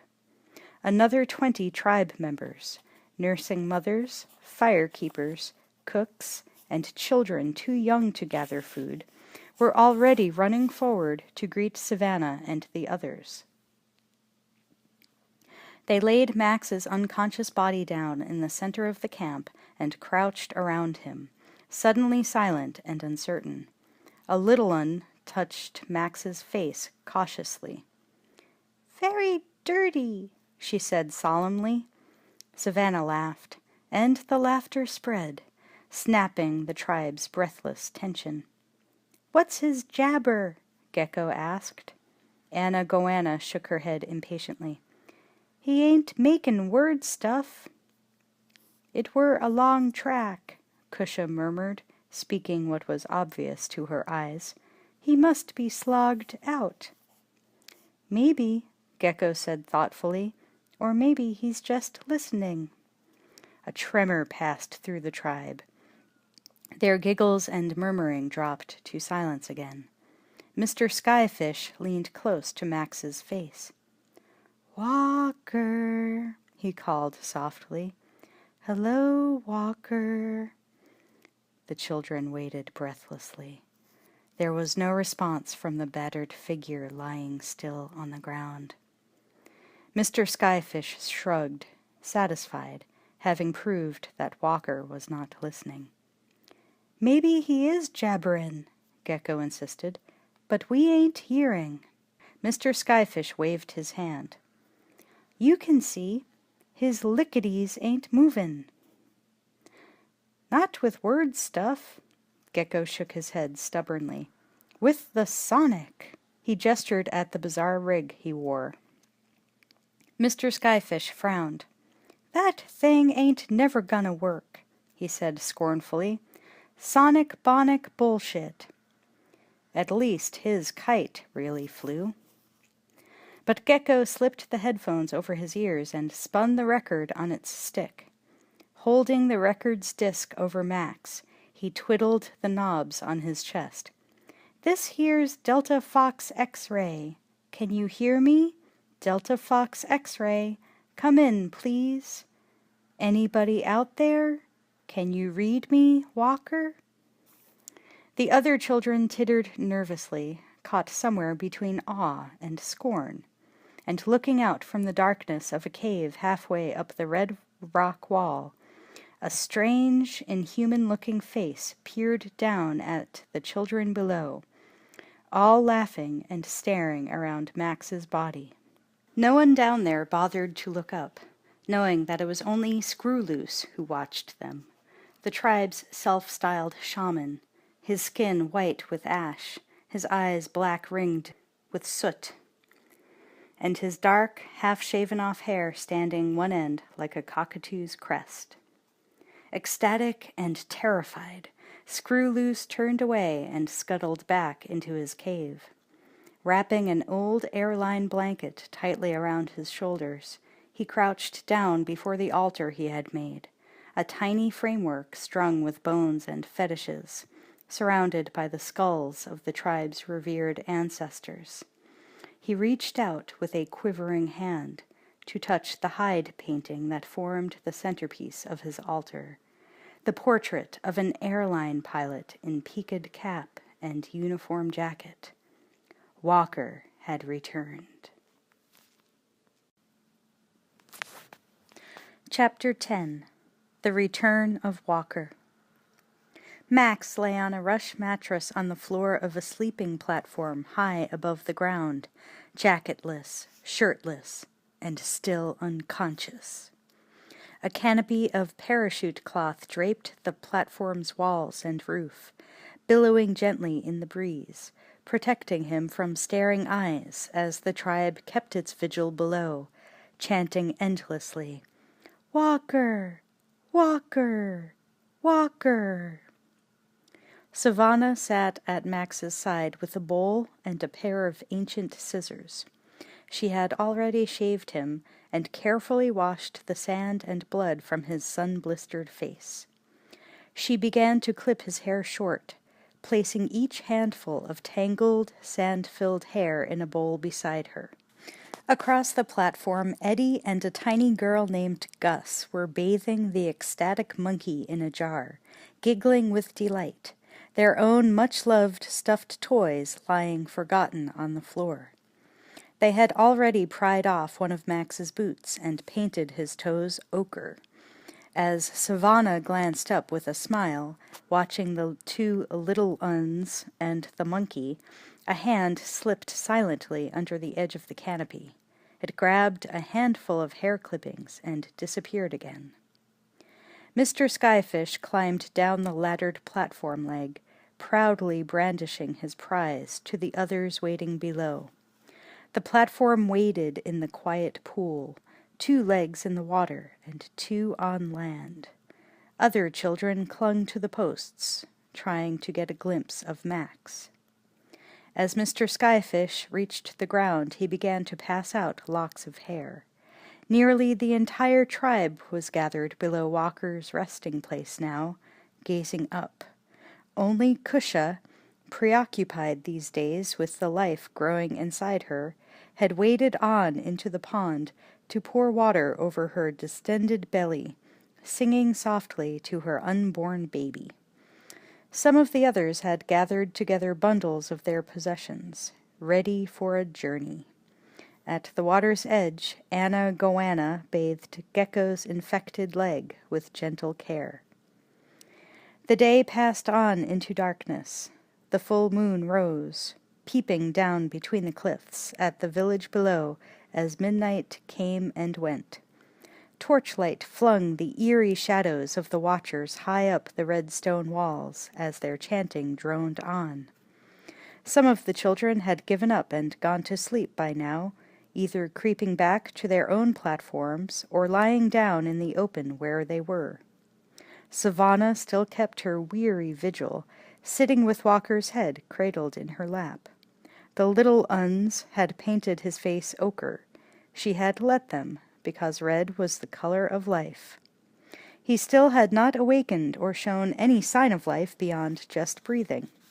Sipping water from a gourd, she leaned over him as she had done many times during the day, pried his jaw open, and let the water trickle with infinite care from her mouth into his own. His throat worked spasmodically, instinctively swallowing. This time he made a small sound, not even a whimper, as the water went down. That was a good sign. Anything was. She sighed, glancing away at the 2 little uns curled up with the monkey against Walker's side, all of them sleeping soundly. She rubbed her own eyes and moved along Max's body to his foot. Taking a length of rope, She knotted it around his ankle, tying him securely to the platform as the tribe tied down all their captive birds. She couldn't take the chance that he might wake in the night and fly away without them. Satisfied, she curled up along his other side, resting her head on his shoulder, and to let herself drift down into sleep at last. It had been a long day, but tomorrow would be a better one. The ladybug crept laboriously along the hollow surface of Max's cheek, as oblivious as if it had been climbing the side of a sand dune, bound for some more satisfactory destination. Abruptly, the earth beneath the ladybug began to undulate. Max's jaw twitched. Max stirred for the first time since he had lost consciousness almost 2 days before. The light of a new morning filtered through the canopy, touching his eyelids with a gentle finger. Wild birds twittered, waking in the trees, and on the peak of the platform roof the tribe's captive birds answered. The sound of chanting had stopped altogether somewhere during the night. Max sighed as the blackness where his mind had lain buried slowly gave way to the peaceful shadowland of normal sleep. 2 terminally curious 10-year-old girls climbed up over the rear of the sleeping platform, stifling their nervous giggles as they slipped beneath the canopy's edge. Savannah and the little uns lay sound asleep alongside Max, oblivious to the intruders creeping toward him. Moving up past his feet, they crouched down by his waist. A small hand reached tentatively toward his fly and yanked. Max's eyes bulged open as alarms went off in his subconscious. He sat bolt upright, staring, scattering sleeping bodies right and left. The 2 girls screamed. The monkey screeched. Savannah and the little uns cried out in astonishment and fright. Half awake and surrounded by screaming strangers, Max screamed too. His body was already on its knees, reacting by pure instinct, scrambling backward. Before they could reach him, he had backed through the canopy and off the edge of the platform. Losing his balance with a cry, he fell out and down, was jerked up short midway between the earth and sky as the rope around his ankle stopped his plunge. He dangled upside down, swinging through a sickening arc, the floor of the platform above him, the shining pool below. Topsy-turvy, he stared at the mass of small faces streaming past below above him, shouting their delight. Struggling awkwardly, he managed to catch hold of his own leg. He jackknifed himself upright with gasping effort, focusing his eyes on the platform he had fallen from. More faces gaped down at him. A handful of birds, pinioned by the foot like he was, fluttered into the sky, squawking in distress. A boy with a kite tied to his back clambered up one of the laddered posts beside him, brandishing a knife. The boy began to hack through the rope while Max watched in dizzy disbelief, shouting, "Fly, Walker! Fly!" The rope snapped in two, and Max plunged helplessly into the pond as the children below scattered, screaming. Max floundered face down in the water, his eyes wide open, barely able to remember to hold his breath. The water was scarcely 2 feet deep. Below his face he saw the rocky bottom of the pond with startling clarity. Max pushed himself up, sitting back, shaking his dripping head. Wide awake now, but too dazed to believe anything that had happened, that he was actually sitting up to his chest in water, in a valley filled with green trees and huts. All alone. The children he was sure he had seen a moment ago had disappeared. Any minute he would wake up, spitting sand, still dying in the desert. He got to his knees, struggled to his feet. "Whoa!" His trembling legs betrayed him, and he fell backward, splashing down again hard in the water. "Whoa! Whoa! Whoa!" His cry echoed around him in the high-pitched tones of children's voices. "Whoa!" The sound came down from above. He looked up, bewildered, just in time to see faces up on the platform before they ducked back inside the tent. They were real, just in hiding. Somebody had found him. He was alive. He was actually sitting up to his chest in water. He fell forward onto his hands, supporting himself with one shaky arm while his free hand pulled water up to his mouth. Shoveling it down his tortured throat, he drank and drank with mindless gratitude, sure there would never be enough to stop his thirst. As his sanity and senses slowly came back to him, his ears began to register echoes again. He glanced up, looking around. Some of the hidden children were emerging from behind rocks and trees, creeping cautiously toward him, slurping, mimicking his every sound. He turned where he sat as reason and curiosity got firmer footing in his brain, and saw a basket of fruit hanging from one of the sleeping platforms.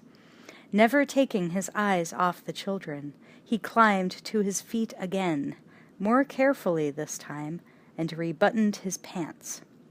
Then, slowly, he began to back out of the pond toward the fruit, one uncertain step at a time. The children seemed to be of all ages, dressed in hides, their hair plastered with red and yellow mud. They separated around him and then closed in again as he passed, grinning fatuously. He glanced back at the basket of fruit, started as he saw his monkey suddenly drop down off the platform into the basket. It began to peel a banana, chattering happily at the sight of him. Relieved and somehow reassured by the monkey's presence, Max grabbed a piece of fruit and choked it down, hardly taking the time to chew.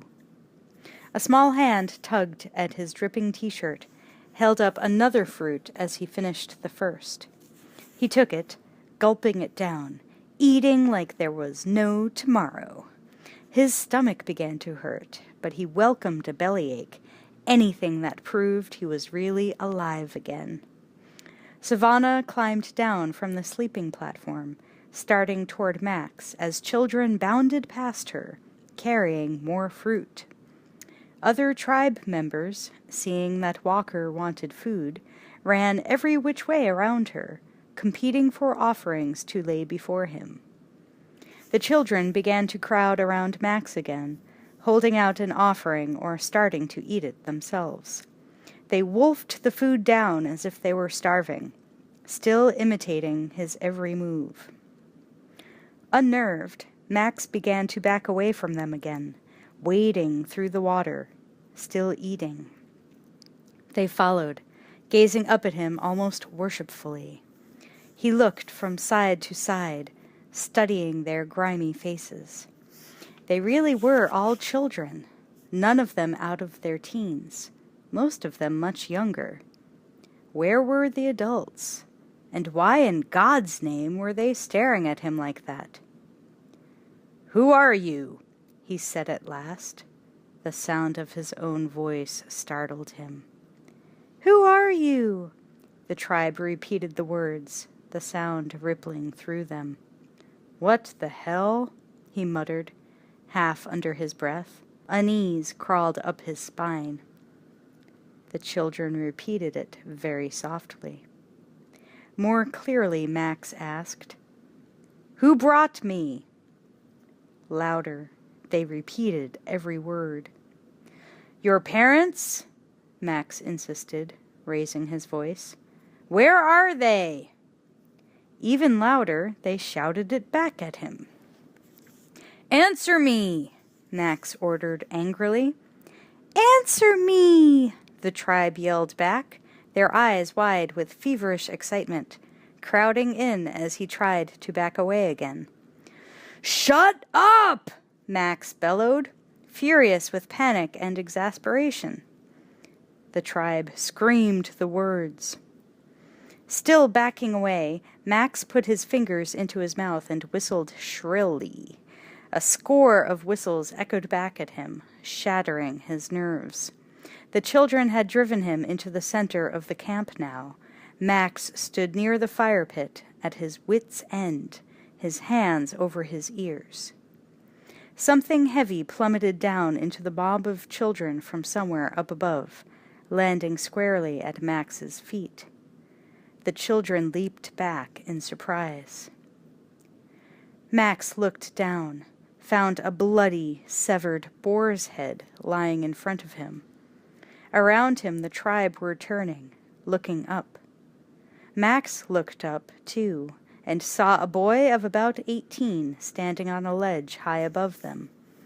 He stood with the proud confidence of a warrior, his hair clotted with ochre, and wearing the trophies of past hunts, necklaces of animal teeth and bones, a loincloth, and not much else. In his hand he held a rifle with a spear lashed to its barrel. He was Slake Mathirst, the tribe's chief hunter and nominal leader. Strung out behind him were 8 other teenage boys, all hunters. Between them, slung from a spear, they carried the body of a wild boar. They all stared down at the gathering below, their eyes riveted on Max. Never taking his eyes off the stranger, Slake hurled his spear in a blur of sudden motion. It impaled itself in the eye of the boar's head, dead on target, a testimony and a threat. Savannah moved quickly and protectively to Max's side, calling out, "We's found! Slake!" Slake caught hold of the long rope suspended from the rocks above him, stretching across above their heads to the far wall of the canyon. Dangling from a strip of hide, he slid down the rope, dropped off at its center, landing on a rocky ledge just above the crowd. He stared again at Max, leaped down, and waded slowly through the tribe. The other hunters began to climb down the cliff, excited but more cautious. The children stepped back as Slake drew closer to Max. Slake prowled around the stranger in a half-crouch, moving as cautiously as a cat, his hands out as if he were sensing the older man's aura. He jerked back suddenly, eyes wide, sucking in his breath. The tribe mimicked the sound. "Who are you?" Max asked. The tribe repeated it. Slake threw out his arms, commanding silence. "We's the waiting ones," he said, his eyes fixed on Max's face. Max hesitated, uncertain. He was going to have to take this slow. Carefully he asked, "Waiting for what?" "Waiting for you," Slake murmured, his voice full of awe. The words, "for you," echoed softly through the tribe. Max flung up his arms, hands out, repeating Slake's gesture for silence. "Is this all of you?" Slake nodded. "Now we counts 52. "Where are your parents?" Max asked again, this time hoping he might really get an answer. But Slake and Savannah only looked at each other, their faces blank. Slake shook his head. "Ain't got that code, Walker.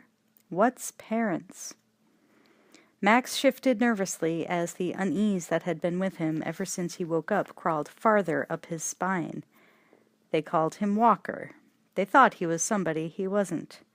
They might only be children, but there were a lot of them, and they were armed with stone axes and spears and knives. The best thing he could think of to do now was to play along until he understood things better. "Who gave birth to you?" he asked, trying to think of a way to make the question clearer. Slake shrugged. We birthed ourselves, he said. Turning, he pointed at a fuzzy-headed toddler standing nearby. He be Cusha's first. Savannah popped little Finn. He gestured at the tall girl beside him. Yeah, Max nodded encouragingly. But who birthed you? A puzzled murmur spread through the tribe. Slake stared at Max in open surprise, as if he should somehow already have known. Her name were Joanna. 'Member her? She were a firekeeper. He raised his eyebrows. Yeah, Max answered uncertainly. Well, where is she now? Slake waved his arm, gesturing vaguely at infinity. Her time come. She took the leaving. Max frowned. She died? The children's faces changed, registering confusion and fright. No, Slake said emphatically, shaking his head. She took the leaving. His own face filled with distress and incomprehension. He looked hard at Savannah. The tribe's confusion was turning to panic now, as the word died rippled through them. She were one of a count of 8, Savannah said with peculiar urgency, as if she were trying to jog Max's memory. I 'member 'em, trotting way out till you couldn't sight 'em no more. She swept the cliffs with her own hand. All night long we sang 'em a chant for luck. Oh, yeah, Max murmured, nodding, realizing how closely he had brushed disaster. Uh-huh, right. Christ, he could hardly remember his own name right now, let alone figure out what the hell they wanted from him. What do you worden, Walker? Slake asked anxiously. They didn't find you? Max backed up another step, unable to control his desperate urge to get away from this surreal inquisition. I don't know, he said awkwardly. You meet a lot of people out there. The tribe looked at one another again, more puzzled now than distressed. Their voices rose and mingled. What's his program? How come he didn't know? What's happened to his memberment? It were history back. Don't he know his own tell? The kid with the kite on his back sidled up to Slake, whispering, I reckon he's testin' us? Slake's face brightened. He turned back to Max. This a testin', Captain? He asked earnestly. You reckon we been slack? Max bit his lip. I don't know, he mumbled. Maybe. We ain't, Slake shook his head. We kept it straight. Everything marked, everything membered. You'll see. Slake moved past Max and away through the children to a small hollow eaten out of the cliff wall. Sitting beneath the shelter was a wooden frame with a bell-shaped piece of airplane fuselage strung below it like a gong. Wind chimes dangled from hide strips around it. With a start, Max realized that they were cartridges from a high-powered rifle. Slake picked up a hide-wrapped axe and struck the bell hard. The loud bong echoed out across the village and away down the canyon, announcing to the tribe and the desert beyond that the time had come for another tell. Chapter 11. The Tell.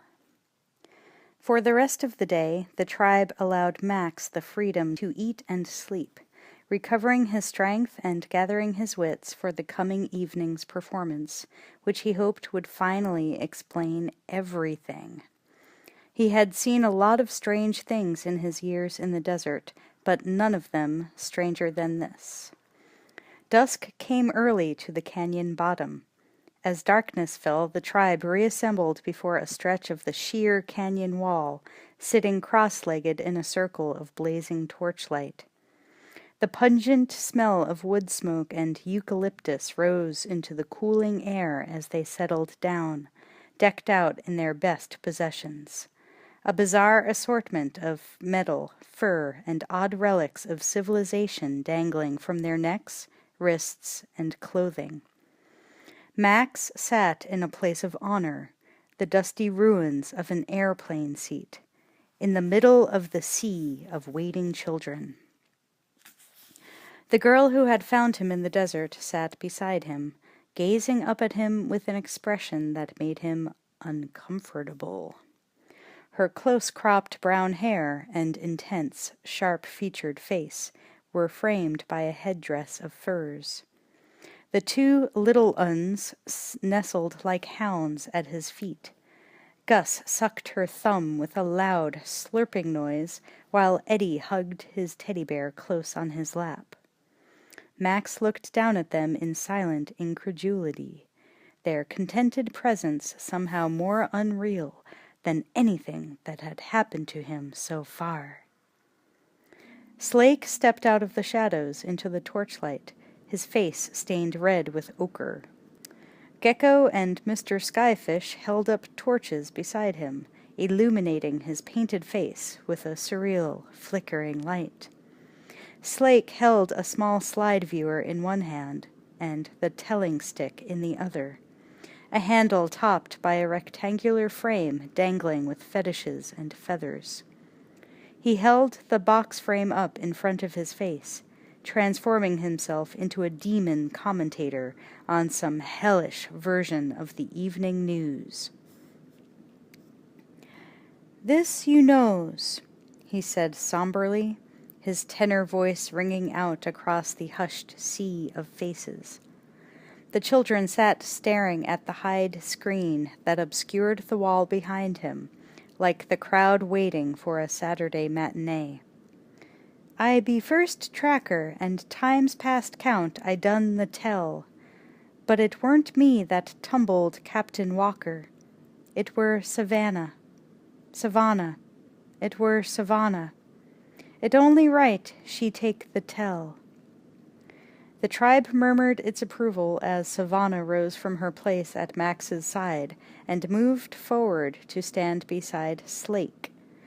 Turning to face the others, she accepted the telling stick from his hand and called out in a strong, vibrant voice, "This ain't one body's tell. It's the tell of us all. We got it mouth to mouth, so you gotta listen it and 'member. 'Cause what you hears today, you gotta tell the birthed tomorrow." Around Max, the young hunters who stood holding firebrands began to douse their flames. One of the children offered him a bowl filled with what looked like extremely burned popcorn. He took a handful dubiously, flipped one into his mouth, and chewed. Roasted berries. He ate the rest, pleased and somewhat relieved. Gecko and Mr. Skyfish moved to the screen behind Savannah. "I's looking behind us now," Savannah murmured, "across the count of time." She turned, watching as they drew aside the screen. "Down the long hall, into history and back." She raised her hand. On the wall behind her was a series of crude paintings and carvings. The tribe began to make a loud, shrill whistling sound that made the hair stand up on the back of Max's neck. The sound of a bomb falling. Savannah raised the telling stick. "I sees the end what were the start."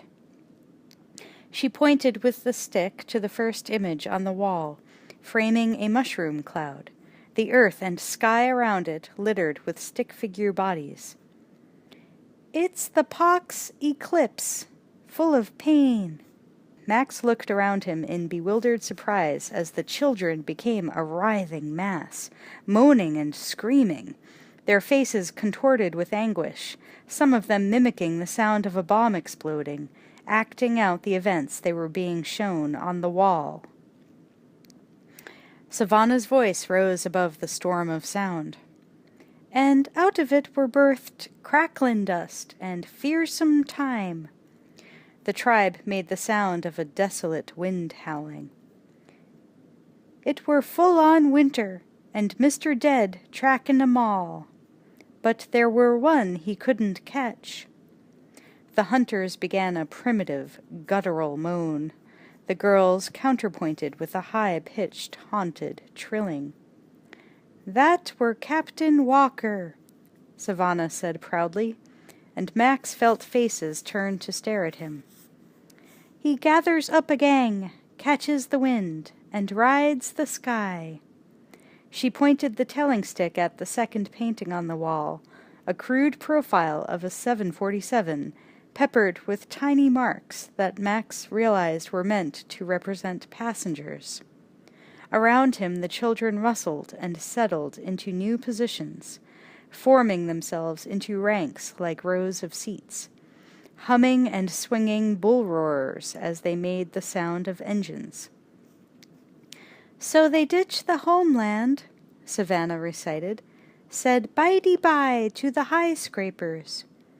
The children waved farewell to civilization with happy grins.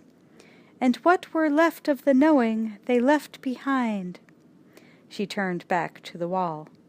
"Some say the wind just stoppered. Others reckon it were a gang called Turbulence." She moved the telling stick to the third main image. A 747 on the ground, its back broken, crosses scattered over its frame and the earth. A body count. The sputtering and coughing of an engine dying filled Max's ears along with the words. Now it became a high-pitched whine and the sound of a crash. The children thrashed on the ground, crawling out of imaginary wreckage. "And when it were quiet," Savannah went on, more softly, as silence fell, "some had been jumped by Mr. Dead, and some had got the luck, and it leads 'em here." She turned away from the wall, the tragic mask of her face transforming with the joy of discovery. She raised her hands, looked up at the sky, embracing the oasis and their new world. "One look and they's got the hots for it. They word it, from that rock to them woods," sweeping her hands across the canyon. "Planet Earth. And they says, we don't need the knowin'. We can live here." The tribe repeated the words reverently. On the ledge before his shrine, Screwloose watched the tell with the monkey sitting beside him, munching berries as he silently mouthed the words with the rest. "We don't need the knowin'. We can live here." Mr. Skyfish and Gecko began to beat out a rhythm with sticks, marking the passage of time, as Savannah pointed to a wide bank of dating marks etched into the wall. "Time counts and keeps counting, and some of 'em gets to missing what they had. They gets sore lonely for the high-scrapers and the video. Video, whoa, whoa, whoa," the children crooned, a paean of longing. "And they does the showin' so the others will 'member what it were like." Savannah brandished the telling stick. "It were the #1 blockbuster telling," Mr. Skyfish cried. "In stereo, whoa, sonic," Gecko chimed in. Slake came back to Savannah's side, holding the slide viewer. Flanked by Mr. Skyfish and Gecko, they moved through the crowd toward Max. Slake offered him the viewing box. Max took it dutifully and raised it to his eyes. Slake pushed in a faded slide. Max blinked his eyes into focus, saw a smudged, dust-blurred image of a city's skyline at night, the lights of a bridge arcing across the darkened harbor. Savannah intoned. They say, "'Member this?" "Tomorrow, morrow land," the hunters responded in chorus. "The knowin' and the doin' of it all." The rest of the tribe picked up the new refrain. One of the children scrambled to his feet and began to dance as they chanted, "The knowin' and the doin' and the doin' and the knowin' and the knowin' and the doin'." Max lowered the viewer, looking around him. As the chanting droned on, a second image was pushed into the viewer. Max lifted it to his eyes again. Another image of the city at night. Freeways flowing by, trailing time-lapse ribbons of brilliant scarlet and silver car lights. "'Member this?" Savannah cried. "The river of light," the hunters responded. A third slide, a sunset shot of a jumbo jet flying over the city. "'Member this?" "Sky raft," the hunters shouted. Another slide. "'Member this?" The picture of an airline pilot gazing skyward as two jets flew overhead. "Captain Walker!" the tribe cried. They all turned to look at Max again. Max kept his eyes glued to the viewer as the pilot's picture was removed, and another one dropped in. "'Member this?" Max recoiled in surprise as the image of a nightclub stripper suddenly appeared in front of his eyes. "Mrs. Walker!" the children screamed ecstatically. Max lowered the viewer, looking around him again as the hunters began to beat out a new rhythm, thumping their spear butts on the stone, a heavier, more ominous sound. The children fell silent again, their faces no longer smiling. Savannah, with Gecko and Mr. Skyfish at her sides, moved back to the wall and raised her telling stick again. "So's Captain Walker picked them of an age and good for a long haul. They counted 20, and that were them. The first leaving." She pointed her telling stick at the wall again, framed the painfully etched words. "Rescue party departed on the 8.11.05. Led by Flight Captain G.L. Walker." Beneath it were 19 names also scratched into the wall, but not deeply enough. Like the date, they were already becoming difficult to read as erosion of the soft stone erased their scarring grain by grain. More deeply etched below, so that Max could read them easily, were the words, "May God have mercy on our souls." Savannah looked out at the watchers. They said bye-de-bye to them what they birthed, and from out of the nothing they looked back, and Captain Walker hollered, "Wait, one of us will come." "One of us will come," the tribe murmured. Savannah's eyes darkened. "But nobody come. So's them of an age took their own leaving. That be the second." She pointed to a second set of etchings, more primitive than the first. No names, but a clutch of clothespin figures and calendar scratches, decorated with writhing snakes and totem creatures. "Wait," the children droned. "One of us will come." "And then be the third." Savannah showed them the markings of the third leaving. Fewer figures, more primitive still, marked with childish sun figures and things that looked like bugs. "Wait," the children murmured mournfully. "One of us will come." Savannah took a deep breath. "And then come the fourth." She framed the last drawing of a solitary woman's figure. "Savannah Nix!" Cusha cried out proudly from somewhere behind Max. "It were her time." The tribe picked up the name and began to chant it. Slake flung up his arm impatiently, gesturing for silence. "And somebody did come." Savannah's voice rose triumphantly. She motioned to a smiling, paint-smeared little boy sitting quietly near the front of the crowd. "Scratch," the tribe's artist. He hesitated, suddenly overcome with shyness as she beckoned him to her side. His friends pushed him up and out until he went forward to join Savannah. Once up there, his pride took over, and he pushed the screen aside to reveal the final painting. Max stared at the wall, stunned, as all around him the children looked up at his face again. On the wall was unmistakably a painting of him, larger than life-size, scar and all, with arms outstretched like Christ on the cross, or the wings of an airplane.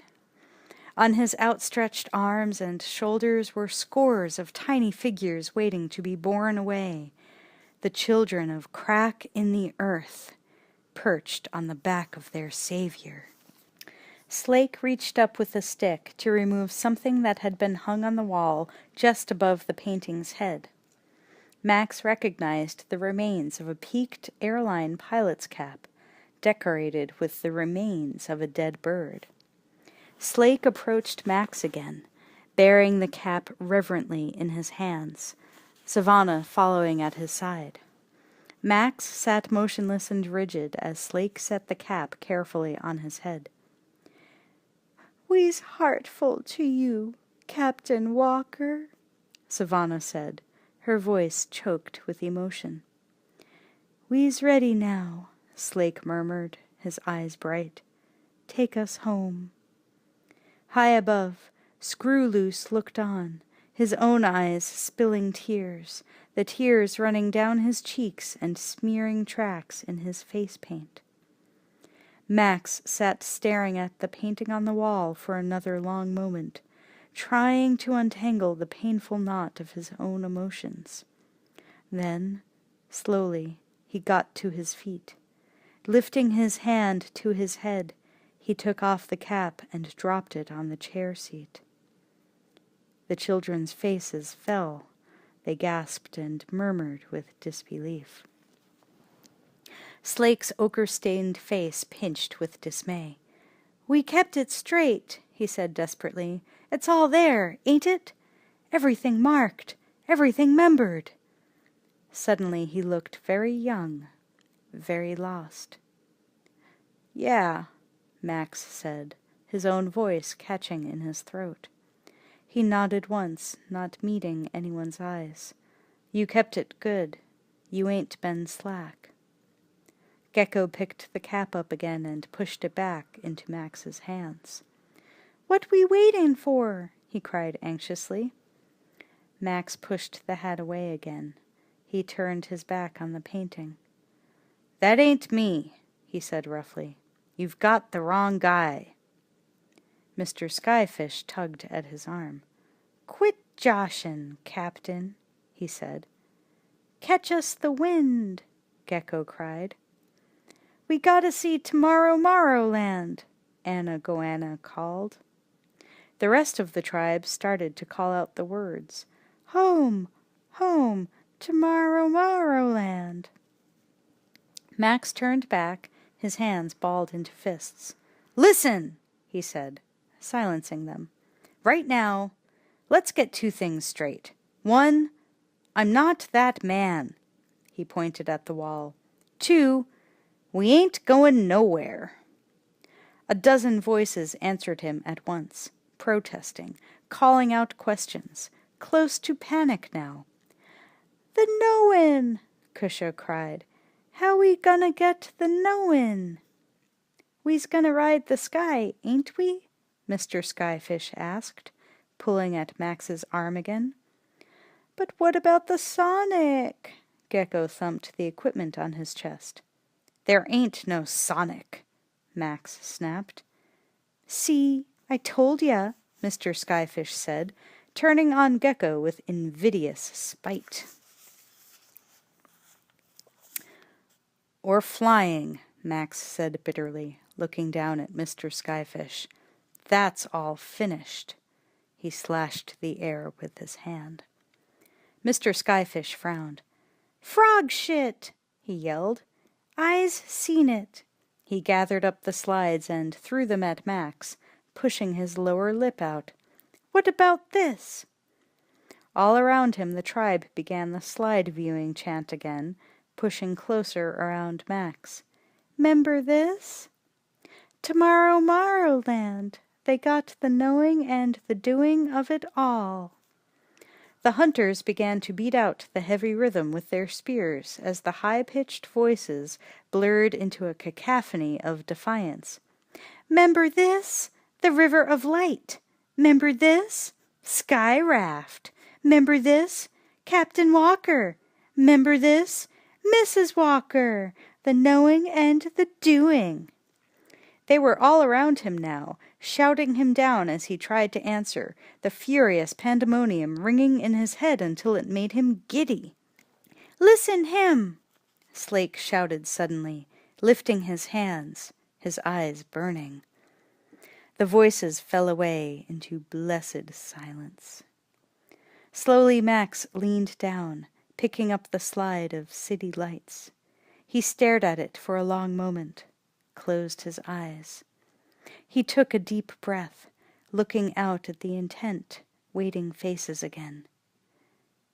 There were places like these, he said at last. They were called cities. Lots of 'em.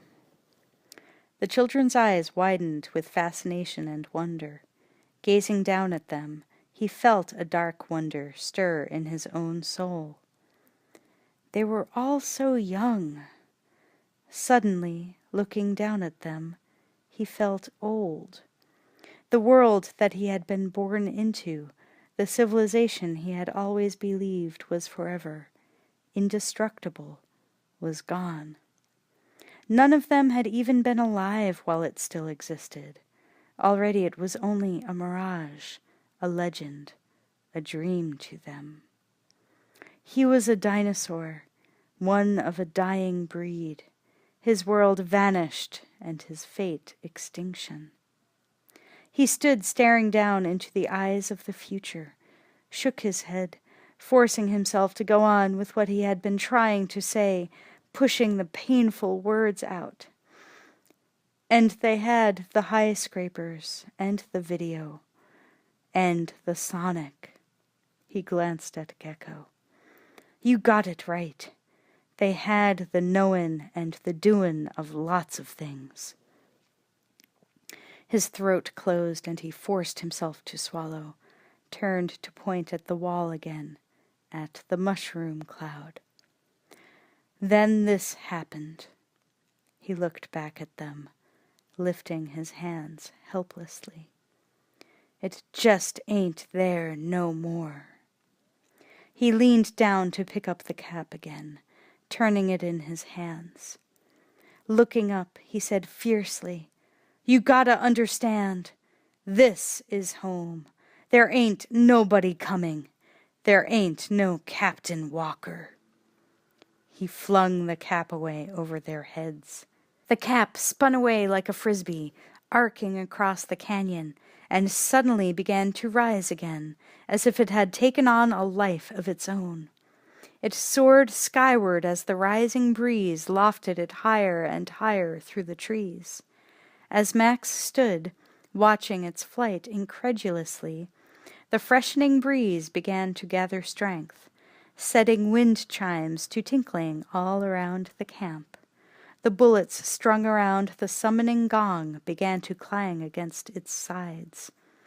Inside Screwloose's hidden shrine, even the bones and fetishes began to rattle on their thongs. The tribe watched breathlessly as Mr. Skyfish's kite lifted from its wooden cradle, rising into the trees.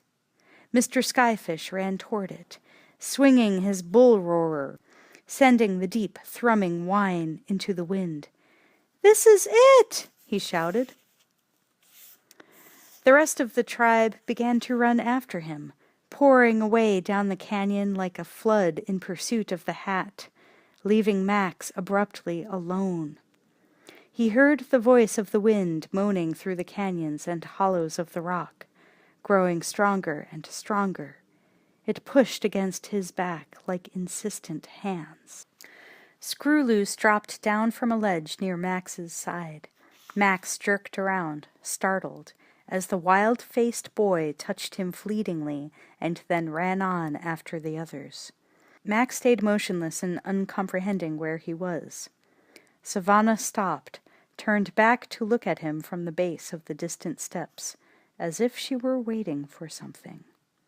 Gus and Eddie ran back to him, seizing his hands as he still did not move, dragging him forward. He let himself be led, his curiosity overcoming his reluctance. The wind was whipping the treetops wildly now, swirling dust up in clouds as the tribe raced up the steps and out of the canyon bottom. Savannah started on after the others as she saw Max following. She looked back again and again, reassuring herself that he was still coming as she climbed. Savannah stopped again when she reached the top of the gorge, waiting impatiently for Max and the little uns. As Gus and Eddie scrambled up over the brink, Savannah reached out to them, helping Gus over the rim with a tug and a brief smile. Max stumbled into view, still dragged by Eddie, who let go of him at last and ran on ahead. Max stopped, breathing hard, his ribs aching, his body still shaky from his ordeal in the desert. He looked out across the plain, his eyes following the running herd of children. His jaw dropped as he saw at last what they were running toward. Lying out on the desert, gleaming in the late sun, was the monstrous hulk of a 747. It must have hit nose first, trying for an emergency landing.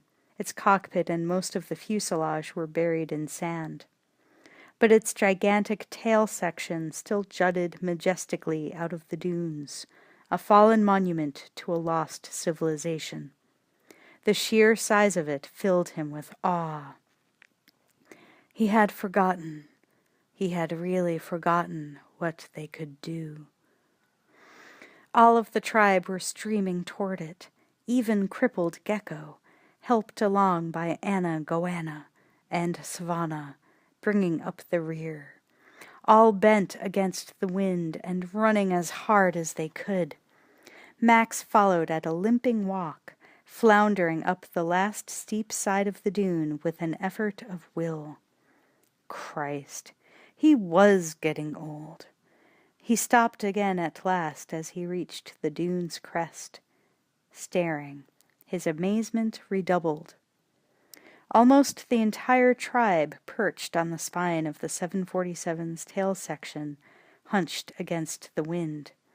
Several of the hunters, led by Slake, were whirling bull roarers now. The throbbing drone of sound merged with the wind in a mournful elegy. Only Savannah and Mr. Skyfish were still moving, walking out along the shining metal of the tail to take their positions. "Everybody loaded, Captain," Savannah called as she saw him top the rise. "We got the wind up our ass, Captain," Mr. Skyfish shouted. "Let's go." Max stood on the wind-swept dune, looking up at the waiting children for another long moment, the dirge droning in his ears. And then he turned his back on them and walked away. Savannah stared after him, her fur headdress whipping around her face, her dark eyes filling with bewildered disillusionment. Chapter 12. The Leaving. It was a glorious morning. Max stretched and yawned, squinted out through the hangings of the sleeping platform at Eden. He had slept like the dead since shortly after he got back to camp. The sun was high in the sky by the time he woke again, its light and heat pouring down between the blood-red cliffs like honey. But as he looked out at the new day, the camp around him was empty and silent. Birds twittered in the trees, the only sign of life anywhere. He got up and climbed stiffly down the ladder. The kids were gone. Even his monkey was nowhere in sight. He wondered if they were still sitting up there on that goddamned wreck, waiting for him to make it fly. Max helped himself to fruit, resolutely refusing to worry or even think about it. They'd have to come down sometime. He splashed his face with water from the pool and drank, noticed Gecko's fishing pole lying in the sand. Sitting down on the shore, he picked it up and cast the line out into the blue-green water. The sun warmed his back, baking the stiffness out of his abused muscles and joints. A friend to him now, no longer an enemy, here in this beautiful oasis of peace and plenty. The kids were crazy to want to leave crack in the earth, but then they didn't know what he knew about the world outside it. God willing, they'd never find out. This was a place to spend forever in, a place to grow old in. He sighed with rare contentment, running his hand through his newly cropped hair, and began to hum a gentle, aimless tune. A hand pushed in front of his face, snatched the fishing pole from his grasp. Gecko hobbled away, frowning, reclaiming his property indignantly. Max looked up in mild surprise, lulled by the soothing silence until he had almost forgotten that he was not the only human being in the world. The rocks and cliffs above the camp were lined with the tribe's returning members, their mournful, dirty faces staring down at him, forlorn with betrayal. Max leaned back, closing his eyes with a smile, stretching out in the sun like a satisfied cat. The resounding clang of a gong startled him back into a sitting position, destroying his reverie once and for all. He turned, looking over his shoulder. Savannah stood beside the camp gong with Cusha, Finn McCoo, and Mr. Skyfish gathered sullenly around her. The tribe turned with him to stare at her. "Who's comin'?" Savannah demanded, her brown eyes flashing a challenge. "We's pullin' on a leavin'." Slake leaped down from the ledge above her to stand face to face, confronting the small group of rebels who had challenged the unity of the band. The other children slowly began to filter down into the canyon bottom, gathering around him. Max turned away again and settled back comfortably against the rocks with his hands behind his head. It was their problem, and it was as meaningless as their pathetic cargo cult dreams of rescue. Let them work it out among themselves. They weren't going anywhere.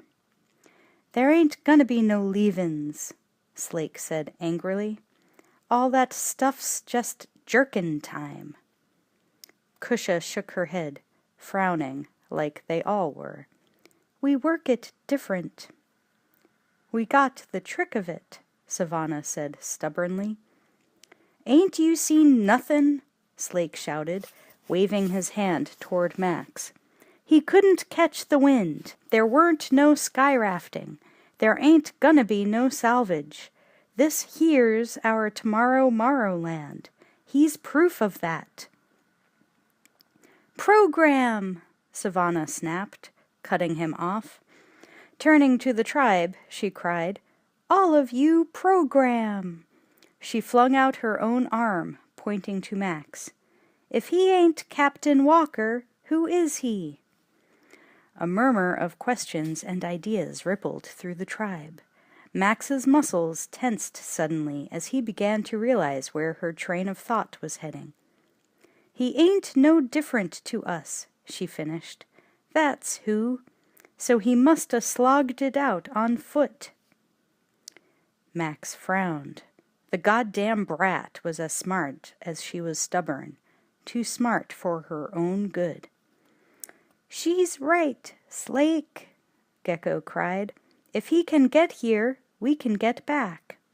He pushed off from the rock where he was sitting and began to hobble toward the group gathered around Savannah. Anna Goanna scrambled after him, grabbing his arm, holding him back with fierce possessiveness. "He ain't much bigger than us, Slake," Mr. Skyfish said, looking at Max again. Gecko pointed at the monkey, perched in a tree with a banana in its paw, watching the strange ways of humans with silent curiosity. "He did it," Gecko crowed, "and he's littler." Savannah nodded. "That's the trick of it." She beckoned with her hand. "Who's comin'?" About 6 more tribe members, all middle uns, began to drift toward Savannah. Gecko broke free of Anna Goanna's grasp and limped away to join them. "Across the nothin'!" Anna Goanna shouted after him. "Don't you remember?" Looking at Savannah, she said angrily, "When you finded him, weren't he damn near jumped by Mr. Dead?" She jerked her head at Max. 3 of the middle uns, hearing her words and suddenly remembering what Max had looked like when he arrived, turned around abruptly and scurried back to stand by Slake. "Nobody's sayin' it ain't a hard slog," Savannah insisted. "We knows that now, but if we wants the knowin' and the doin', there ain't no easy ride." She put her hands on her hips. "There ain't no knowin' or doin'," Slake said, his voice sharp with the pain of his own hard acceptance. He was the oldest. He still remembered the despair and the loss of the elders. "There ain't no Sonic. There ain't no sky rafting." He glared the 2 younger boys bedecked in their totem trappings. "You slog out there to nothin'." He waved his arm. "Worse than nothin'," Max said. He got slowly to his feet and walked with deliberate strides to stand beside Slake, his eyes as bleak as winter as he looked at Savannah. "The first place you'll find is a sleaze pit called Bartertown. If the earth don't swallow you, sure as hell that will." His voice grated with memory. Savannah turned and shoved her way between them, refusing to listen, refusing even to look at him. She strode off through the tribe toward the waiting steps. "There ain't no tomorrow Morrowland," Slake shouted. "Listen him." Savannah looked back, her hands clenched. "We done that," she said, her eyes smoldering with betrayal as she glanced at Max. "He's got word stuff from his ass to his mouth." She turned away again in disgust, heading up the trail that led out of the canyon. Without looking back, she called, "Whoever's got the juice, track with us." Kusha, Mr. Skyfish, and Finn McCoo followed. Gecko began to hobble after them. 12 or so more tribe members began to follow her, tentatively, and then more, confidently. Slake stood watching them go, as helpless as if he had suddenly grown roots. Max jerked the empty rifle from Slake's shoulder and tore off the spear that was lashed to its barrel. Reaching out to the gong, he yanked a handful of cartridges from the chimes dangling beside it. He pushed 2 of the bullets into the rifle's chamber with practiced fingers, while Slake stared at him uncomprehendingly. Savannah and her followers were already halfway up the steps. Max raised the loaded rifle and took aim. He fired. The explosion of sound was followed by the crash as a hanging urn shattered beside Savannah. Water poured out its ruined side, splashing on the rocks. Everywhere around them the children screamed in terror and ran for their lives. Little Uns climbed up Slake like squirrels up a tree. Even Screw-Loose, watching from high above, darted back into his cave and hid. Only Savannah stood her ground, her hands still clenched at her sides. Mr. Skyfish, Gecko, and several of her followers cowered among the rocks around her. Slake stood silently, still covered with trembling children, his face filled with sick awe as he realized at last what kind of man was standing in their midst with the eyes of a wild animal. Compared to this man, he knew no more than the little ones clinging to his arms, and never would. "Now listen good," Max shouted. "I ain't Captain Walker. I'm the guy who keeps Mr. Dead in his pocket." He held up the rifle. "And I say we're gonna stay here.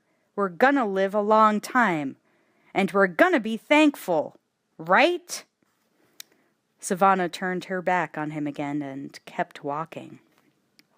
Slake watched her go, his sudden respect for her courage matched only by his disbelief at her foolhardiness. Max took aim and fired again. The killing sound echoed ear-splittingly from the rocks. This time the shot ruptured a melon in a basket beside Savannah's head. Savannah winced as wet rind splattered her shoulder. Without hesitation and without warning, Savannah spun around, her own arm up, her spear thrower flashing faster than the eye could see. The spear hissed toward Max, buried itself in the dirt between his feet. Grimly, Max pushed it aside, starting forward. 2 more spears thwacked into the ground on either side of him. Max stopped, looking down at his feet and up again. Kusha and Mr. Skyfish stood on the rocks above Savannah now, joining her heedless defiance. Savannah turned her back on Max for the final time, calling out to the others, "Keep trackin'!" Gecko and Finn McCoo emerged from hiding, followed Kusha and Mr. Skyfish up the trail after Savannah. Max threw down the rifle furiously and ran after them up the steps. Savannah spun around, another spear raised and ready.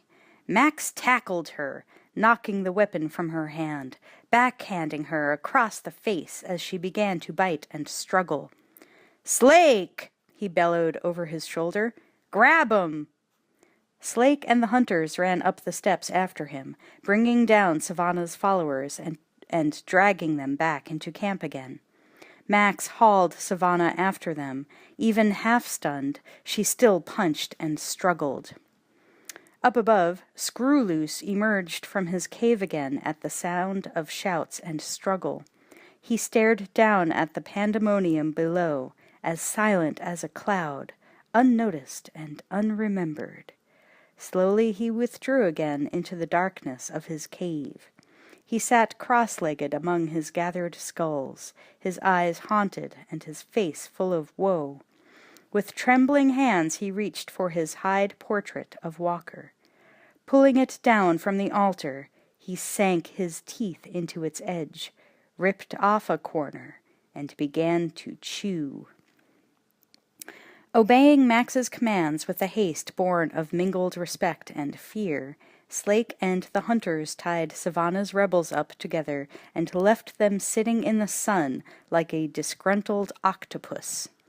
By tomorrow or the next day, Max figured, a taste of real hunger and thirst would have cooled their tempers to the point where Slake's reasoning or his own threats would be enough to make them admit that their plan was crazy.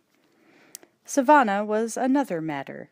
Max tied the cursing, kicking girl up himself, hand and foot, running the slope around a boulder for good measure. He gagged her with a strip of cloth to shut her up, as much to have a little peace and quiet as to keep her from swaying the others with her pleas. He recognized the look in her eyes, recognized an emotion he knew far too well burning inside her like cold fire. And then he left her, and the rest of them, alone. The other children, even Slake and the hunters, skittered out of his way everywhere he went, staring after him in wide-eyed silence, as if a mad dog had come to live in their camp. He went about his own business unconcernedly, eating, drinking, resting in the shade. Yesterday he'd been a god to them. Today he was the devil. Tomorrow they'd begin to forget today. And when he left them alone, eventually he'd be no more remarkable here than a stone or a tree. They'd leave him alone, too, which was just what he wanted. All except Savannah. He didn't know much about teenage rebellion, but he knew the kind of obsession that drove her now, the fury born when somebody killed your dreams. She was only a kid, and the dream was only a phantom. She hadn't lost everything. She was still surrounded by people who loved her and all the civilization anybody needed. One of these days she'd come to her senses and realize that. In the back of his mind he even admitted to a grudging admiration for her guts. She had the intelligence and the strength to be a real leader of the tribe someday, if he could just keep her from committing suicide in the desert before she grew up. Max built a small fire as dusk deepened and broiled 2 freshly caught fish. He shared nuts and berries with the monkey, who put in an appearance at his side for the first time all day. The monkey wandered away again into the shadows, clutching a handful of dates as he finished eating, heading back into the arms of some kid or other. Max watched it go with a twinge of jealousy, but he could hardly blame it for preferring the company of a score of worshipping children to his own. He didn't much like his own company either, when he thought about it. He glanced at Savannah, still tied securely to the rock and scowling into the gathering darkness, looked away at the other rebels sitting uncomfortably in a bunch by the central fire pit.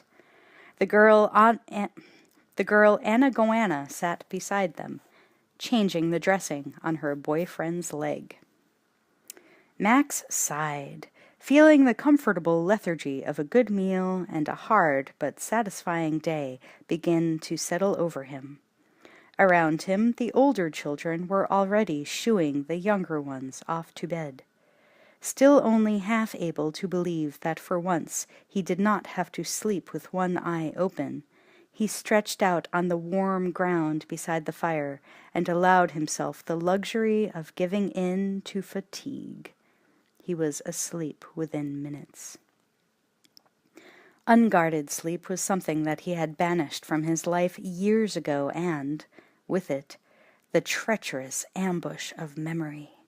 But on this night, asleep beneath the rustling trees in the heart of the quiet camp, he dreamed. And woke, somewhere in the night, remembering the dream.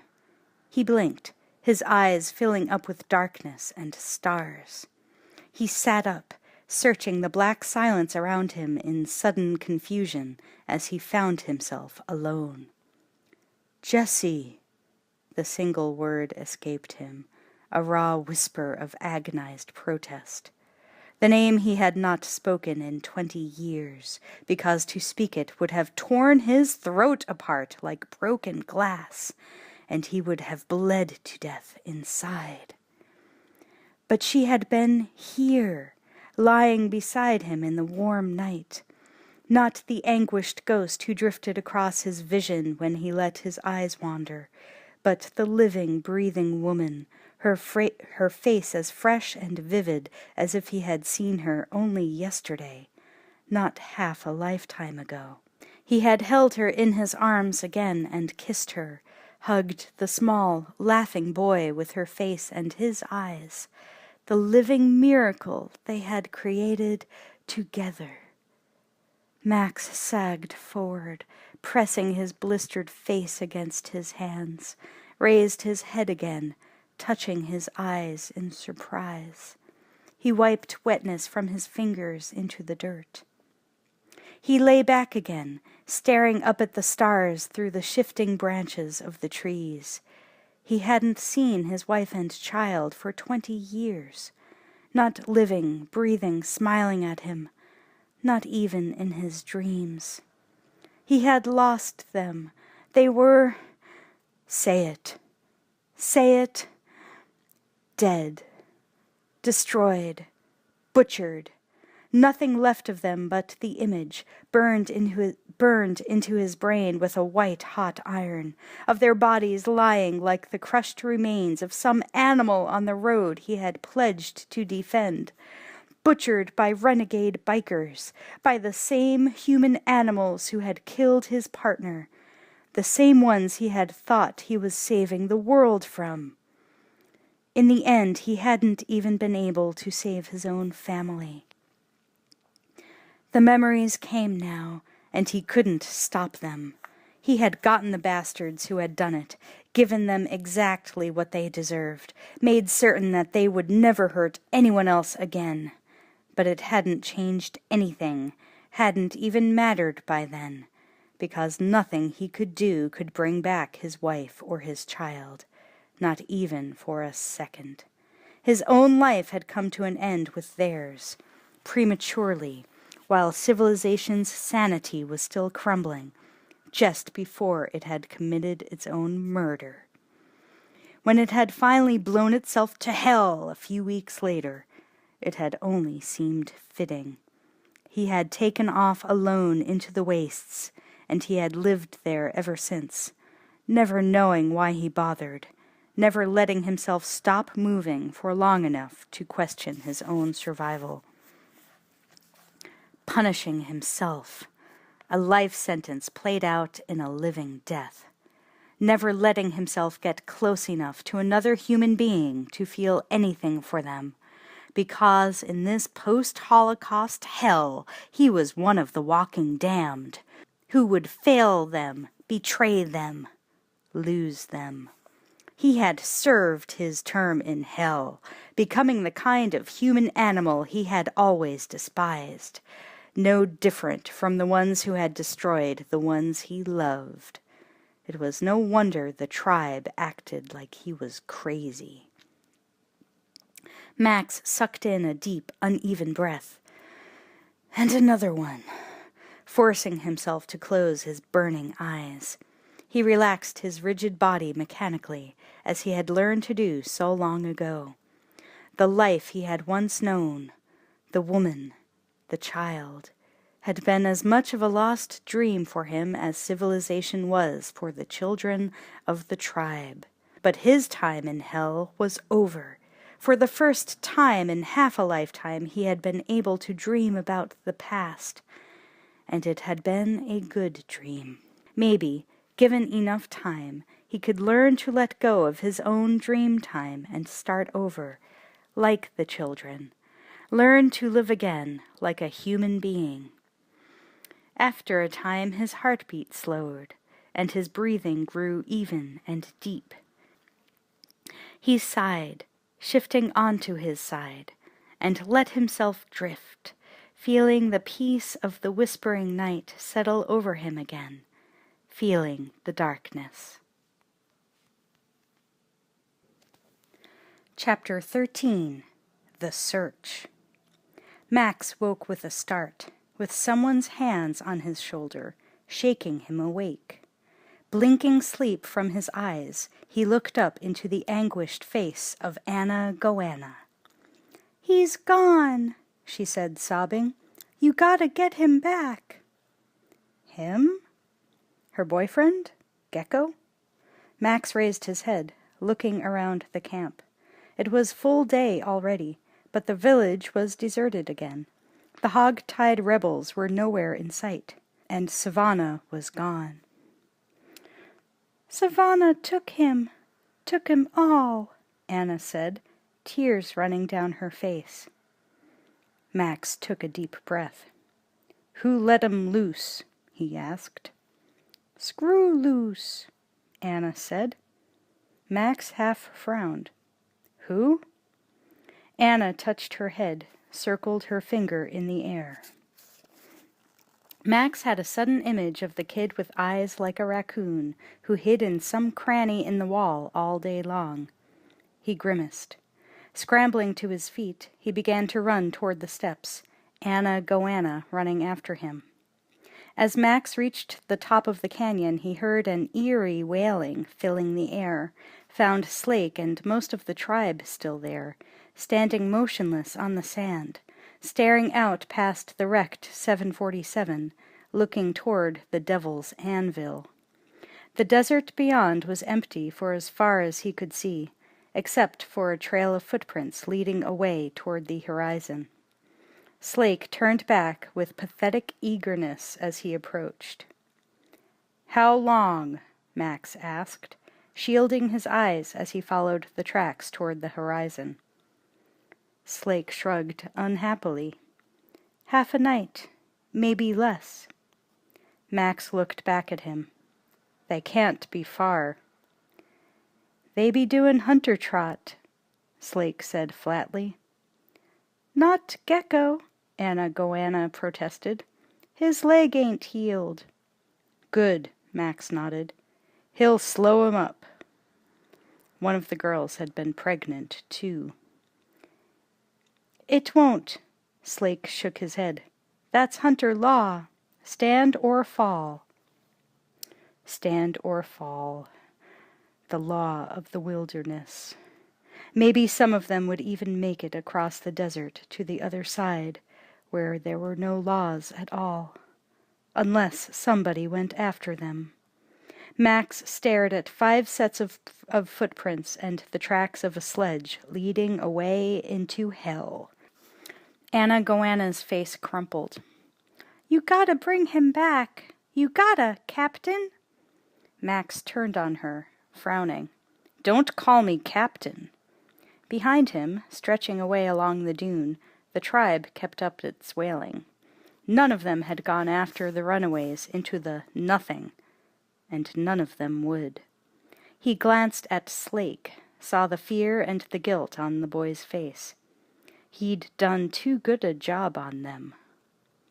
Max turned back, looking out into the glaring furnace of light. The sun beat down on his unprotected head.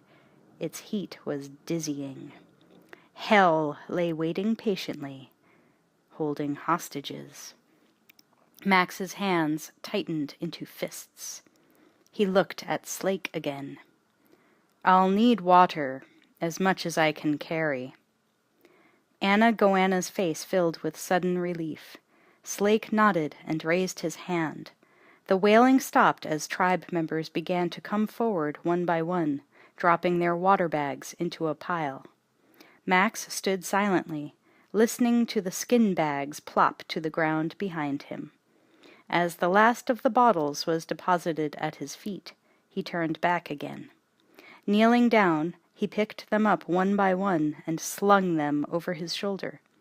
As he loaded himself up, a pair of slim legs crossed his line of vision. Anna Goanna bent down beside him and began to pick up water bags. Max looked up, frowning again. "What are you doing?" She stuck her chin out, frowning back at him. "I's coming salvage for my buddy." Max hesitated a moment and then nodded. He stood up, pulling more water bags up over his shoulder. Anna turned to Slake. "We needs a hunter." Slake looked expectantly at the hunters gathered around him. One by one they hung their heads or glanced away, their faces pinched with shame and fear. Anna's face twisted with disgust. She turned back to the pile of remaining bags to pick up more. As she leaned down, a pair of small, chubby hands were there before her. Eddie began to pick up water bottles, following her example with a happy smile. "No!" A larger hand entered her line of sight, shooing Eddie back. She looked up to find Tubba Tintai, the fat kid who was always last in line when Slake and the hunters took the trail. She had always thought he was a chicken shit. She raised her eyebrows in surprise. Tubba shrugged resignedly, half smiling, and picked up another water bag. Max started away across the sand without a word, knowing that Anna and Tubba were following him only by the scuff of their footsteps. Above, the tribe watched them go, equally silent now. Eddie peered forlornly between the legs of the shame-faced hunters. Max and the two kids trekked on into the desert, crack in the earth melting into the heat haze behind them like a mirage. Max kept his eyes on the tracks ahead, never letting himself look back, trying not to think at all. As they slogged up the face of another dune, he heard a cry, very faint, seeming to come from all 4 quarters of the distance. Max scrambled to the top of the next ridge, looking ahead, searching for the cry's source, hoping against hope. Behind him, Tubba tried to speak. Max waved him to silence, listening.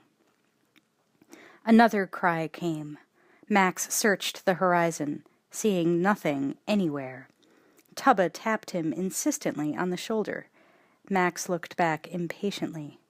Cresting the dune behind them was tiny Eddie, struggling valiantly to catch up, his battered teddy bear clutched in his arms and a single container of water flopping at his back. Max swore furiously and plunged on down the face of the dune. "He holds his own, okay?" Eddie held his own, much to Max's surprise, with a little help from Tubba and Anna. The fact did not improve his mood. Anna Goanna wanted Gecko back. They all wanted Savannah and her band of rebels back. Or what the hell were they doing out here? But the kids treated this search like some kind of goddamn Boy Scout hike. They didn't know what they were getting into, any more than Savannah did. Max trudged on, his clenched jaw aching with tension, wishing that he didn't know either. They followed Savannah's trail all through the day, never seeing anything ahead but footprints leading them deeper into the desert. Max pressed on at the best speed he could hold. His own strength was still limited, but if they didn't find the others soon, they might just as well never have begun this journey, and none of them would ever see crack in the earth again. Anna Goanna and Tubba had no trouble matching his pace, even with Eddie in tow.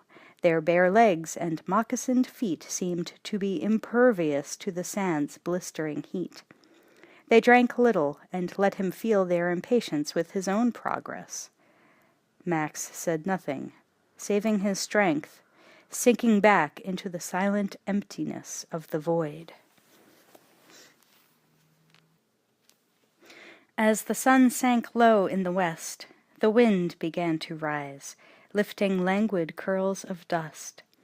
Grimly Max pushed on, pushing himself harder, knowing all too well what the rising wind would do to the tracks they followed. If they lost Savannah's trail, they'd never pick it up again. They kept on through the night, tracking by moonlight, not stopping for sleep, and by dawn Tubba told him that they were gaining. They pushed deeper into the salt-crusted wastes of the Devil's Anvil, beneath the pitiless gaze of another day's rising sun. The heat rang like a hammer on the glittering surface of the lake bed. The specter of his own agonizing journey across this land of death swam like a mirage across his vision. Resolutely he kept his eyes on the way ahead, the tracks already fading as the wind strengthened. Savannah Nix had saved his life from the thing that waited here. He wasn't going to let it claim hers instead. But their own pace slowed more and more. He was the one who dragged or carried Eddie up the dunes now. Anna Goanna and Tubba had grown grim and silent, lagging behind him, their lips cracked, their footsteps dragging, Their skin burned crimson. Max had slogged it on will alone before. They were tough kids, but their life had been soft until now, and realizing it only made their going harder. His only hope lay in the signs that Savannah's band was slowing even more. Gecko's leg had to be the reason, but Savannah hadn't abandoned him. Not yet. Max squinted ahead, sand and dust stinging his face, past and present shifting places and shifting back again as he bent forward against the wind, following a trail that might lie only in his imagination. Behind him, Anna Goanna gave a cry, ran forward as she spotted something lying in the sand ahead. Max began to run too, and as he saw what she held up, Gecko's forked stick, the phonograph record still wedged onto one branch. Anna scrambled on again, climbing the next rise, shouting, "Gecko! Gecko!" She disappeared over the top. Max reached the top of the dune behind her and stopped, looking down. Below them a solitary figure crawled in hopeless circles in the sand, groping futilely, searching for something. Gecko. Anna plunged and slid down the face of the dune to his side, calling his name. He turned, looking up at her cry, his blistered face anguished, his gaze wandering aimlessly, dazzled by the glare of sun on sand. Anna reached his side and dropped down beside him, grabbing his shoulders. He twisted, struggling in her hold, not even seeming to recognize her. His eyes were glassy with fever. The Sonic," he whimpered. "I's lost the Sonic." Anna pushed the forked stick into his hands, tears filling her own eyes. She pulled a water bag off her shoulder and unstoppered it, holding it to his lips. Max stood with Tubba and Eddie on the ridge, watching through the wavering fog of heat and dust as the two figures merged into one in the valley below. He stared at them for a long moment with shadowed eyes before he started down the hill. With the help of Tubba, Max lashed together a litter of spears and hides like the one that had carried him to crack in the earth. Together they loaded the helpless boy onto it, still clutching his stick to his chest, and tied him in place. Max leaned down, not meeting Anna's eyes as he slung the litter's straps over his shoulders. The sandstorm grew worse as they went on. The sun seemed to hang motionless behind its veil of dust and sand as the afternoon became an eternity of struggling forward and sliding back, climbing and falling, moving through the long-dead sea like swimmers under water. Dazed with exhaustion, slowed by the burden of Gecko, Max and the trackers continued to lose ground. At last, cresting another wave in the endless sea of dunes, Max stopped short, staring out at the desert ahead, and saw nothing at all. The trail of footprints had vanished, swept away completely by the storm. The small band stood uncertainly, each one looking in a different direction, searching for some trace, some sign. No one spoke, afraid to give that much power to their fears. Suddenly Eddie pulled at Max's arm, pointing up into the sky with a gleeful grin. Very high up, something was flying, wheeling and circling on the currents of heated air. "Yeah," Max murmured, his voice thick with dust. "It's a hawk." Tubba looked up, squinting at the strange motion of the bird. "That ain't bird rafting," he said with sudden excitement. "That's Mr. Skyfish." Around Max, all the children broke into smiles for the first time. They started on at a jog trot, the sight of it giving them fresh strength. Reaching the last rise, they slithered to a stop again, their gaze following the kite string down. Max's heart sank into his boots. Below them lay Mr. Skyfish, the kite tethered to his wrist, lying spread-eagle on the sand, clinging to Cush's arm, the anchor for a human chain that stretched to the bottom of the dune where Savannah lay, desperately clutching a strip of hide. Holding on to the other end was Finn McCoo, up to his neck in the same kind of sinkhole that had swallowed the dead horse. Max unslung the straps of the litter and sprinted across the sand, running toward the sinkhole. As he ran, he watched Finn sink up to his chin, past it, screaming in terror as he fought to keep his mouth clear. The leather strap strained, stretching. Finn disappeared, dragging the leather and Savannah after him into the sand. Screwloose fought frantically to keep his hold on Savannah's ankle, his own hands slipping as she was dragged forward, straining the entire human chain to its breaking point. Abruptly it snapped as Screwloose's other hand lost its grip on Cush's ankle. Screwloose and Savannah slithered down into the funnel of sand, Savannah still clinging fiercely to the strip of hide as she was dragged headfirst into the hole. Max dove down the slope and caught Screwloose's flailing hand. Scrambling for a purchase, he pulled Screwloose back and up with all his strength. Behind him he felt someone's hands lock over his ankles, joining their weight to his own. Savannah's shoulders began to reappear, and then her head, inch by inch, as they dragged her free from the embrace of the desert, barely conscious, but still alive. The leather strap slid out of the sand.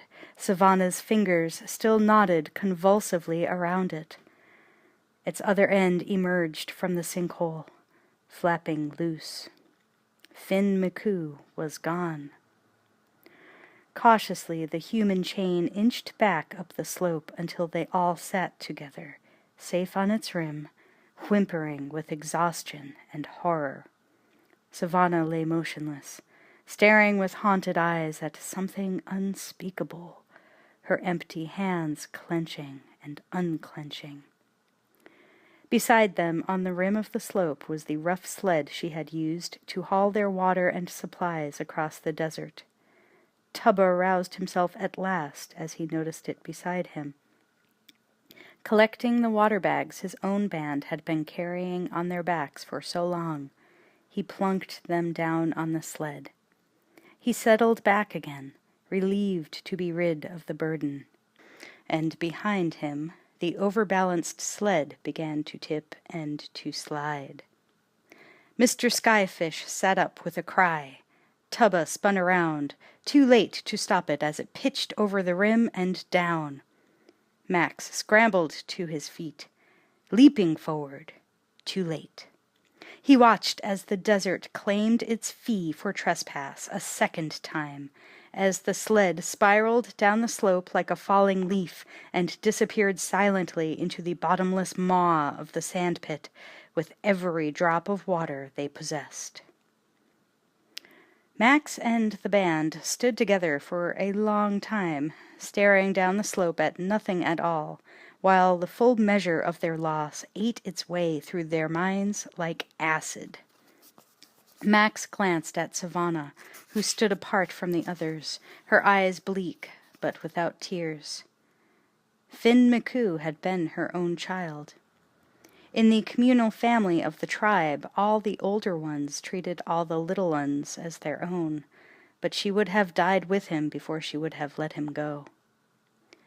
Silently, Savannah reached down, taking in her hands the small, battered globe of the world she wore slung at her waist.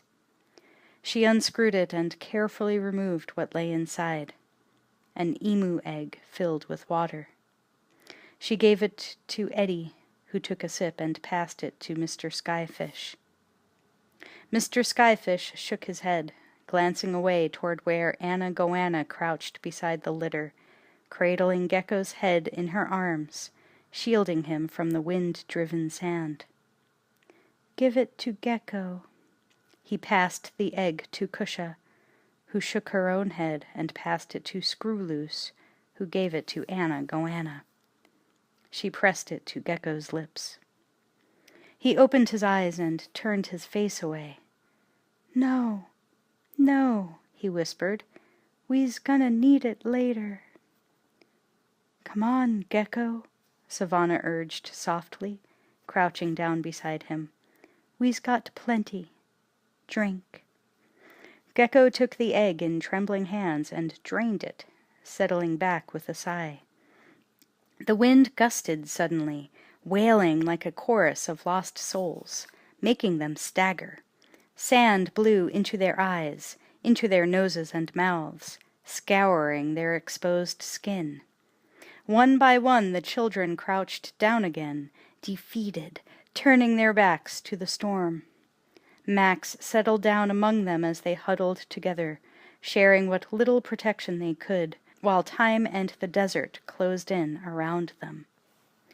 The sun grew weary in time, rolling down the sky toward its night of rest. Even the wind grew weary at last, and laid down its burden of sand, breathing gently. Sand poured from hunched, motionless backs and shoulders as Gecko crawled forward, heading out across the quiet desert toward the top of a nearby rise. "I can hear it," he called. His sunken, fever-bright eyes were fixed on the sunset horizon. "I's hearing the sonic." Anna Goanna roused from her half-stupor, half-sleep at the sound of his voice. She shook herself off and stumbled to her feet, starting after him. "It's there!" Gecko cried as she caught up with him, lending him the strength of her supporting arm. "I's hearing it." Anna looked out with him across the dunes, searching in vain for whatever he saw, listening for what he heard. Her breath caught, her own eyes suddenly widening in disbelief. A long way off, almost to the horizon, pillars of smoke were rising into the sky. As she watched, blinking and blinking again, the fading sunset glow suddenly flared up again, shimmering like the aurora borealis, illuminating the pillars of smoke until they shone like a spirit vision. "Home," Gecko murmured. "Home." Anna sucked in her breath in amazement. "Captain! Captain!" she cried. "We's there!" Max shook himself free of the sand and climbed to his feet. Around him the other children began to stir and sit up. Squinting at the uncanny glow like a fallen star beyond the dunes, he limped forward to the place where Anna Goanna and Gecko stood silhouetted side by side. As he reached the top of the rise, his stomach twisted with sudden recognition. The children trailed after him one by one, until they all stood beside him, their eyes wide with wonder, all of them smiling, except Savannah and Max. "Bartertown," Max said at last, spitting out the word. Behind him, Mr. Skyfish picked up a spear and drove it hard into the ground. With deft fingers, he tied the string of his kite to it. The kite began to drift upward on the back of the breeze, the silk and feather bird form rising into the sky like a spirit. "That be Finn's marker," Mr. Skyfish said softly. "And the bird be his eyes, watching over us all." He turned away, looking behind them. "So long, Finn McCoo." Savannah bit her lip, turning her face toward the glowing beacon on the horizon. Together, the small band started on across the desert, heading for Bartertown. Chapter 14. 33 Poles. They reached the 33 Poles sometime before dawn. Max stood silently on the salt flats below Bartertown, staring up at his own funeral marker freshly erected beside the other 32. The skull at its tip returned his stare with a hollow-eyed grin, welcoming him home. Max turned away again with a sigh of resignation, looking back at Anna Goanna somberly tending Gecko at the foot of the nearby pole. Gecko was in bad shape. The boy needed more than they could give him, maybe more than anybody could give him now. Max glanced at Savannah, sitting cross-legged nearby, silent and unmoving. Out of all the rest, the only one who seemed indifferent to their arrival. Her eyes flickered up, meeting Max's gaze as she felt him look at her. There was no hatred in her stare now, no betrayal, only desolation, the emptiness of the wasteland. She believed him now, and he was only sorry. Max looked away from her. There were some things only experience could teach, and most of them were things you didn't want to know. He nodded to the rest of the tribe, who stood waiting impatiently for their first glimpse of what lay beyond the top of the ridge. He had known that he couldn't keep them from looking, at least, but he had forbidden any of them to get out of his sight. The only way they'd ever understand about Bartertown was by learning the hard way, and he was damned if a single one of them was going to end up any wiser tonight. One look was all they were getting, and then they were going home. Max started up the slope, the kids following, treading softly. He had to reconnoiter if he was going to find a way back in, and he had to find a way back in if he was going to steal enough water for their return to crack in the earth. The only thing he'd get if he showed his face at Entity's gates fresh from Gulag was an arrow in his gut, but the monkey had gotten out somehow, and so somewhere there had to be another way to get inside. He cursed himself for not bringing the rifle. He had never believed that any of them would get this far. Just his luck. The glow of Bartertown's lights blotted out the stars as Max reached the top of the hill and flattened himself on its rim. The kids imitated his every move, lying down beside him. They were on the cliffs above the town. From here they could look straight down into the central square. Entity's penthouse was directly opposite their eye level. Max could see shadowed figures moving behind the flowing gauze-curtained walls. All around the tower, Bartertown was hopping. The shouts and laughter and wrangling carried clearly in the still desert air. Thunderdome's sign was flashing, and a fair crowd was gathering outside it. He wondered who would be getting killed in there tonight.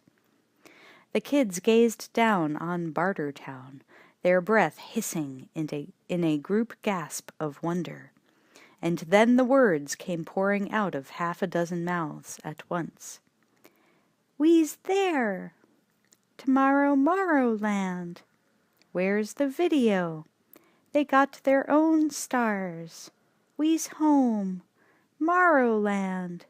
A high scraper!" Max gestured fiercely, trying to silence them. "Shut up!" he rasped. "It's not Tomorrowland. It's Bartertown."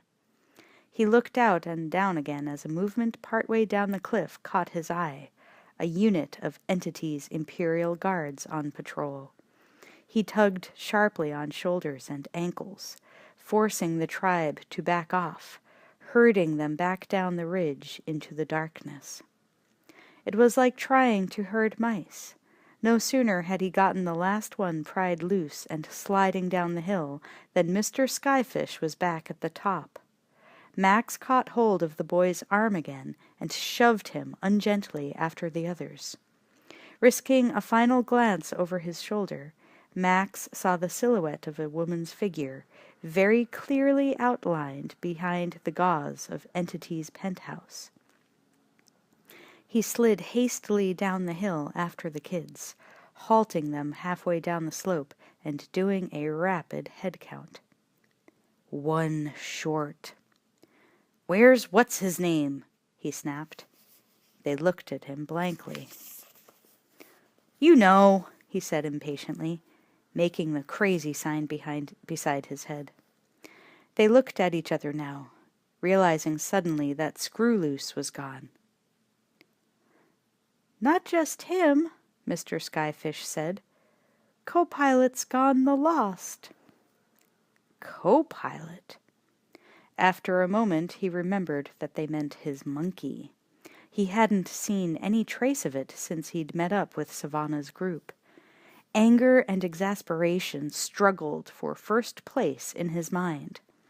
Goddamn stupid kids! On top of everything else, they'd taken his goddamned monkey too, and now they'd lost it again. He swore with useless frustration, shepherding them down to the bottom of the hill. Max looked around in the darkness, searching for Screw-Loose as they gathered again beneath the 33 poles, nearly jumped out of his skin as a hand fell on his shoulder from behind. He spun around to find Screw-Loose's wild, grinning face staring up into his own like a jack-o'-lantern. Screw-Loose took hold of his arm, tugged on it with obvious urgency, trying to force Max to follow. All right, Max said, taking a step forward. He stopped, looked back at the others. You lot, stay here. He put up his hand, palm out, glaring a threat at them as he followed Screw-Loose away into the darkness. A dozen yards along the foot of the hill, Screw-Loose stopped again and pointed ahead proudly.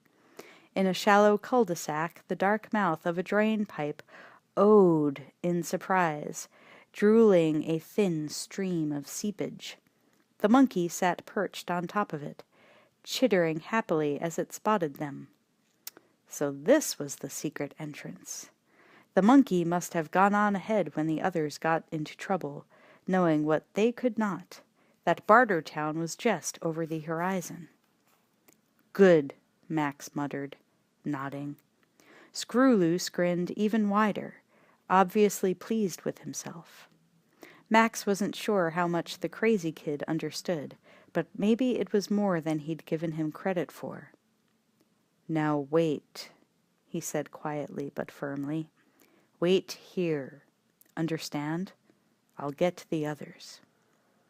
He turned away, jerked to a halt as he found himself face to face with every single one of the others except Savannah, Anna Goanna, and Gecko, all of them standing and watching his reaction with wide-eyed interest. Max took a deep breath and said with murderous intensity, Everybody waits here. Get it? Leaning down, he picked up a stick and held it out to Screw-Loose. Use this. The first person who moves, belt 'em. He pressed the stick into Screw-Loose's waiting hand. Understand? Screw-Loose nodded earnestly. Max turned away. The length of wood came down on his head with a resounding whack.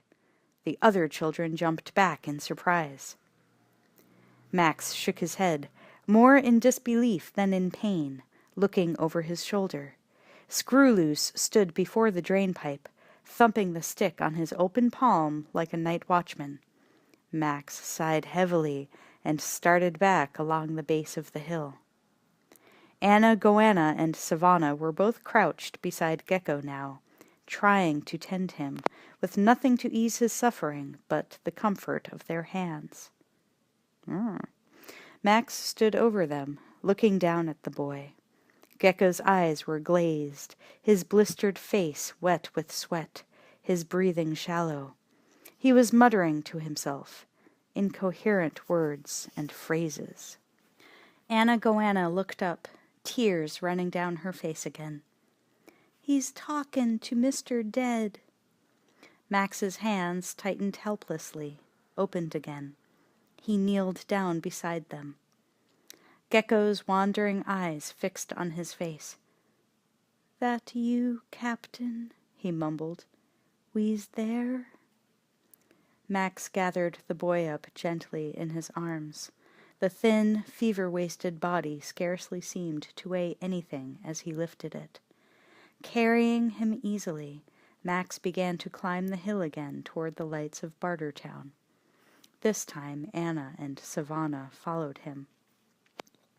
Max reached the crest of the hill and dropped to his knees with infinite care, lowering Gecko, supporting the boy's head against his shoulder as he pointed at the lights below. Savannah and Anna Goanna crouched down beside them, looking out at the lights and back again in wonder as Gecko tried to focus his eyes. An expression of uncertain awe filled his face. "I sees it," he whispered. "I sees the river of light." He struggled to lift his head, gazing across at Entity's penthouse, a glowing, amorphous shape floating in the air. He reached out for it, stretching his arms. "Sky raft. They's sky rafting." He looked up at Max. "We's there, ain't we?" he murmured eagerly. "Tomorrow Morrowland." Max nodded. "Yes, son," he said softly. Gecko shifted in his arms, looking toward Anna Goanna. "But where's the Sonic?" he said. "I can't get no Sonic." Quickly, Anna put his forked stick into his hands and slipped the headphones onto his ears. He listened for a long moment, straining. "It ain't there." He pulled the headphones off. "I ain't gonna hear it." He pushed the headphones back into Anna Goanna's hands. "But you will. You'll hear it for me." Fumbling, his hand spun the old LP, dropped suddenly onto her hand, and lay still. Max held the boy close for a moment longer before he was certain that the hand would never move again, that Gecko was really free at last to go after his dream. Gecko's eyes still stared out at the lights of Bartertown. Max made no move to close them. Max swallowed with difficulty, forced himself to look up at Anna Goanna's face. "You want me to bury him?" he asked at last. She shook her head. Max, Savannah, and Anna Goanna made their way slowly back down the ridge, Anna carrying the old LP. She looked up one last time at Gecko's body, silhouetted by the lights of Bartertown. He sat cross-legged, his forked stick in his hand, still staring out at the river of light. Max led Savannah and Anna silently back through the alley of skulls, along the hill to the drain opening, stopped short as he reached it. Nobody stood there waiting for him. The rest of the tribe had disappeared. "Shit!" Max lifted his hands in a spasm of exasperation, looked from side to side, searching the darkness around him for what seemed like the 1,000th time. Abruptly, Tubba's head popped out of the drain. The round-faced kid glanced over his shoulder, pointed back into the drain with his thumb, and disappeared. Max shepherded Savannah and Anna Goanna into the drain with heavy reluctance and started after them. As he stepped into the drain pipe, he hesitated, realizing that he could actually see what he was doing. He glanced back over his shoulder. 33 poles rose like mourners in black silhouette before him. The first light of a new day had broken in the east. Somewhere to the east was crack in the earth.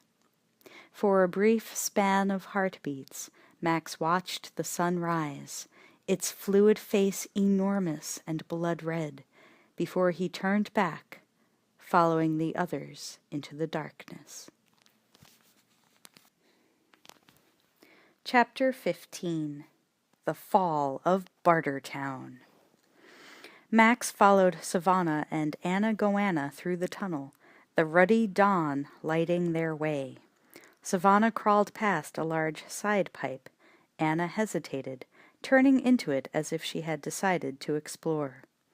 Max grabbed her roughly, pushing her back down the main drain. Ahead of them the drain pipe curved. Savannah disappeared from his sight. As he followed the others around the bend, he suddenly saw the drain's end ahead, blocked by a grid of iron bars. Kusha and Tubba sat there, both of them too big around to squeeze through the grate. Kusha held the monkey in her arms. She smiled happily when she saw Savannah. Max and Anna joined them, crouching in front of the bars. "Where are the others?" Max said, already guessing where they'd gone. "For Christ's sake, why couldn't something be simple just once?" Kusha pointed forlornly through the bars into Underworld. Max pushed closer to the grate, looking out. Beyond and below him was the familiar reeking sea of pigs. He saw no human figures moving among them yet. Probably it was still too early for even convicts or slaves to be up and working. In the middle of the hogs, in a small pen of his own, lay Elvis Ford, once the master of Underworld, now living like an animal, guarded by animals, four-legged and two-legged.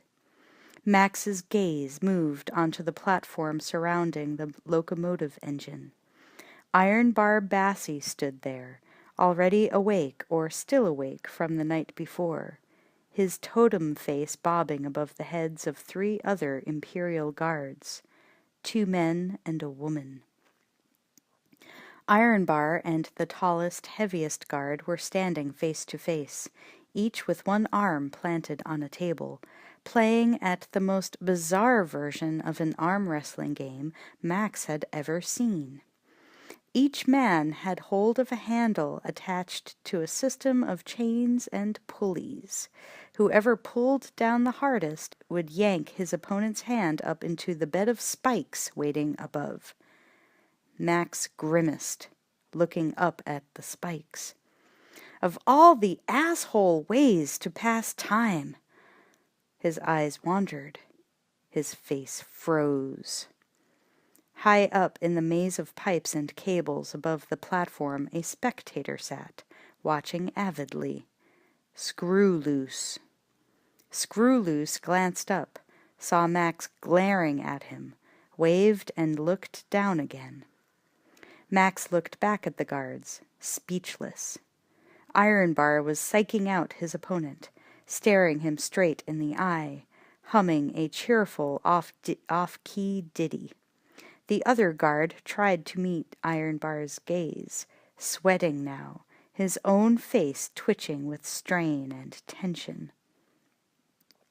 Iron Bar smiled, sublimely confident, and pulled a little harder. The muscle man's nerves snapped. With a sudden, vicious yank, Iron Bar sent the guard's hand flying up into the waiting spikes. The guard howled. His companions cheered loudly and unsympathetically. So did Screw Loose. Iron Bar and the guards looked up into the plumbing, frowning with surprise and confusion. Screw Loose pulled deeper into the shadows as Max signaled him back frantically. Max looked down at the guards again, holding his breath. They stood shrugging, exchanging puzzled stares. Slowly they went back to their game, chalking it up to a peculiar echo. This time the woman guard stepped forward and took hold of one of the handles. She was nearly a head taller than Iron Bar and had more muscles than Max had ever seen on a woman. Iron Bar smiled, unimpressed, and took hold of the other bar with his teeth. At a signal from the remaining undamaged guard, they began a new round of tug-of-war. Max slumped back from the grating with a sigh. Screw Loose was in his sight and safe, for the moment at least. That left Mr. Skyfish and Eddie unaccounted for. "Okay, Now where are the other two? Everyone shrugged. Max peered wearily through the grate again. Beyond his sight, on the other side of the cavern, Pig Killer sat on the edge of a hog pen, holding a squirming piglet under his arm, feeding the tiny orphan with a makeshift teat fastened onto an old beer bottle. He made a point of getting up early for this, the one thing in his day he had any reason to look forward to. "Walker! Walker!" He glanced up as the incongruous sound of a child's high-pitched voice reached him over the noise of the pigs. He turned, looking down from his seat on the fence, to find a little boy of 4 or 5 standing in the walkway, a teddy bear tied onto his back like a papoose, watching somberly. "Captain Walker?" the little boy said, with the sudden smile of an angel. Pig Killer sat back, gaping with disbelief. "Where did you spring from?" he said at last, completely inadequately. The little boy's smile widened. "Planet Earth?" Pig Killer dropped the piglet back into the pen and slid down from the fence, looking nervously toward Ironbar's command platform as the little boy took his hand and began to lead him away through the pigs. Up on the platform, totally oblivious, Ironbar was still engaged in his wrestling match with the woman guard, which was not ending as abruptly as he had anticipated. The other 2 guards watched, urging the wrestlers on, their eyes riveted on the straining bodies in front of them. Max glanced back at them again, having searched the rest of his range of vision, finding nothing but pigs. The muscles and veins stood out on Ironbar's neck and shaven head now, bulging at his teeth pulled down on the handle like a bulldog's. Up above, Screwloose leaned out over the edge of the boiler, his bared teeth clenched tight, mimicking the struggle. Ironbar grunted loudly. Screwloose grunted too, even louder. Ironbar looked up, losing his concentration. The woman guard jerked down on her handle. Ironbar's head flew up, crashing into the spikes. He screamed, staggering back, clutching his torn, bleeding scalp. But the other guards were looking up now, peering into the darkness among the overhead pipes again. Max saw their expressions freeze as they spotted Screwloose. They ran for the access ladder, the woman leading the way. Master stirred in his pen, awakened by Ironbar's scream. He climbed to his feet, peering over the fence and through the pigs toward the command platform, where the guards were climbing the ladder in pursuit of something. Screwloose looked down and saw the guards climbing up. Max gestured frantically at him to run, climb, hide.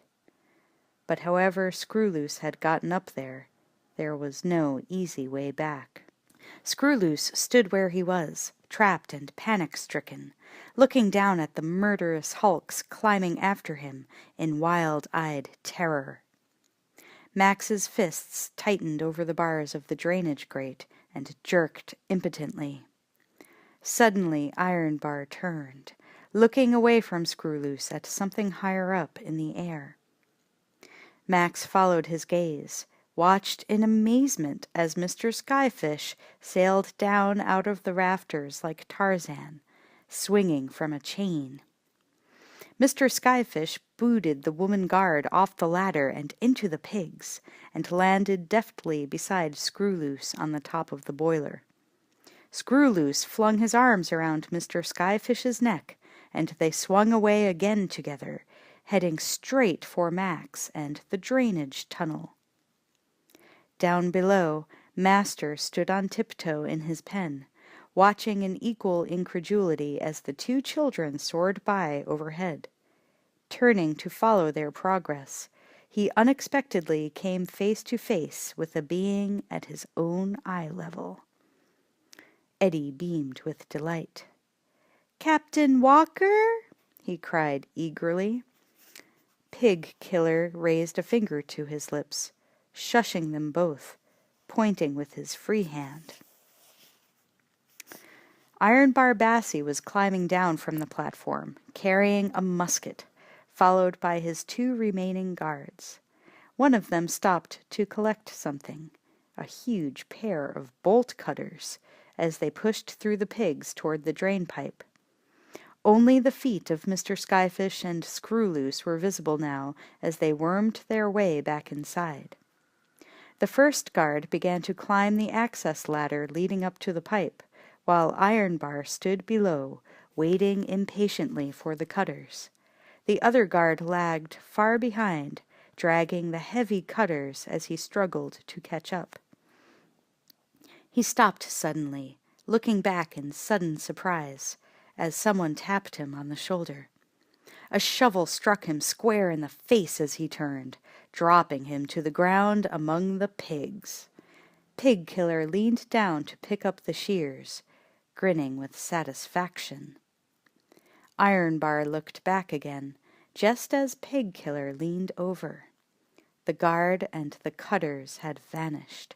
He frowned, looked up again, watching as the first guard pulled himself up over the edge of the pipe and peered in through the grate.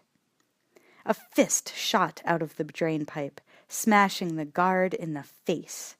The guard lost his grip, fell back and down, into the pigs.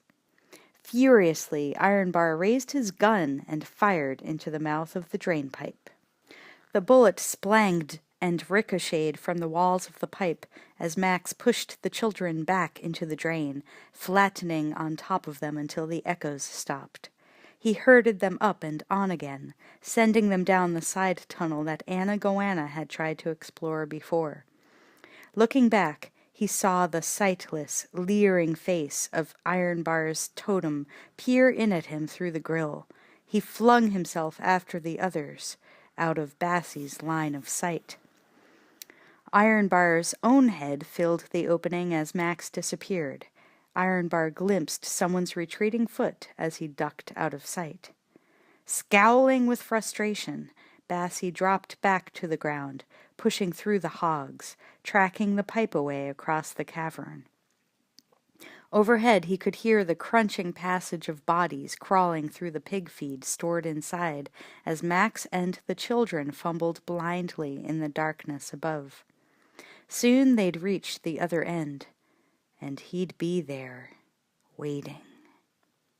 Ironbar glanced away suddenly as an unexpected movement caught the corner of his eye. He turned to see a convict lifting Master out of his sleeping pen and onto the platform. Another kid stood up there already, waiting. Pig Killer looked around tensely as he lifted Master onto the platform, following the little man's terse instructions. His eyes met Ironbar's glowering stare. He froze as Bassie's musket swung up, aiming right at his chest. Pig Killer flung up a gauntleted hand. "Hold it!" he shouted, yelling the first thing that came into his head. "Just remember, no matter where you go, there you are." Ironbar hesitated, lowering his gun, his face blank with confusion. Up on the platform behind Pig Killer, Master leapt forward to the control panel and jerked down a lever. As Ironbar raised his musket again, a large overhead chute swung down from the pipe above his head with a squealing groan. He looked up just as it fell. The end of it crashed down on his head, knocking him cold. Ironbar dropped to the ground, a torrent of pig food sluicing down on top of him, burying him. Inside the pipe, Max and the tribe scrambled futilely as the dried beans and fodder gave way beneath them and sent them hurtling down in a dusty avalanche to the floor below.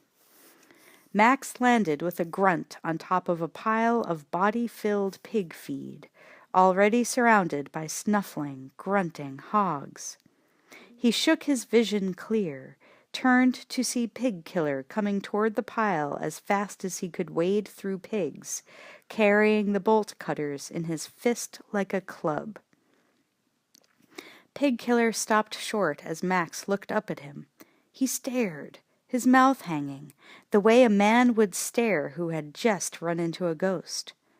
Back on the platform, Master watched goggle-eyed as more and more children's head began to pop up out of the pile of fodder, with the man who had refused to take Blaster's life sitting dazed in their midst.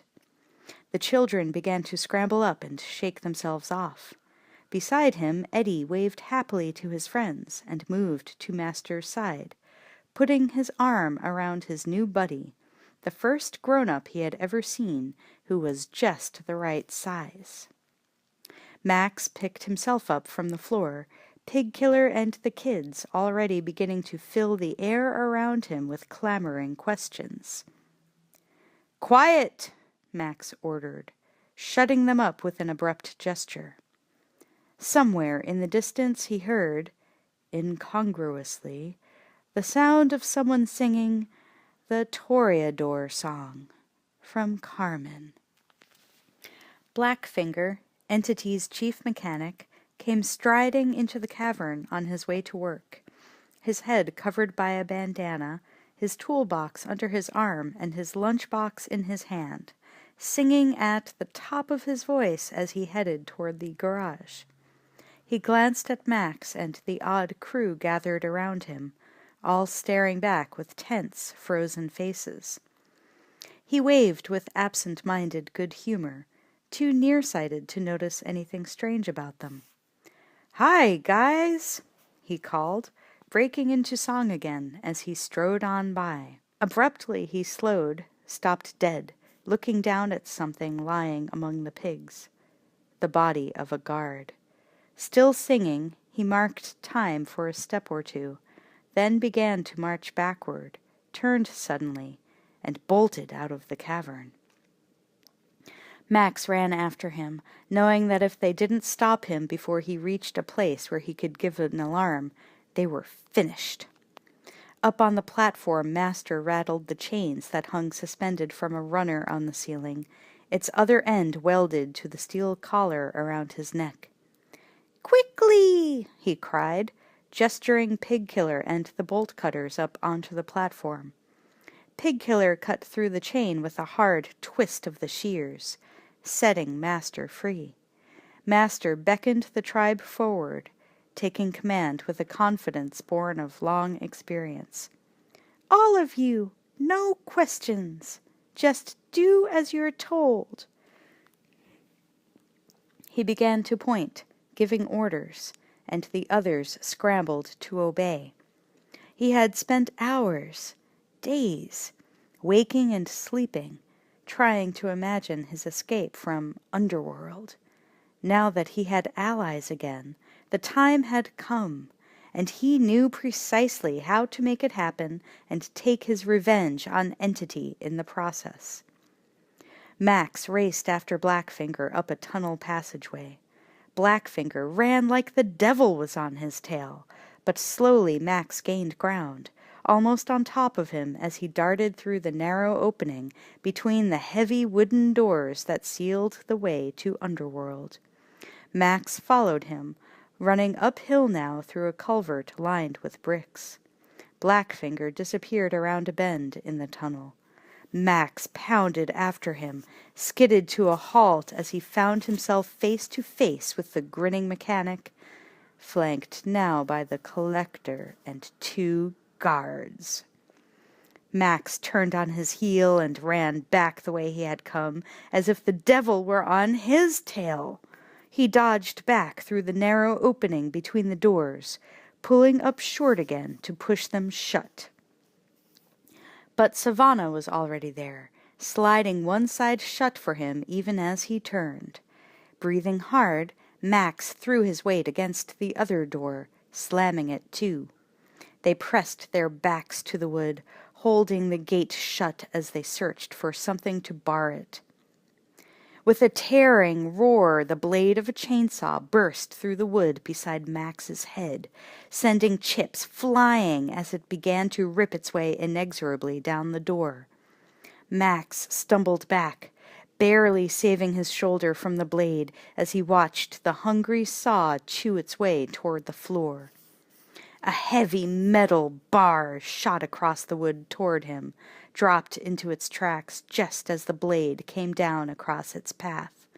With a hideous scream, the chainsaw bit into the metal and seized up, its chain snapping as the blade ground to a halt. Grimacing with satisfaction, Savannah gave the bar another shove, jamming it firmly into place, holding the door shut for good.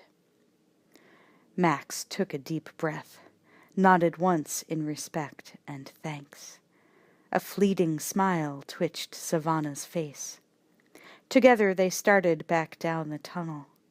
Max shook his head, muttering a curse. "What now?" A sledgehammer crashed against the door behind them, making the wood jump. Max and Savannah began to move faster. As they re-entered the cavern, the shrill echo of a train whistle sounded once, twice. Looking toward the sound, they saw everyone else on board the old locomotive. Pig-Killer sat in the cab with Kusha and Tubba beside him, holding on to the monkey. Eddie, Anna, Mr. Skyfish, and Screwloose were clustered around Master's house on the flatbed car behind it. Master still stood on the platform up above. Everyone had their fingers stuck in their ears. Max and Savannah covered their own ears as they realized that what they had heard was meant for a warning. Master pulled down on a lever. Max and Savannah staggered as the solid rock beneath their feet jumped. A rolling cloud of dust and debris blew out of the large tunnel directly ahead of the train as a tremendous explosion went off somewhere inside, demolishing the wall that sealed off the tunnel, filling the cavern with choking smoke and dust. All over Bartertown, residents were startled out of stupors or sleep by the sound of distant thunder. Entity froze, midway through a Tai Chi movement, her face suddenly taut with foreboding as her penthouse was shaken by an earth tremor. She turned, heading for her periscope. "All aboard!" Master cried exultantly. "Platform 1, the Orient Express!" Pig-Killer threw the locomotive into gear.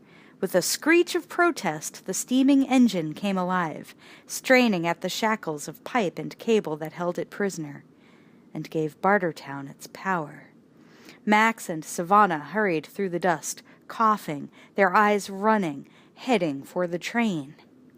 High above their heads, Entity shoved the periscope down into viewing position, swiveling it heedlessly through the billowing clouds of dust that were all she could see, searching for an explanation. Master looked up as the periscope dropped, pointing. "It's her!"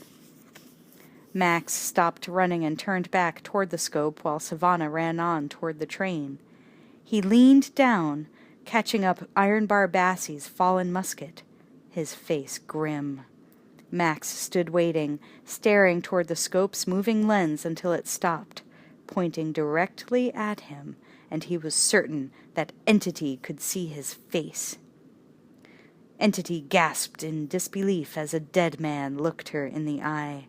She jerked back from the viewing slot, leaned forward again, staring through the slot as the warrior she had sent to certain death calmly raised a gun and took aim at her.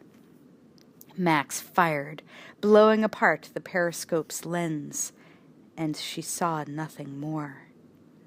Max lowered the musket, his face filled with sour satisfaction, and started on toward the train again. A heavy, tattooed arm dropped around his neck, jerking him back, throttling him. Max swung up the gun butt, striking blindly behind him, smashing Ironbar's totem face from his back.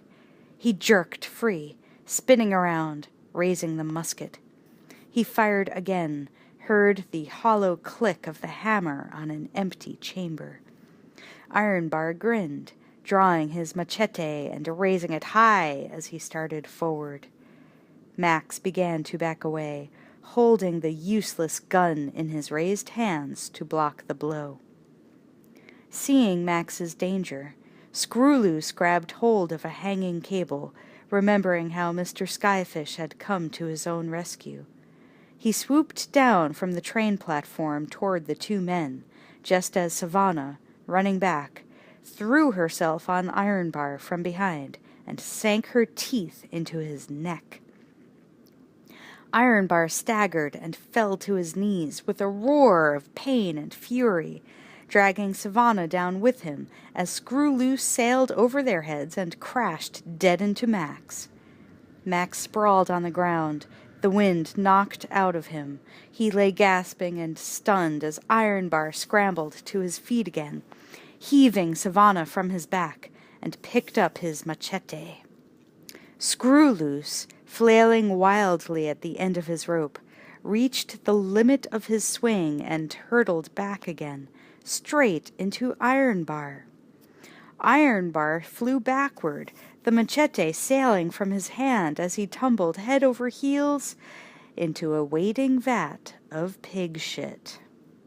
Screwloose landed on the train platform with an ungainly thud as Pigkiller opened the throttle up all the way, grinning with delight. Max picked himself up as Savannah hauled on his arm. Together they ran back to the train.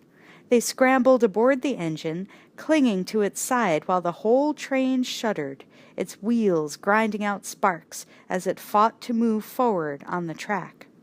Max and Savannah looked up as the network of pipes surrounding the train gave way with a squeal of agonized metal and a series of small explosions. Flames and steam belched out into the air as the explosions began to spread. The reek of escaping methane filled the underworld.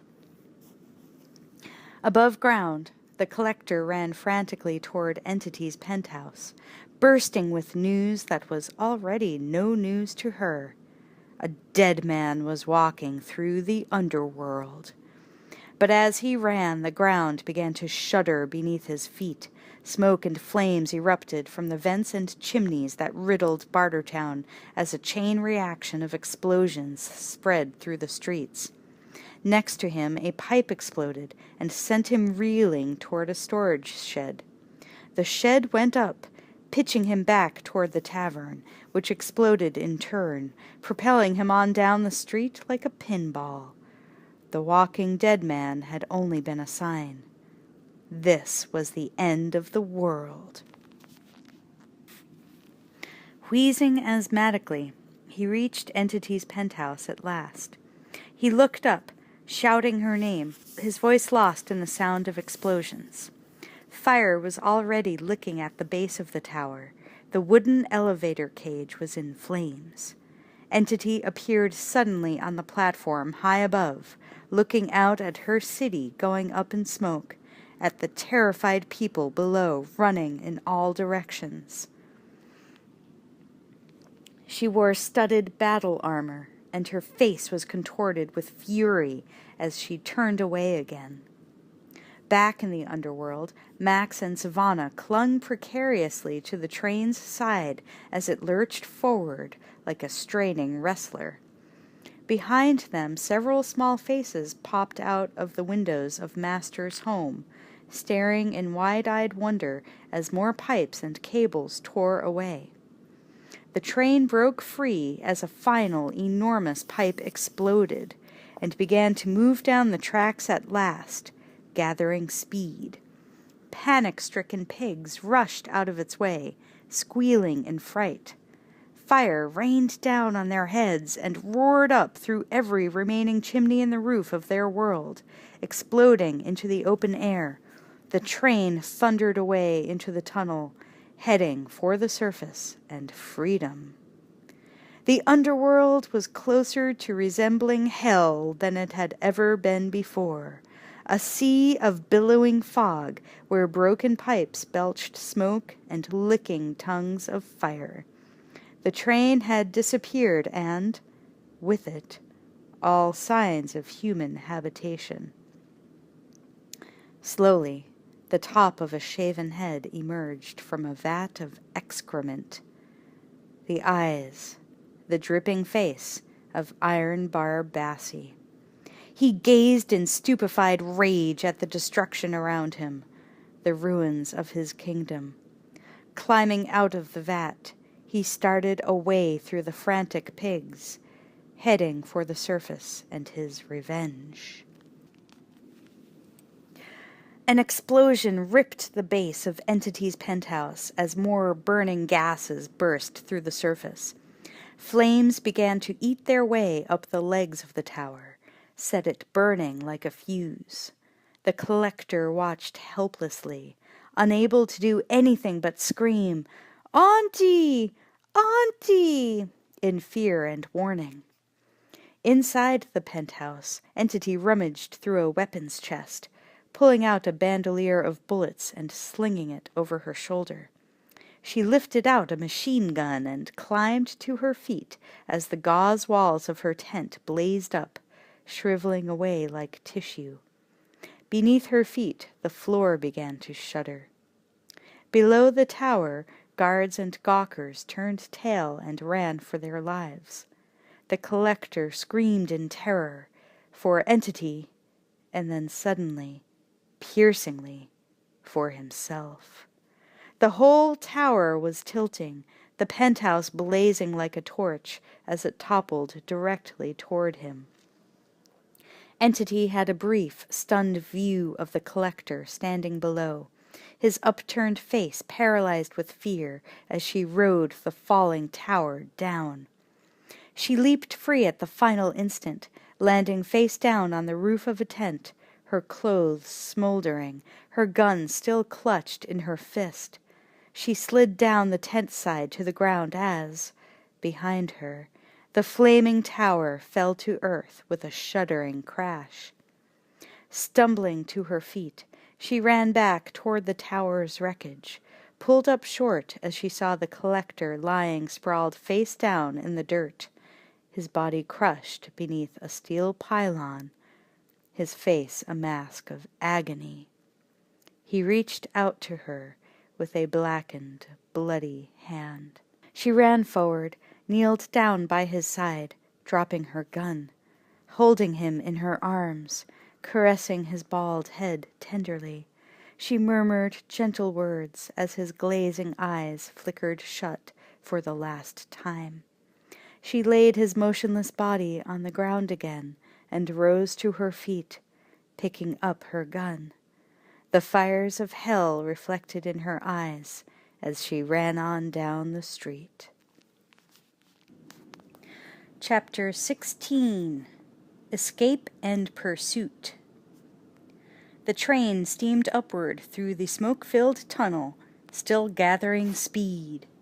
Pigkiller peered ahead, coughing and blinking his eyes, Kusha and Tubba still perched beside him on the seat. Through the smoke and dust he caught a sudden glimpse of two guards who had started into the tunnel and were running like hell back the way they'd come.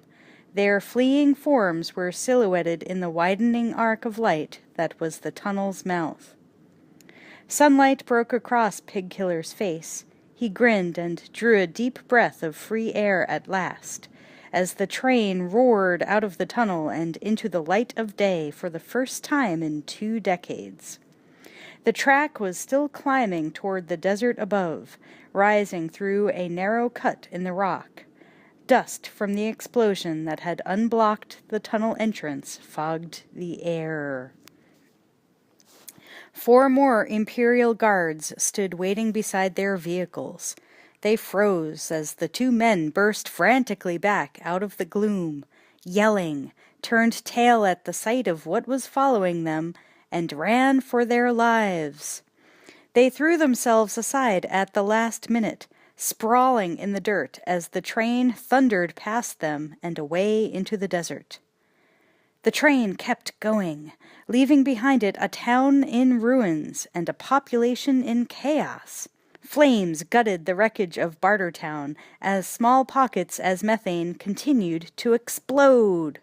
Groups of traders and dealers threw together their few salvageable goods, abandoning Bartertown like rats leaving a sinking ship. A herd of pigs, escapees from Underworld, charged through the side alleys around Thunderdome and poured out the entrance tunnel. Dr. Dealgood left his apartment and his world behind, leading his white horse through the streets. Tweedledum shepherded the 4 remaining camels, following at his heels. Tweedledummer dragged the handcart laden with weapons, water, and food. Dr. Dealgood shouted at the passers-by, selling as he went, never one to pass up an opportunity. "Demolition sale! Everything goes! Final clearance!" He flinched as an explosion ripped apart a chimney behind him. "Fire sale! Make me an offer! 4 camels!" Another, bigger explosion shook the ground under his feet. A piece of flying fur smacked him in the face as he turned back, startled. He blinked and shook his head. "1 camel!" he shouted, shrugging philosophically. "It won't last. Buy now!" In the center of town, the Imperial Guards gathered together what was left of their fleet of armored pursuit vehicles, pulling up in semicircle around Entity as she arrived with the mechanic Blackfinger. Climbing out of her own vehicle, she stood facing the guards, facing the death and destruction everywhere around them. "Bartertown lives!" she shouted fiercely. "Tomorrow we rebuild!" She held up her rifle, her voice raw, her face alive with fanatical belief. Behind her, Blackfinger tinkered with the engine of her vehicle, hurriedly fine-tuning it for maximum performance. "I want the little man back, alive." Entity turned, looking from one guard to another, marking the brutal, determined faces and the arsenal of crossbows, guns, chains, knives, and clubs that surrounded her, all at her command. And for those who took him, no mercy. The guards cheered and started their engines. She climbed into her own vehicle again, not bothering to say what would happen if no one brought him back. Master was the key to everything. If they didn't get him back, there would be no rebuilding. The air was filled with the roar of revving motors, the click of weapons being checked and loaded.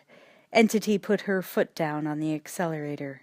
Her car roared out of the square, leading the pack of vengeful pursuers toward the tunnel and the desert beyond. And Blackfinger, who had slid under her car to make a final adjustment, swore in surprise as the superstructure above him suddenly pulled away. Instinctively he reached up, grabbing hold of the fender, damned if he was going to be left behind. He hung on like a leech, riding the rollerboard strapped to his back as the vehicle shot away down the street. Until the car hit a pothole filled with water. Blackfinger plunged into the soup, losing his handhold. Abandoned, dripping mud and water, he watched as Auntie's army streamed past around him, following her out into the desert.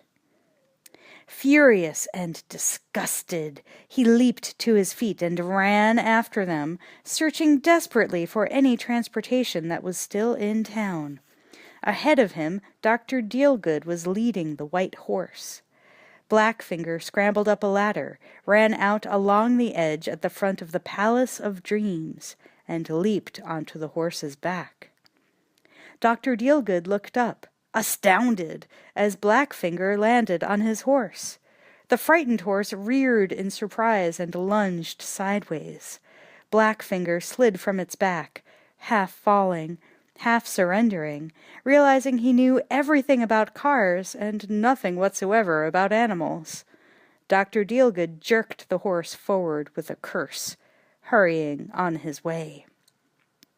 Swearing a black streak, Blackfinger climbed back onto the ledge as Tweedledum passed, leading the last camel. He leaped onto the camel's back. The camel sat down in the street with a grunt of outrage. Blackfinger slid off again, defeated, and raced on toward the gate.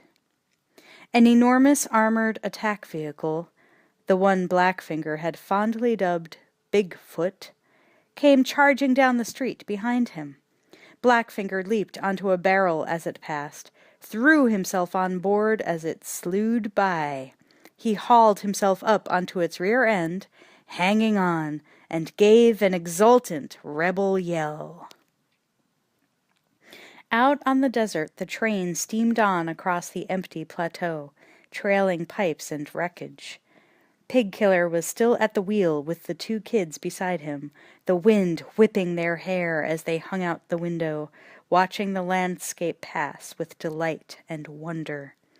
Max climbed forward along the side of the engine until he reached the window on Pigkiller's side of the car. "So, what's the plan?" he shouted. "Plan?" Pigkiller shrugged, still grinning, living for the moment. "There ain't no plan." Max frowned. Master had gotten them all out of Bartertown alive, something Max could still hardly believe. He must have had something more in mind. There was no sign of pursuit yet, but there would be, and this train hadn't been built for speed. Their trouble wasn't over yet. "Where are we going?" Pigkiller looked ahead again. "The end of the track," he said good-naturedly. "Where's that?" Pigkiller laughed. "Who knows?" Max turned away from the window with a grimace, signaling to Savannah with a jerk of his head. Together they began to inch back toward Master's house on the flatbed car behind him. Inside his former home, Master stood packing his valuables into a battered satchel, preparing for the moment when they would have to abandon the train. He had no idea how far this line ran now, or how far the train would get before its fuel ran out. But he had no illusions about what they would find at the end of the track. Around him, Mr. Skyfish, Anna Goanna, Eddie, and Screwloose poked and prodded at the mind-boggling array of mementos he had collected over the years. He felt surprisingly happy, in spite of their uncertain future. He was free, and he was surrounded by children, which made him think of Blaster. Master took down a picture of Blaster, a few favorite books, and his drafting equipment, dropped them into his satchel without looking back, not noticing that Screwloose repeated his every move in reverse, pulling each thing out again as he put it in, examining it minutely. Master dropped in a handful of pencils, turning away again. Screwloose retrieved them, studied them, stuffed one into his mouth, and bit it in half, chewing experimentally. Anna Goanna stood beside an ancient hand-cranked gramophone, winding its handle. Nothing happened. Disappointed but still curious, she peered underneath it, then into its horn. Eddie turned away from her, getting restless. He moved back to stand beside Screwloose, who offered him a pencil. Eddie stuck it into his mouth and bit down as Screwloose looked into Master's bag again. Pulling out a splayed toothbrush, he stared at it and grinned with sudden inspiration. Raising his hand, he began to brush his hair. Anna discovered the gramophone's dust cover and raised it, jerked back in surprise. A record was revolving slowly on its turntable. She grabbed Mr. Skyfish's arm, pointing at it, wide-eyed, whispering, "He's got his own Sonic." Reaching into the folds of her clothing, she pulled out the record that was her legacy from Gecko. Mr. Skyfish took the battered record from her, turning it over in his hands, staring at the revolving turntable. "Gecko had it straight," he murmured with mingled amazement and sorrow. "It ain't bullshit." Maybe one day his own dream would even come true. He set the record on top of the one already resting on the turntable. Anna began to crank the handle. The record began to spin again, faster and faster. They pushed their faces up close to the horn, listening. But still there was no sound from it. Behind them, Screwloose retrieved a pair of binoculars from the satchel and raised them to his eyes. He peered through the wrong end, lowered them again, unimpressed by the results. Max stood in the doorway of the carriage, watching in silence, a strange play of expressions passing over his face.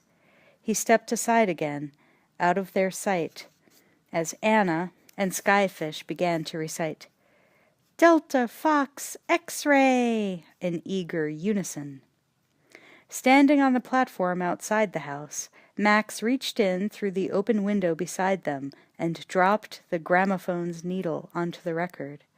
The static crackle and pop of the record's badly scratched surface echoed from the gramophone's speaker horn. Screwloose dropped the binoculars and crowded in beside Anna and Mr. Skyfish as Max turned up the gramophone's volume. Behind them, Eddie stooped over to pick up the lenses as the others pressed their ears closer to the horn. A woman's voice began to recite, very precisely. "Repeat after me. Bonjour, monsieur. Comment allez-vous? Good morning. How are you?" "Bonjour," Anna and Mr. Skyfish repeated obediently. "Good morning. How are you?" "Où allez-vous?" the voice said. "Where are you going?" They echoed the words again. "Je vais chez moi. I am going home." "Je vais chez moi," they murmured reverently. "I am going home." Max's mouth stretched into a wry smile as he listened and watched. Savannah stood beside him, smiling too, as she watched the awe-stricken faces of her friends and heard the message they were being given by the disembodied voice. Behind them, Eddie wandered away toward the back of the house, peering out the rear window. He giggled with delight as he discovered the end of the glasses that worked. Looking out the window and down the tracks behind them, he discovered a hand-powered rail cart. Pumping furiously up and down on its handle was Iron Bar Bassie, gaining on the train with maniacal determination. Eddie laughed out loud as he watched, screamed suddenly as the enormous, snarling face of a monster filled his view. The guard smashed his way in through the window, knocking Eddie sprawling as he lunged after Master. The tribe scattered in fright as his hand closed over Master's collar, dragging the small man toward the window. Max caught up a frying pan from Master's stove and swung it, smashing the guard in the head, knocking him back and out as a second guard burst in through the window on the far side of the carriage. Screwloose grabbed up a pot and walloped him in turn. Max grinned. The kids laughed with wild triumph. Their faces changed as another guard's arm locked around his neck, wrenching him away from the window. Max lost his grip on the sill and his balance with it, falling out and away from the train with the guard still hanging on to him. Together they crashed down with jarring force onto the rear end of a pursuit vehicle tracking beside the train. Max drove an elbow into the guard's ribs, breaking his stranglehold as they slid down the fender toward the wheels. Clawing for a handhold, he locked his arms through the framework that held the car's methane tanks and hung on with all his strength. The guard slipped farther, hanging onto the back of Max's jacket, dragging him down. Clinging to the framework, his muscles straining, Max let one arm, and then the other, slip out of his sleeves, lashed out viciously with his feet. The guard fell away under the wheels with a scream. Blinking the sweat and dust out of his eyes, Max looked toward the train, saw the kids hanging out the windows, staring back at him, Savannah clinging to the side of Master's house with her knife in her fist. The rest of Entity's pursuit vehicles were swarming around the train like ants after honey. They were out of the calm eye and back in the full fury of the storm again. Max hauled himself up over the vehicle's rawhide-covered rear end, clambering forward toward the driver. He pulled himself up over the lip of the car's open cockpit just as the driver looked up. Max drove his fist into the guard's upturned face. The car lurched and veered away from the train, careening out of control as Max hauled the unconscious driver aside and dropped down into his seat. Back on the train, the tribe still stood at the window, watching in awe as Max brought the car back under control, heading back toward the train, all except Screw Loose. Screw Loose climbed lithely up onto the balcony at the front of the little house, frying pan in hand. He grinned as what had once been Max's own dune buggy drew up even with the train. He crouched and leaped. Screw Loose landed on the rear of the buggy, still clutching the frying pan. Anna Goanna, Mr. Skyfish, and Eddie turned back in amazement, rushing to the other side of the train to watch Screw Loose as he scrambled toward the front of the vehicle. Squatting on the framework of bars directly above the driver, Screw Loose waited for him to look up and brought the frying pan down on his head with a ringing thud. The driver slumped over the wheel, his foot still jammed down on the accelerator. Screw Loose hung on, settling back with a grin of triumph to enjoy the ride. Pig Killer, Tubba, and Kusha looked out the window of the locomotive's cab, their jaws dropping as Screw Loose roared past them and on ahead, riding on the wildly out-of-control pursuit vehicle. Pig Killer grimaced in horror as the buggy veered suddenly, plunging up the embankment and onto the tracks in front of the hurtling train. He looked down frantically, searching for the brake, looked up again and shut his eyes as Screw Loose's vehicle leaped the tracks like a jackrabbit. The train flew on, missing its tail end by inches. Pig Killer opened his eyes as no sickening impact jarred through him. Slowly, Kusha and Tubba did the same.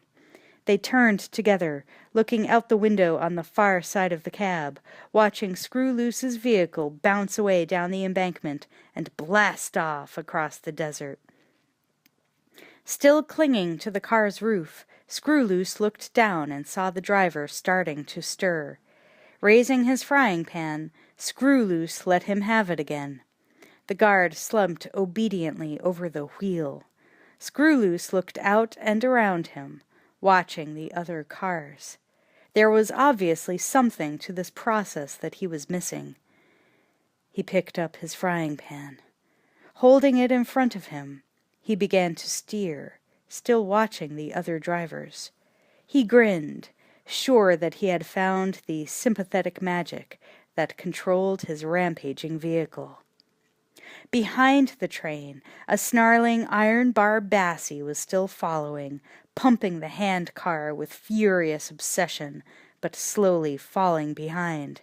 He looked over as another wave of pursuers pulled even with him. One of the drivers, spotting him, veered up onto the embankment and accelerated to run parallel.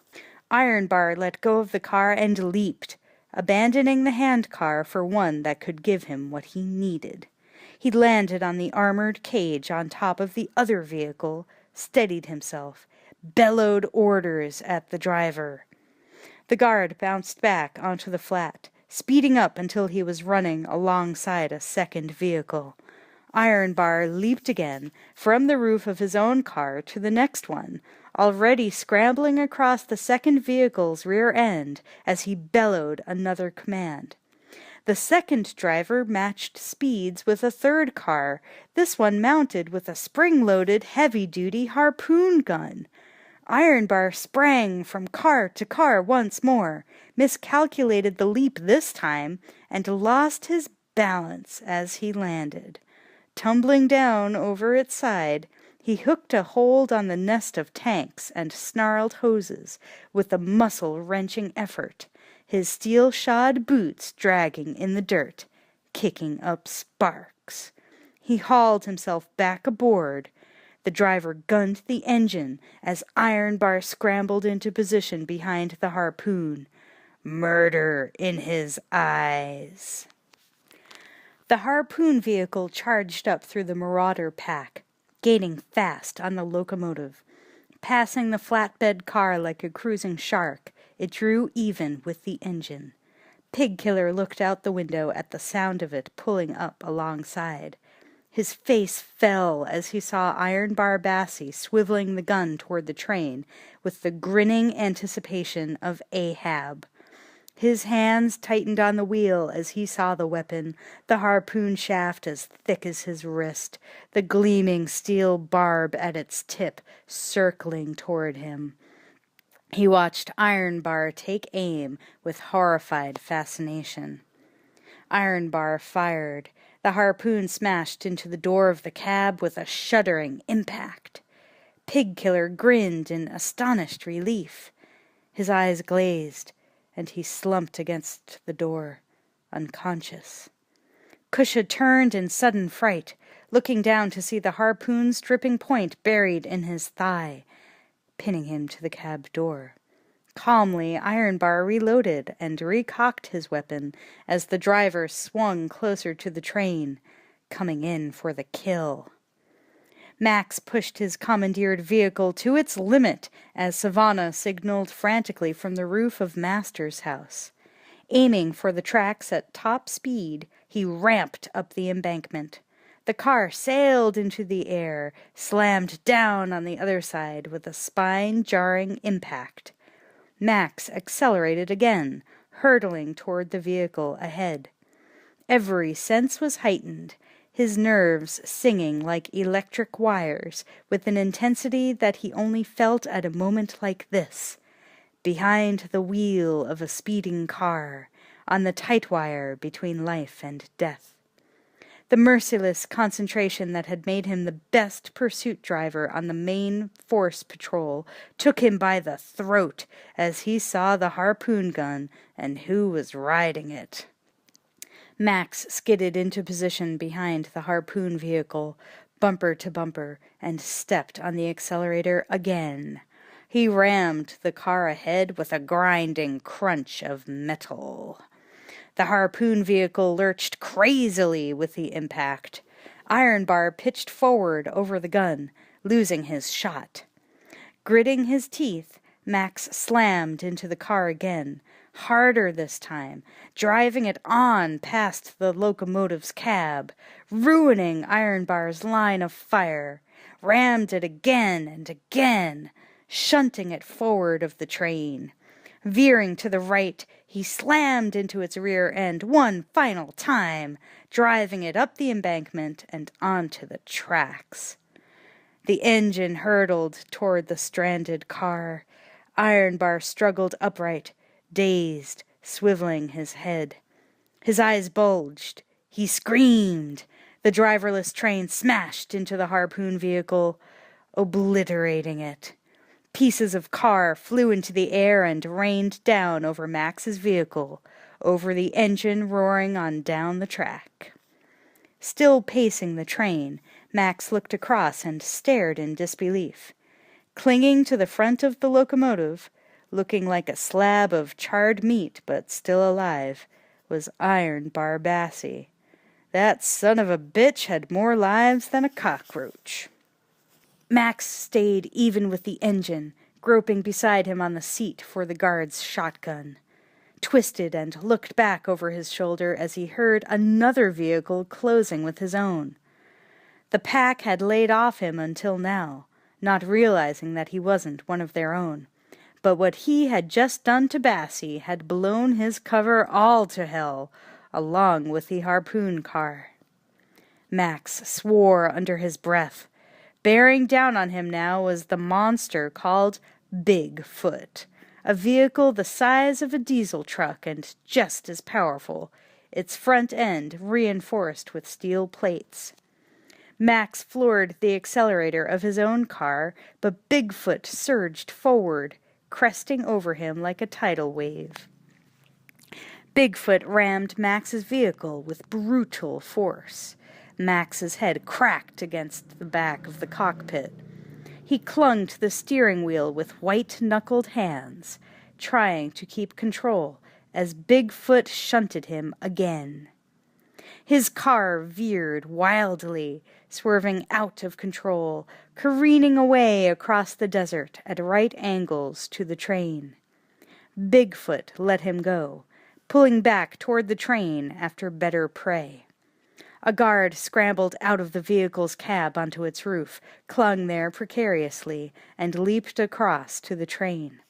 Bigfoot pulled on ahead, giving way to Auntie Entity's own car coming up through the pack, closing in on the train and its precious cargo. With a wrenching effort, Max got his car under control again, fishtailed around and headed back toward the locomotive at top speed, gaining fast on the train and Entity. Up ahead, the kids were no longer in sight as Entity transferred from her vehicle to the side of the house, helped on board by the waiting guard. As Max watched, Entity's vehicle accelerated forward again, letting Blackfinger clamber on board the train at the point where the flatbed car was coupled to the locomotive. If he uncoupled the car from the engine, that was the end of it. Master would be a sitting duck, and the kids as good as dead. He knew what Entity was after, what they were all after, now. Master. Even revenge came second to getting Master back. Without Master, there was no Bartertown. But he had nearly paid for Master's life with his own once already, and he was damned if Entity was taking the little man back, or getting any satisfaction either. Entity's guard lunged through the side window of the little house. Inside, waiting for him, Mr. Skyfish clouted him with his axe. Entity pushed her way in at the rear, grabbing for Master. Eddie picked up a pan and bashed her, knocking her back out the window. Max drove his vehicle up onto the tracks, straddling the rails, tailgating the train. He saw Entity tumble backwards as she lost her grip. She clung desperately to the superstructure of Master's house, barely saving herself from falling beneath his wheels. Slowly, painfully, she pulled herself up onto the platform again, while up above her the guard worked his way forward along the side of the house, disappearing from Max's view. Inside the house, the kids and Master spun around, their muscles tensing as the guard tried the handle of the door. It was locked. The motion stopped. Their faces eased. The door burst inward with an ear-splitting crash as the guard kicked it off its hinges. He burst through, his spined and armored bulk filling the small room as he started for Master. Suddenly he was yanked backwards, a hammer thudded down on his head, and he sprawled to the floor. Savannah stood in the doorway, motioning frantically. "Come on!"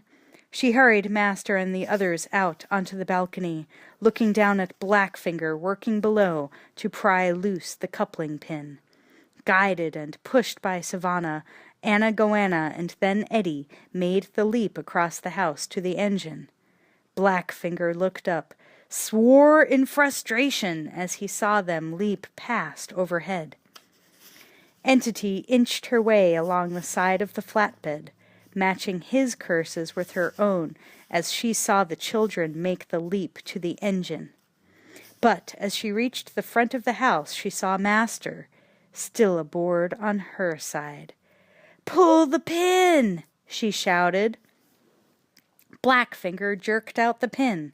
The flatbed car began to slow imperceptibly, drifting away from the locomotive. Savannah caught Master up in her arms as she heard Entity's shout. Darting forward, she made the leap across onto the engine. The others reached out for her as she landed, dragging them both aboard. "Hold it!" Entity screamed. Too late. Blackfinger, crouched on the front of the flatbed car, looked up, down again, to where nearly a yard separated car and engine already.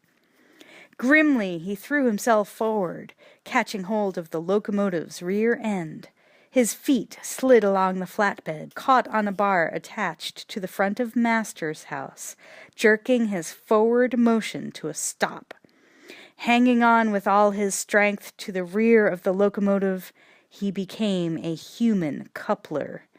Gritting his teeth, he swore to himself that the reward had better be worth it. Entity scrambled up onto the balcony. Reaching across with single-minded ferocity, she grabbed Master by the leg. Balanced precariously on the back of the engine, Savannah held him tighter, baring her teeth in defiance, pulling back as Entity tried to jerk Master from her arms. Entity yanked harder, her own position secure. Savannah felt the one sweating hand with which she clung to a broken steam pipe begin to slip. Entity yanked again, jerking Savannah's hand loose from the pipe. Pitching forward, Savannah let go of Master, barely managing to save herself from falling off the train as he swung helplessly across the gap and into Entity's grasp. "Let go!" Entity shouted. Blackfinger let go with supreme gratitude, fell, arms flailing, almost under the wheels of the carriage. But his feet held on the bar. He twisted like a panic-stricken acrobat, managed to drag himself back on board before the tracks turned him into hamburger. Entity held Master up in her arms, waving him like a trophy for her guards to see, her eyes shining with wild triumph. Savannah and the tribe looked back in dismay as the engine slowly pulled away from the carriage again. Then all at once Savannah's face changed. Master, held high in Entity's arms, twisted to look behind him as he saw the expression on her face. Behind Entity, Max pulled himself up the rear of the little house. Getting his feet under him, he came forward along the roof, running hard as the gap between car and train slowly widened. Master held up his arms. Max reached the front of the car, scooped Master out of Entity's hands without missing a step, and leaped across the gap. Half a dozen reaching hands hauled them aboard the locomotive. Max looked back, panting, wiping his face with his arm, saw Entity gaping in stunned fury as the locomotive, with all of the tribe, Max and Master clinging to its sides, pulled away from her once more. Max sighed, pushing Master farther up onto the back of the engine, scrambling up beside him to a more secure perch. Everyone was safely on board, and for the moment there were no unwanted visitors. Except the one he had forgotten, still clinging like a squashed beetle to the front of the locomotive. Dodging the weapons and pieces of junk hurled at him from the cab, Ironbar Bassie hauled himself up and over the mutant locomotive's truck shell, working his way back toward the group of refugees riding precariously on its spine. Inching his way along an exposed pipe, he lunged upward, grabbing Master by the foot. Half a dozen small hands and feet began to kick and punch him. He ignored the blows, his eyes fixed with maniacal obsession on his prey, hauling Master down with inexorable power. With a cry, Master lost his handhold and began to fall. Max's heavy boot crashed into the side of Ironbar's bloody, smoke-blackened head. Ironbar lost his grip on Master as the pipe he clung to gave way, swinging out at right angles to the train, leaving him dangling in midair, with the ground rushing past in a sickening blur below. A rider on a motorcycle pulled up alongside the embankment, holding even with Ironbar's dangling body, trying to position his sidecar so that Ironbar could drop into it. "Jump!" he shouted. "Jump!" Ironbar looked down at the bike rider, gauging his chances, just as the other man looked away again. The rider screamed, slamming on his brakes, as the ground ahead of him suddenly disappeared. Ironbar's own eyes widened. Just ahead, the railroad track crossed a steep gully on a bridge, and all along the bridge's length were a series of steel supports rising in his path like hurdles. The bike rider hit the edge of the gully, still braking hard, but not hard enough. The nose of his bike dropped out from under him as it went over the edge, catapulting him out into the air. Ironbar watched him fall, looked up again and saw the first of the steel supports coming at him like a club. With a Herculean effort he swung himself up, hiking his feet agonizingly over the first hurdle, the second, then the third, the fourth, the last. They were on the other side of the bridge. Wheezing for breath, he grinned in triumph, looking back at the locomotive. One of the snot-nosed kids was perched over the other end of the pipe, holding an axe, banging away at it with all his strength. Ironbar watched the pipe begin to give way, his smile of satisfaction turning sick. The pipe broke, dumping Ironbar's body into the cinders at the side of the track. He hit and rolled, disappearing into the dust as the train steamed on around the bend. Max and Savannah climbed down from the engine's back and scrambled forward to the cab door. Pig Killer, conscious again and propped up in the driver's seat, looked out at Max with a feeble grin. Max looked down at the harpoon shaft protruding from the door, looked in through the window at the damage it had done. Taking a deep breath, he said, "I'm gonna open the door. I'll count to 3. Pig Killer nodded weakly. 1, Max said. Pig Killer echoed his count. Max yanked the door open before Pig Killer had the time to think about it, wrenching the harpoon out of his leg. Pig Killer's eyes glazed with pain. He slumped sideways, close to passing out again. Behind Max, Savannah reached forward, clutching his shoulder, pointing ahead in sudden fear. Max looked up. His breath caught. He swung into the cab, shoving Pig Killer aside as he jammed on the brake.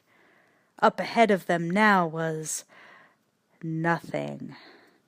They had reached the end of the line. Chapter 17. The End of the Line. The train squealed to a halt in a shower of sparks, groaning in protest, with everyone on board gaping ahead now. The tracks stopped in the middle of nowhere and totally disappeared. A funeral mound of dirt and rubble marked the dead end of their trip. Not far beyond was the sheer drop-off of the mesa's edge. There was no sign at all that the tracks had ever gone any farther. But sitting on the mound of rubble, brandishing a massive rifle, was a young boy in a pith helmet. He held his ground as the train came to a halt less than 5 feet in front of him, calmly aimed his rifle at the staring faces inside the cab. Max climbed down, the others piling off the train behind him, ready for a confrontation. Savannah helped Pig Killer from the cab as Max stood glaring at the pint-size hijacker with grim impatience. "Stick 'em up," the kid said arrogantly, "or dead meat." Before they could even respond, the boy suddenly looked past them, his mouth dropping open. "Oh, shit," he muttered. "We're all dead meat." He dropped the rifle and ran. Scrambling like a mountain goat, he disappeared over the edge of the cliff. Max looked over his shoulder, saw the rising, spreading cloud of dust behind them. Auntie Entity and her army, far behind but coming fast. Max shouted at the tribe to follow and took off after the fleeing hijacker. The kid must have come from somewhere, and right now, anywhere had to be better than this.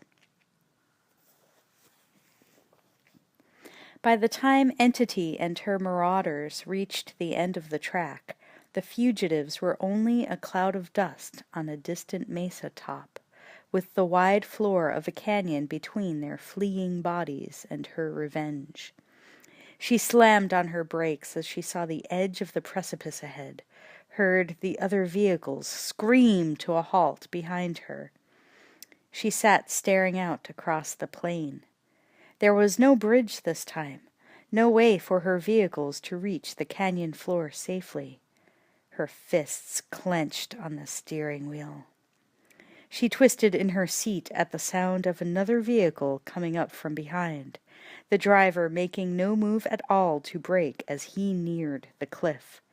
As she watched incredulously, what had once been Max's dune buggy blasted through the gathered guards and past her like a bat out of hell.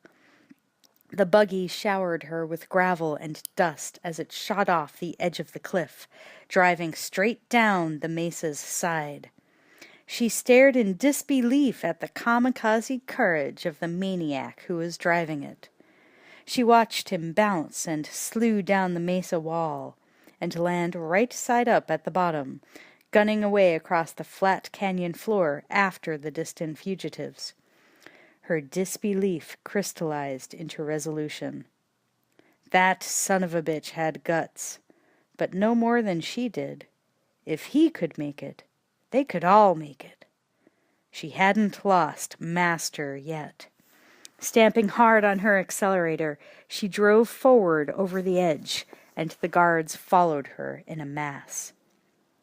Down below on the plain, Screwloose sat behind the wheel of the dune buggy, roaring on toward the distant mesa, his eyes popping, his mouth hanging open, terrified and completely out of control. Up on the mesa top, the kid hijacker was gaining ground on his pursuers, but Max could still make him out up ahead. On the flat mesa top, there was nowhere to hide.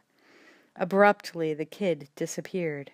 Max sprinted forward, leaving Savannah and the others to help Pig Killer and Master.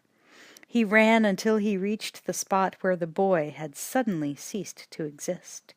A shaft wide enough for a man opened downward into the mesa. The rungs of a ladder led down into the darkness below.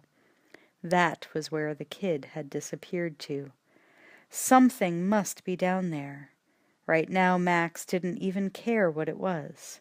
He scrambled down the ladder, hearing the others follow behind him.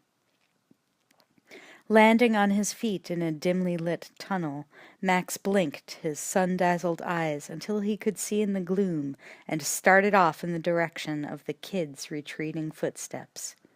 The tribe straggled after him, one by one. Room after room, hewn out of the rock, opened off of the corridor, all of them empty, until finally Max reached the one that was not. The kid bolted on through a door at the other end, leaving Max confronted by a perfectly normal-looking bedroom with a double bed sitting against a side wall.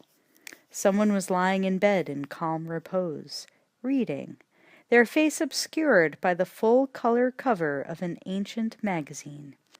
Max slid to a stop, staring at the startling blues and greens of a tropical island paradise and, in large red letters, the title, Dream Vacations. Slowly the hands that held the magazine lowered, revealing a face framed by a pith helmet like the kids, and Coke bottle-bottom glasses. Jedediah stared back at Max in incredulous astonishment. "You!" Max gasped in equal disbelief, face to face at last with the sole cause of all his troubles. His fists clenched. Behind him, Savannah and the others began to stumble into the room, their curious stares mirrored dimly in the shining aluminum headboard of Jedediah's bed. A guilty grin spread over Jedediah's narrow, equine features. "Me?" he quavered, mentally riffling the files of his past and recent sins, wondering why the man from Thunderdome was standing here in his own bedroom like the ghost of errors past, looking at him with an expression that suggested bloody murder.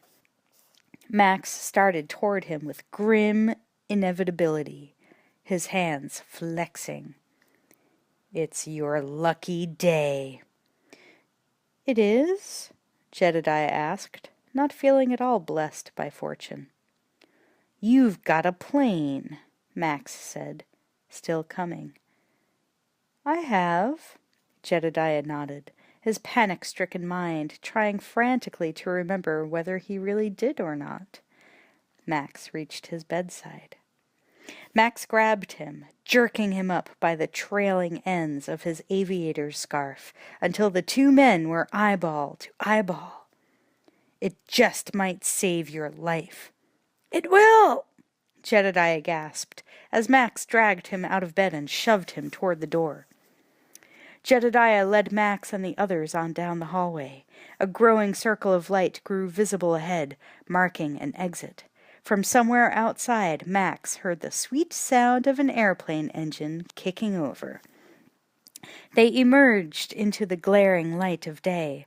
Glancing up and back, Max saw that the house was actually a honeycomb built into the side of a rocky outcrop, secure and virtually undetectable. He looked ahead again as the others emerged from the doorway into the courtyard.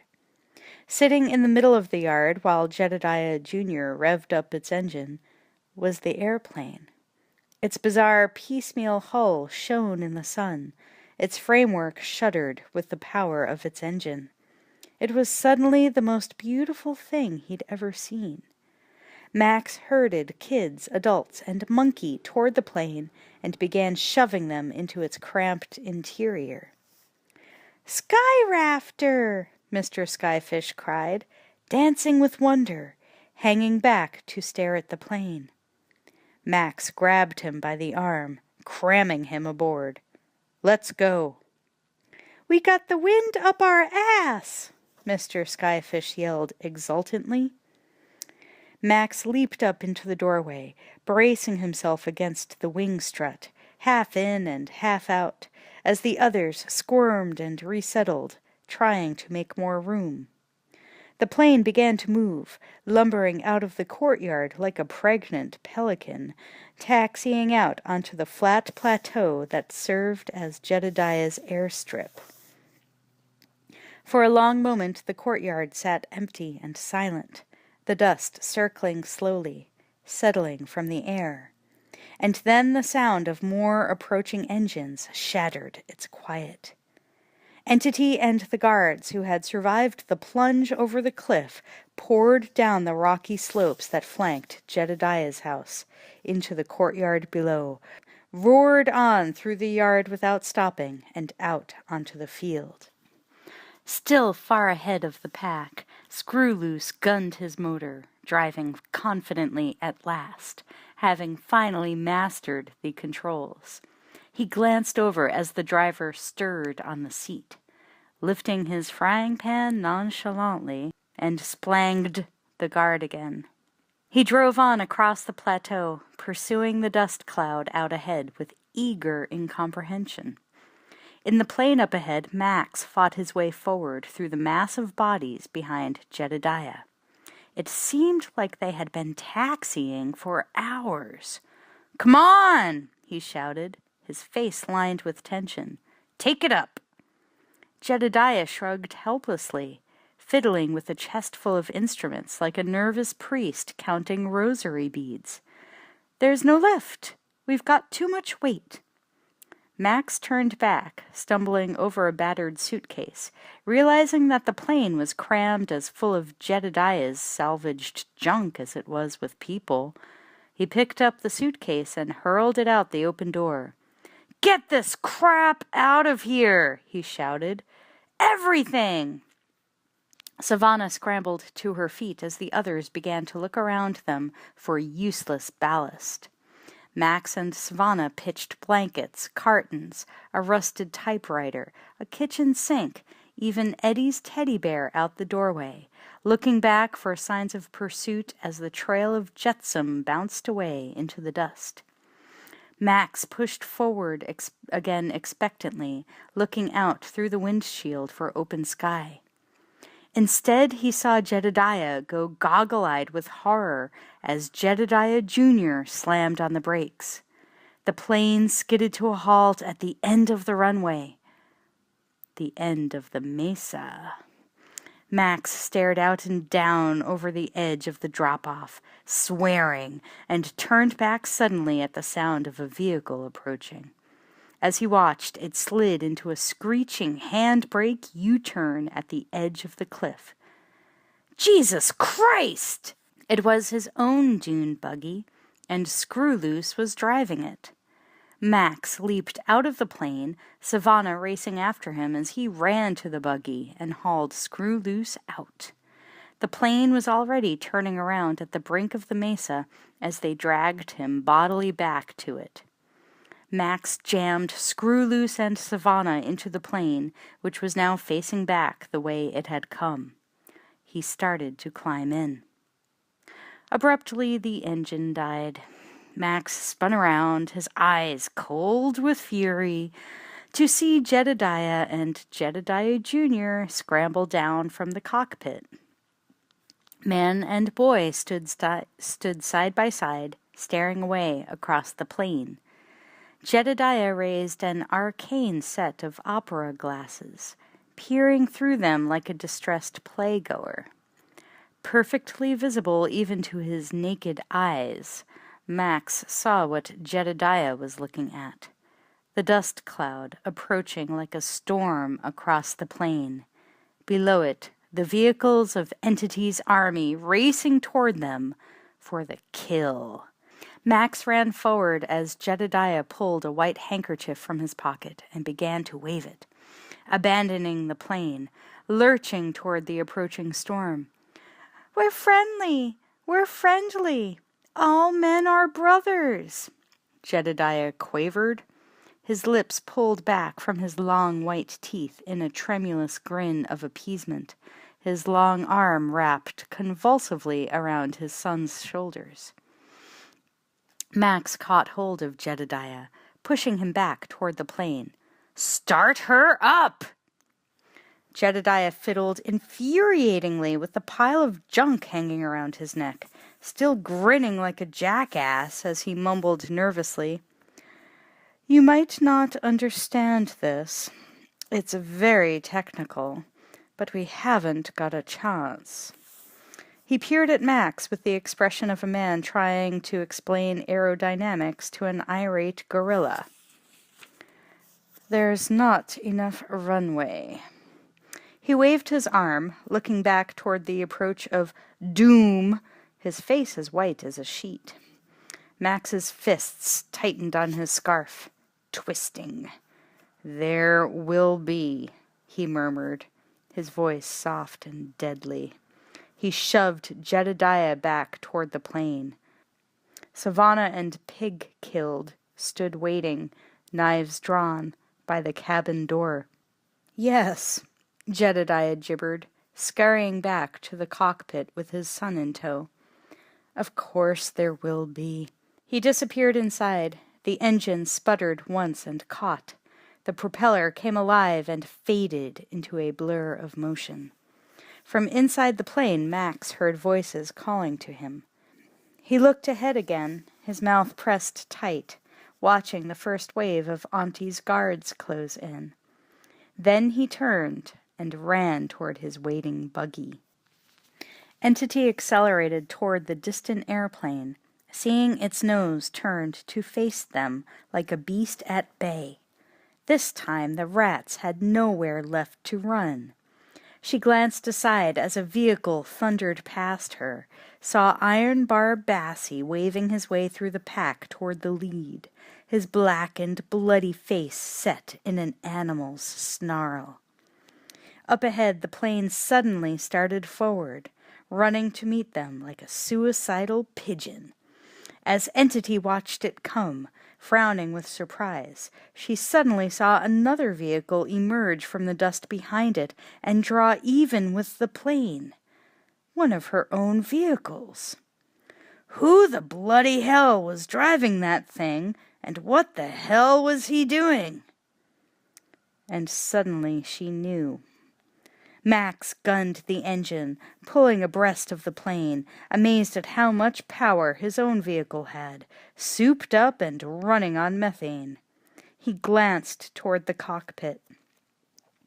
Jedediah looked back at him with mingled panic and desperation, looked ahead again at the oncoming wall of death. Max pulled even with the plane's open doorway, saw Savannah and Pigkiller looking out at him, saw in their eyes for one brief second something far more profound than gratitude. He raised his hand in farewell, looked ahead again, jamming the accelerator down to the floor. Savannah and Pigkiller watched as the dune buggy surged out ahead of the lumbering plane, with no words for what they felt. No time left to speak them. Max left the plane behind, outdistancing it with ease as it fought to reach airspeed. Up ahead now, he began to make out detail on individual vehicles. He picked out entities, saw one car pull out ahead of the rest, realized that it was Iron Bar Bassie bearing down on him, leading the pack, hell-bent on vengeance. Max smiled. If there was one person in the approaching mass of metal and flesh that he could take with him into hell, Iron Bar was the one he would have chosen. And he knew that Bassie wanted it just as much as he did. Iron Bar would hold to this collision course if it killed him. And that was just what he needed. He was alone. He had never felt more alone in his life, or more alive. Fear was screaming somewhere deep inside him, held captive behind the bars of his will, as he was held inside this cage of metal. It had always been that way, when he had been a bronze, hurtling down the road toward what could be his own death coming straight at him. It was fear that gave him the razor's edge, that honed every movement, that set his mind free and his nerves on fire, that slowed time. Max reached out, caught hold of the guard lying dead or unconscious on the seat beside him. Dragging the body toward the driver's seat, he shoved it into position, jamming the guard's foot down on the accelerator. He had one chance left to survive this. A snowball's chance in hell, but he had to take it. With the car still moving at top speed, still steering it, Max pulled himself up and out of the window, clambered up onto the side of the buggy.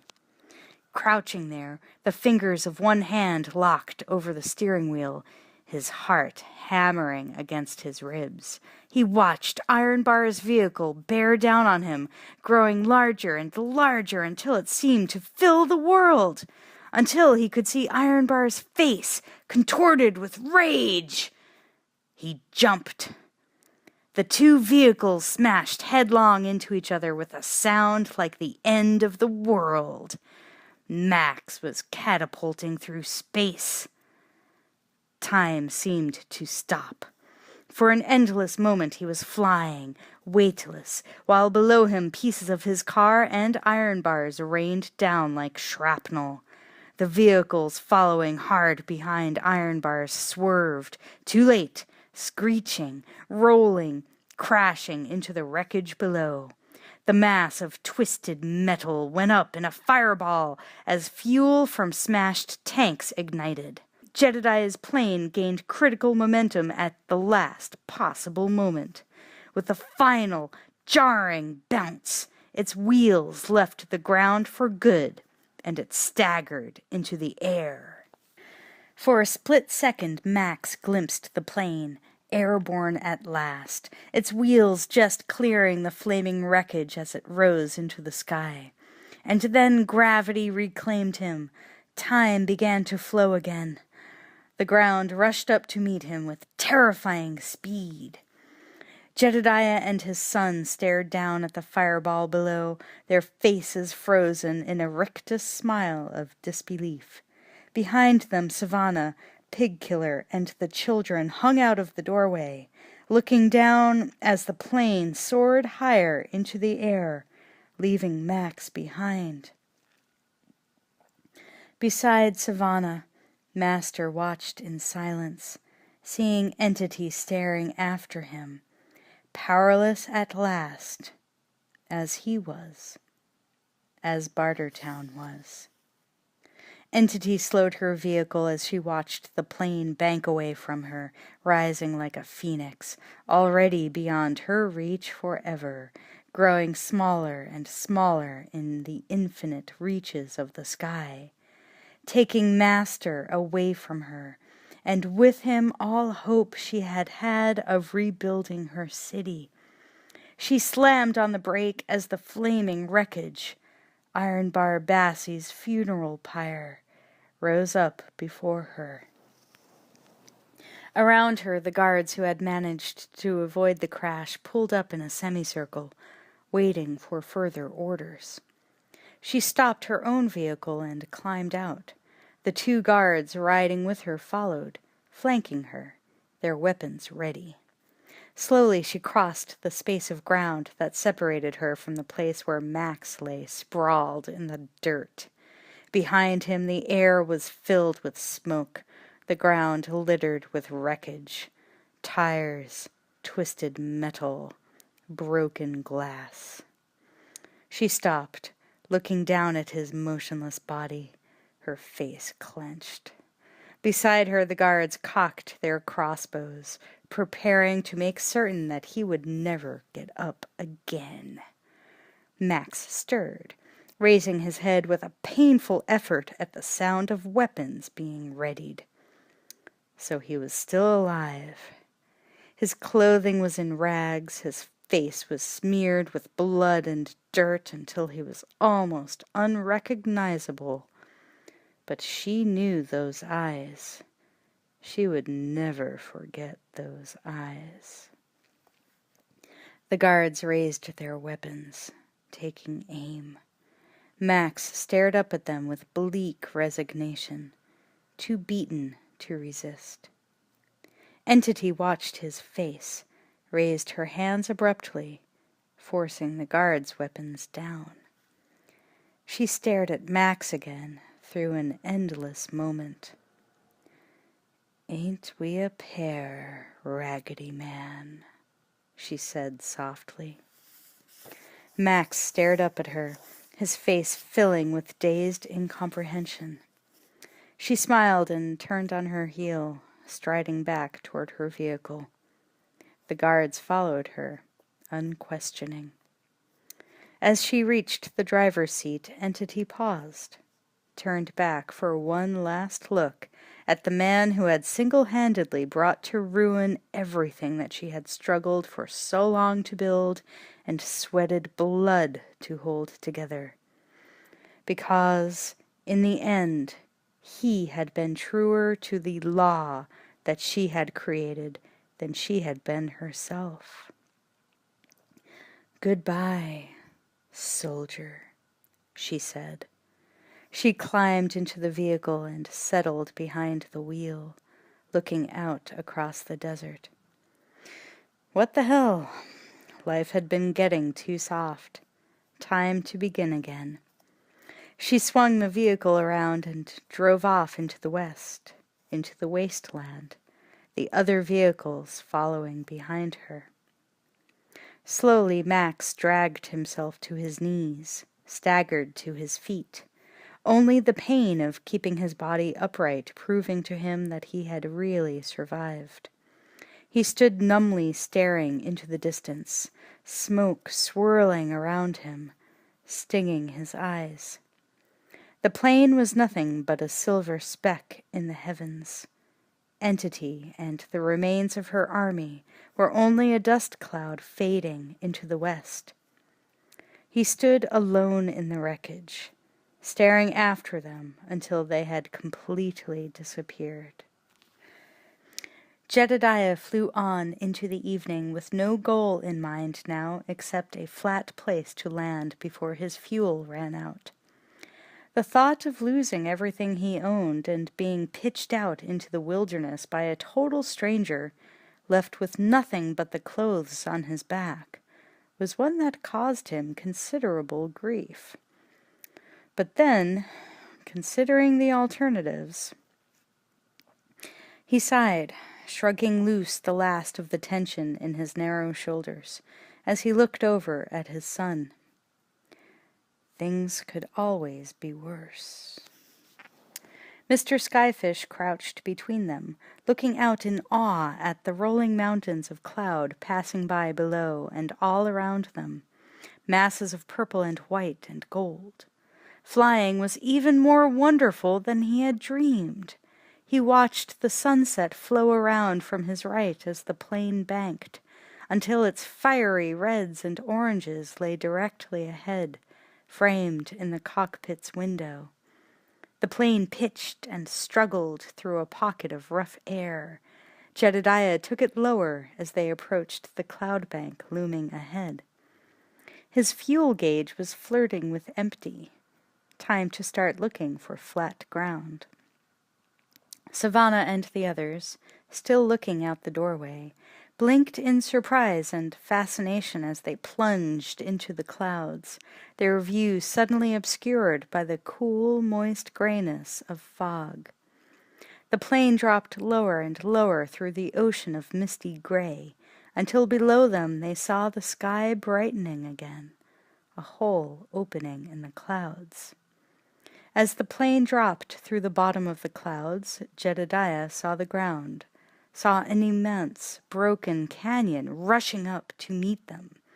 Hastily he pulled the plane's nose up, leveling out just below the rim. Having no idea where he was and no better guide, he followed the twisting path of the canyon walls. Ahead, the walls of the canyon curved, cutting off his vision. Banking sharply, he rounded the bend. Jedediah gaped in amazement. Ahead of him, faulting out from the two rims of the canyon, were the separate ends of a mighty bridge, perfectly intact, but with their entire center section missing. The two ends reached out toward each other in black silhouette, like two lovers' hands that would never touch again. What had once been a harbor was now a wide, dust-dry valley.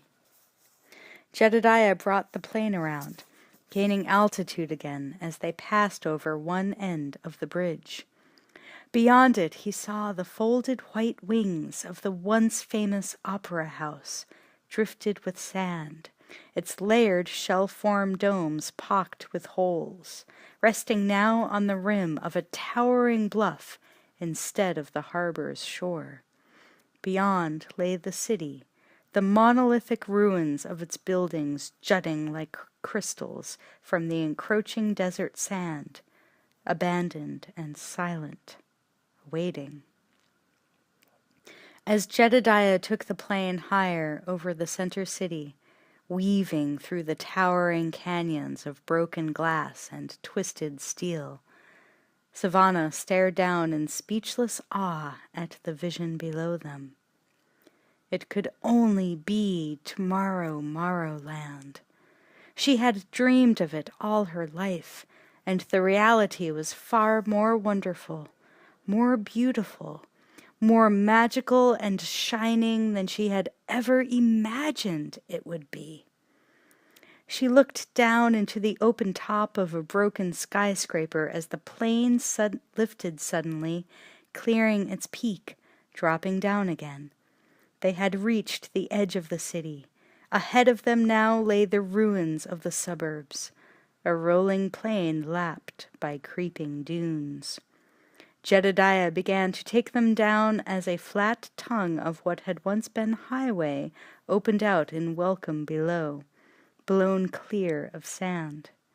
At last they had really come home.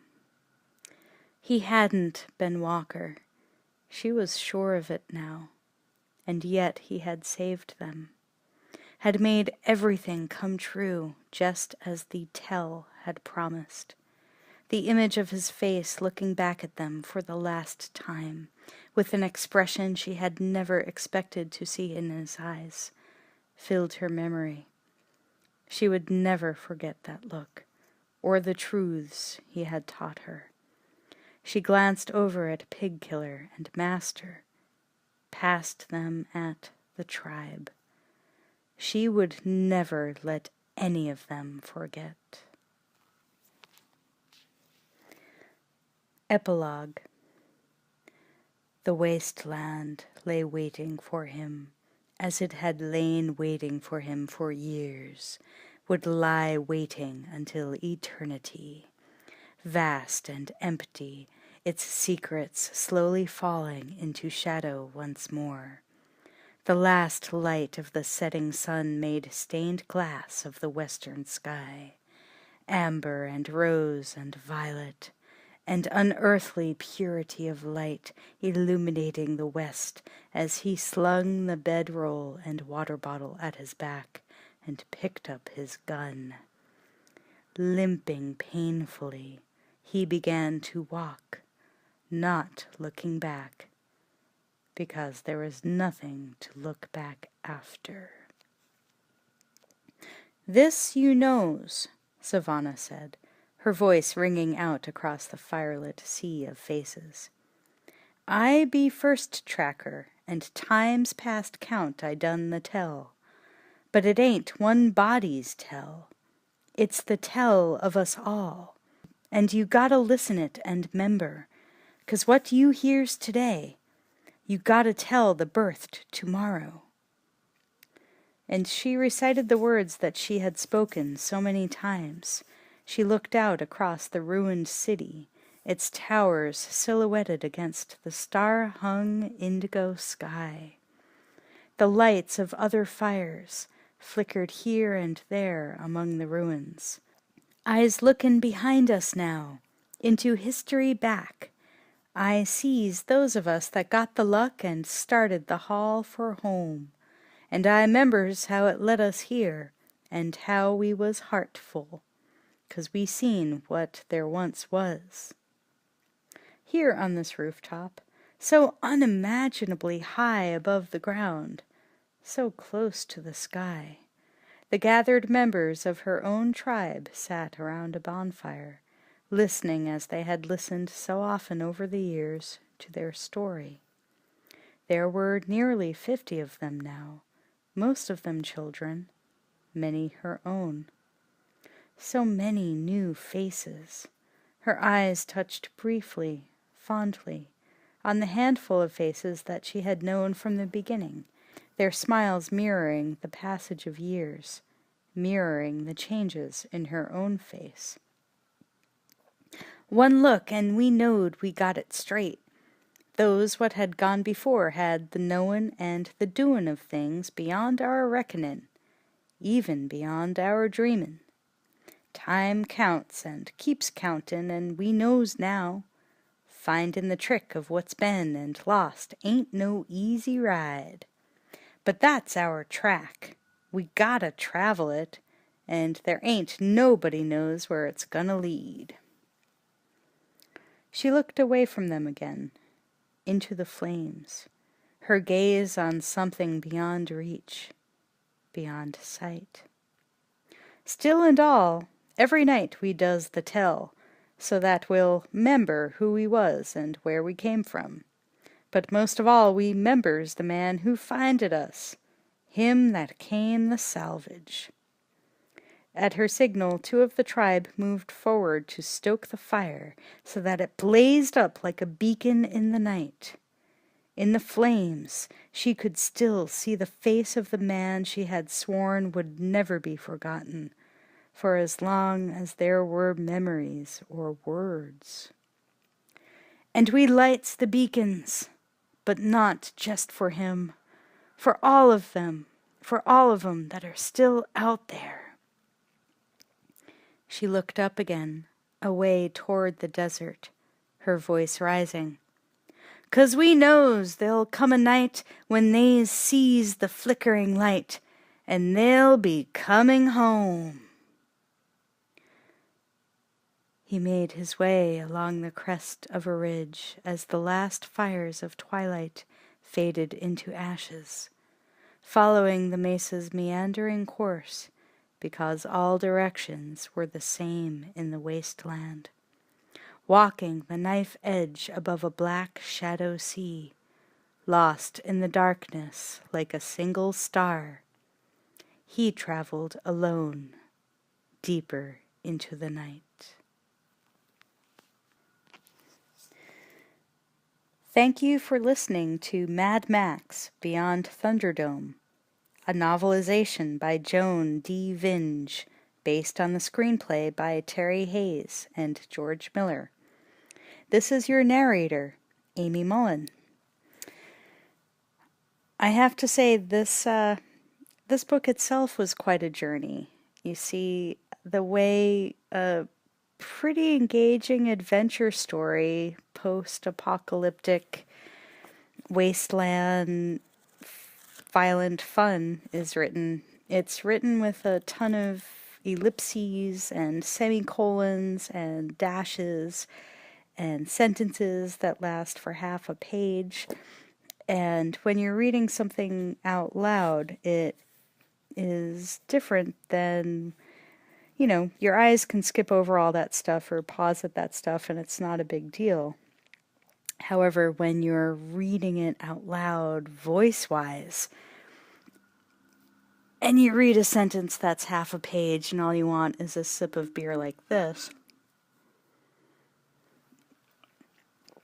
and it takes forever because the writer doesn't know how to use a period or a full stop, it can get pretty annoying. And yeah, this book pissed me off a great deal for, I'd say, the first 2/3, first 3/4. But like I said, it is a really good story. There are some really good characters. And, you know, some of the action was a bit too detailed. Like, we got every toll chalk to every head and every grip of every neck and, like, every fucking blow by blow, which also doesn't work as well in print as it might in cinema. But still, it was a good story. So by the end, I was just really digging it. And it was quite a pleasure to read by the end. Even though a pleasure to read was also probably because it was kind of fun to make fun of some of the some of the writing as well. So it wasn't anyway. Thank you so much for listening to Mad Max Beyond Thunderdome, and thank you for listening to Audiobooks for the Damned. Good night.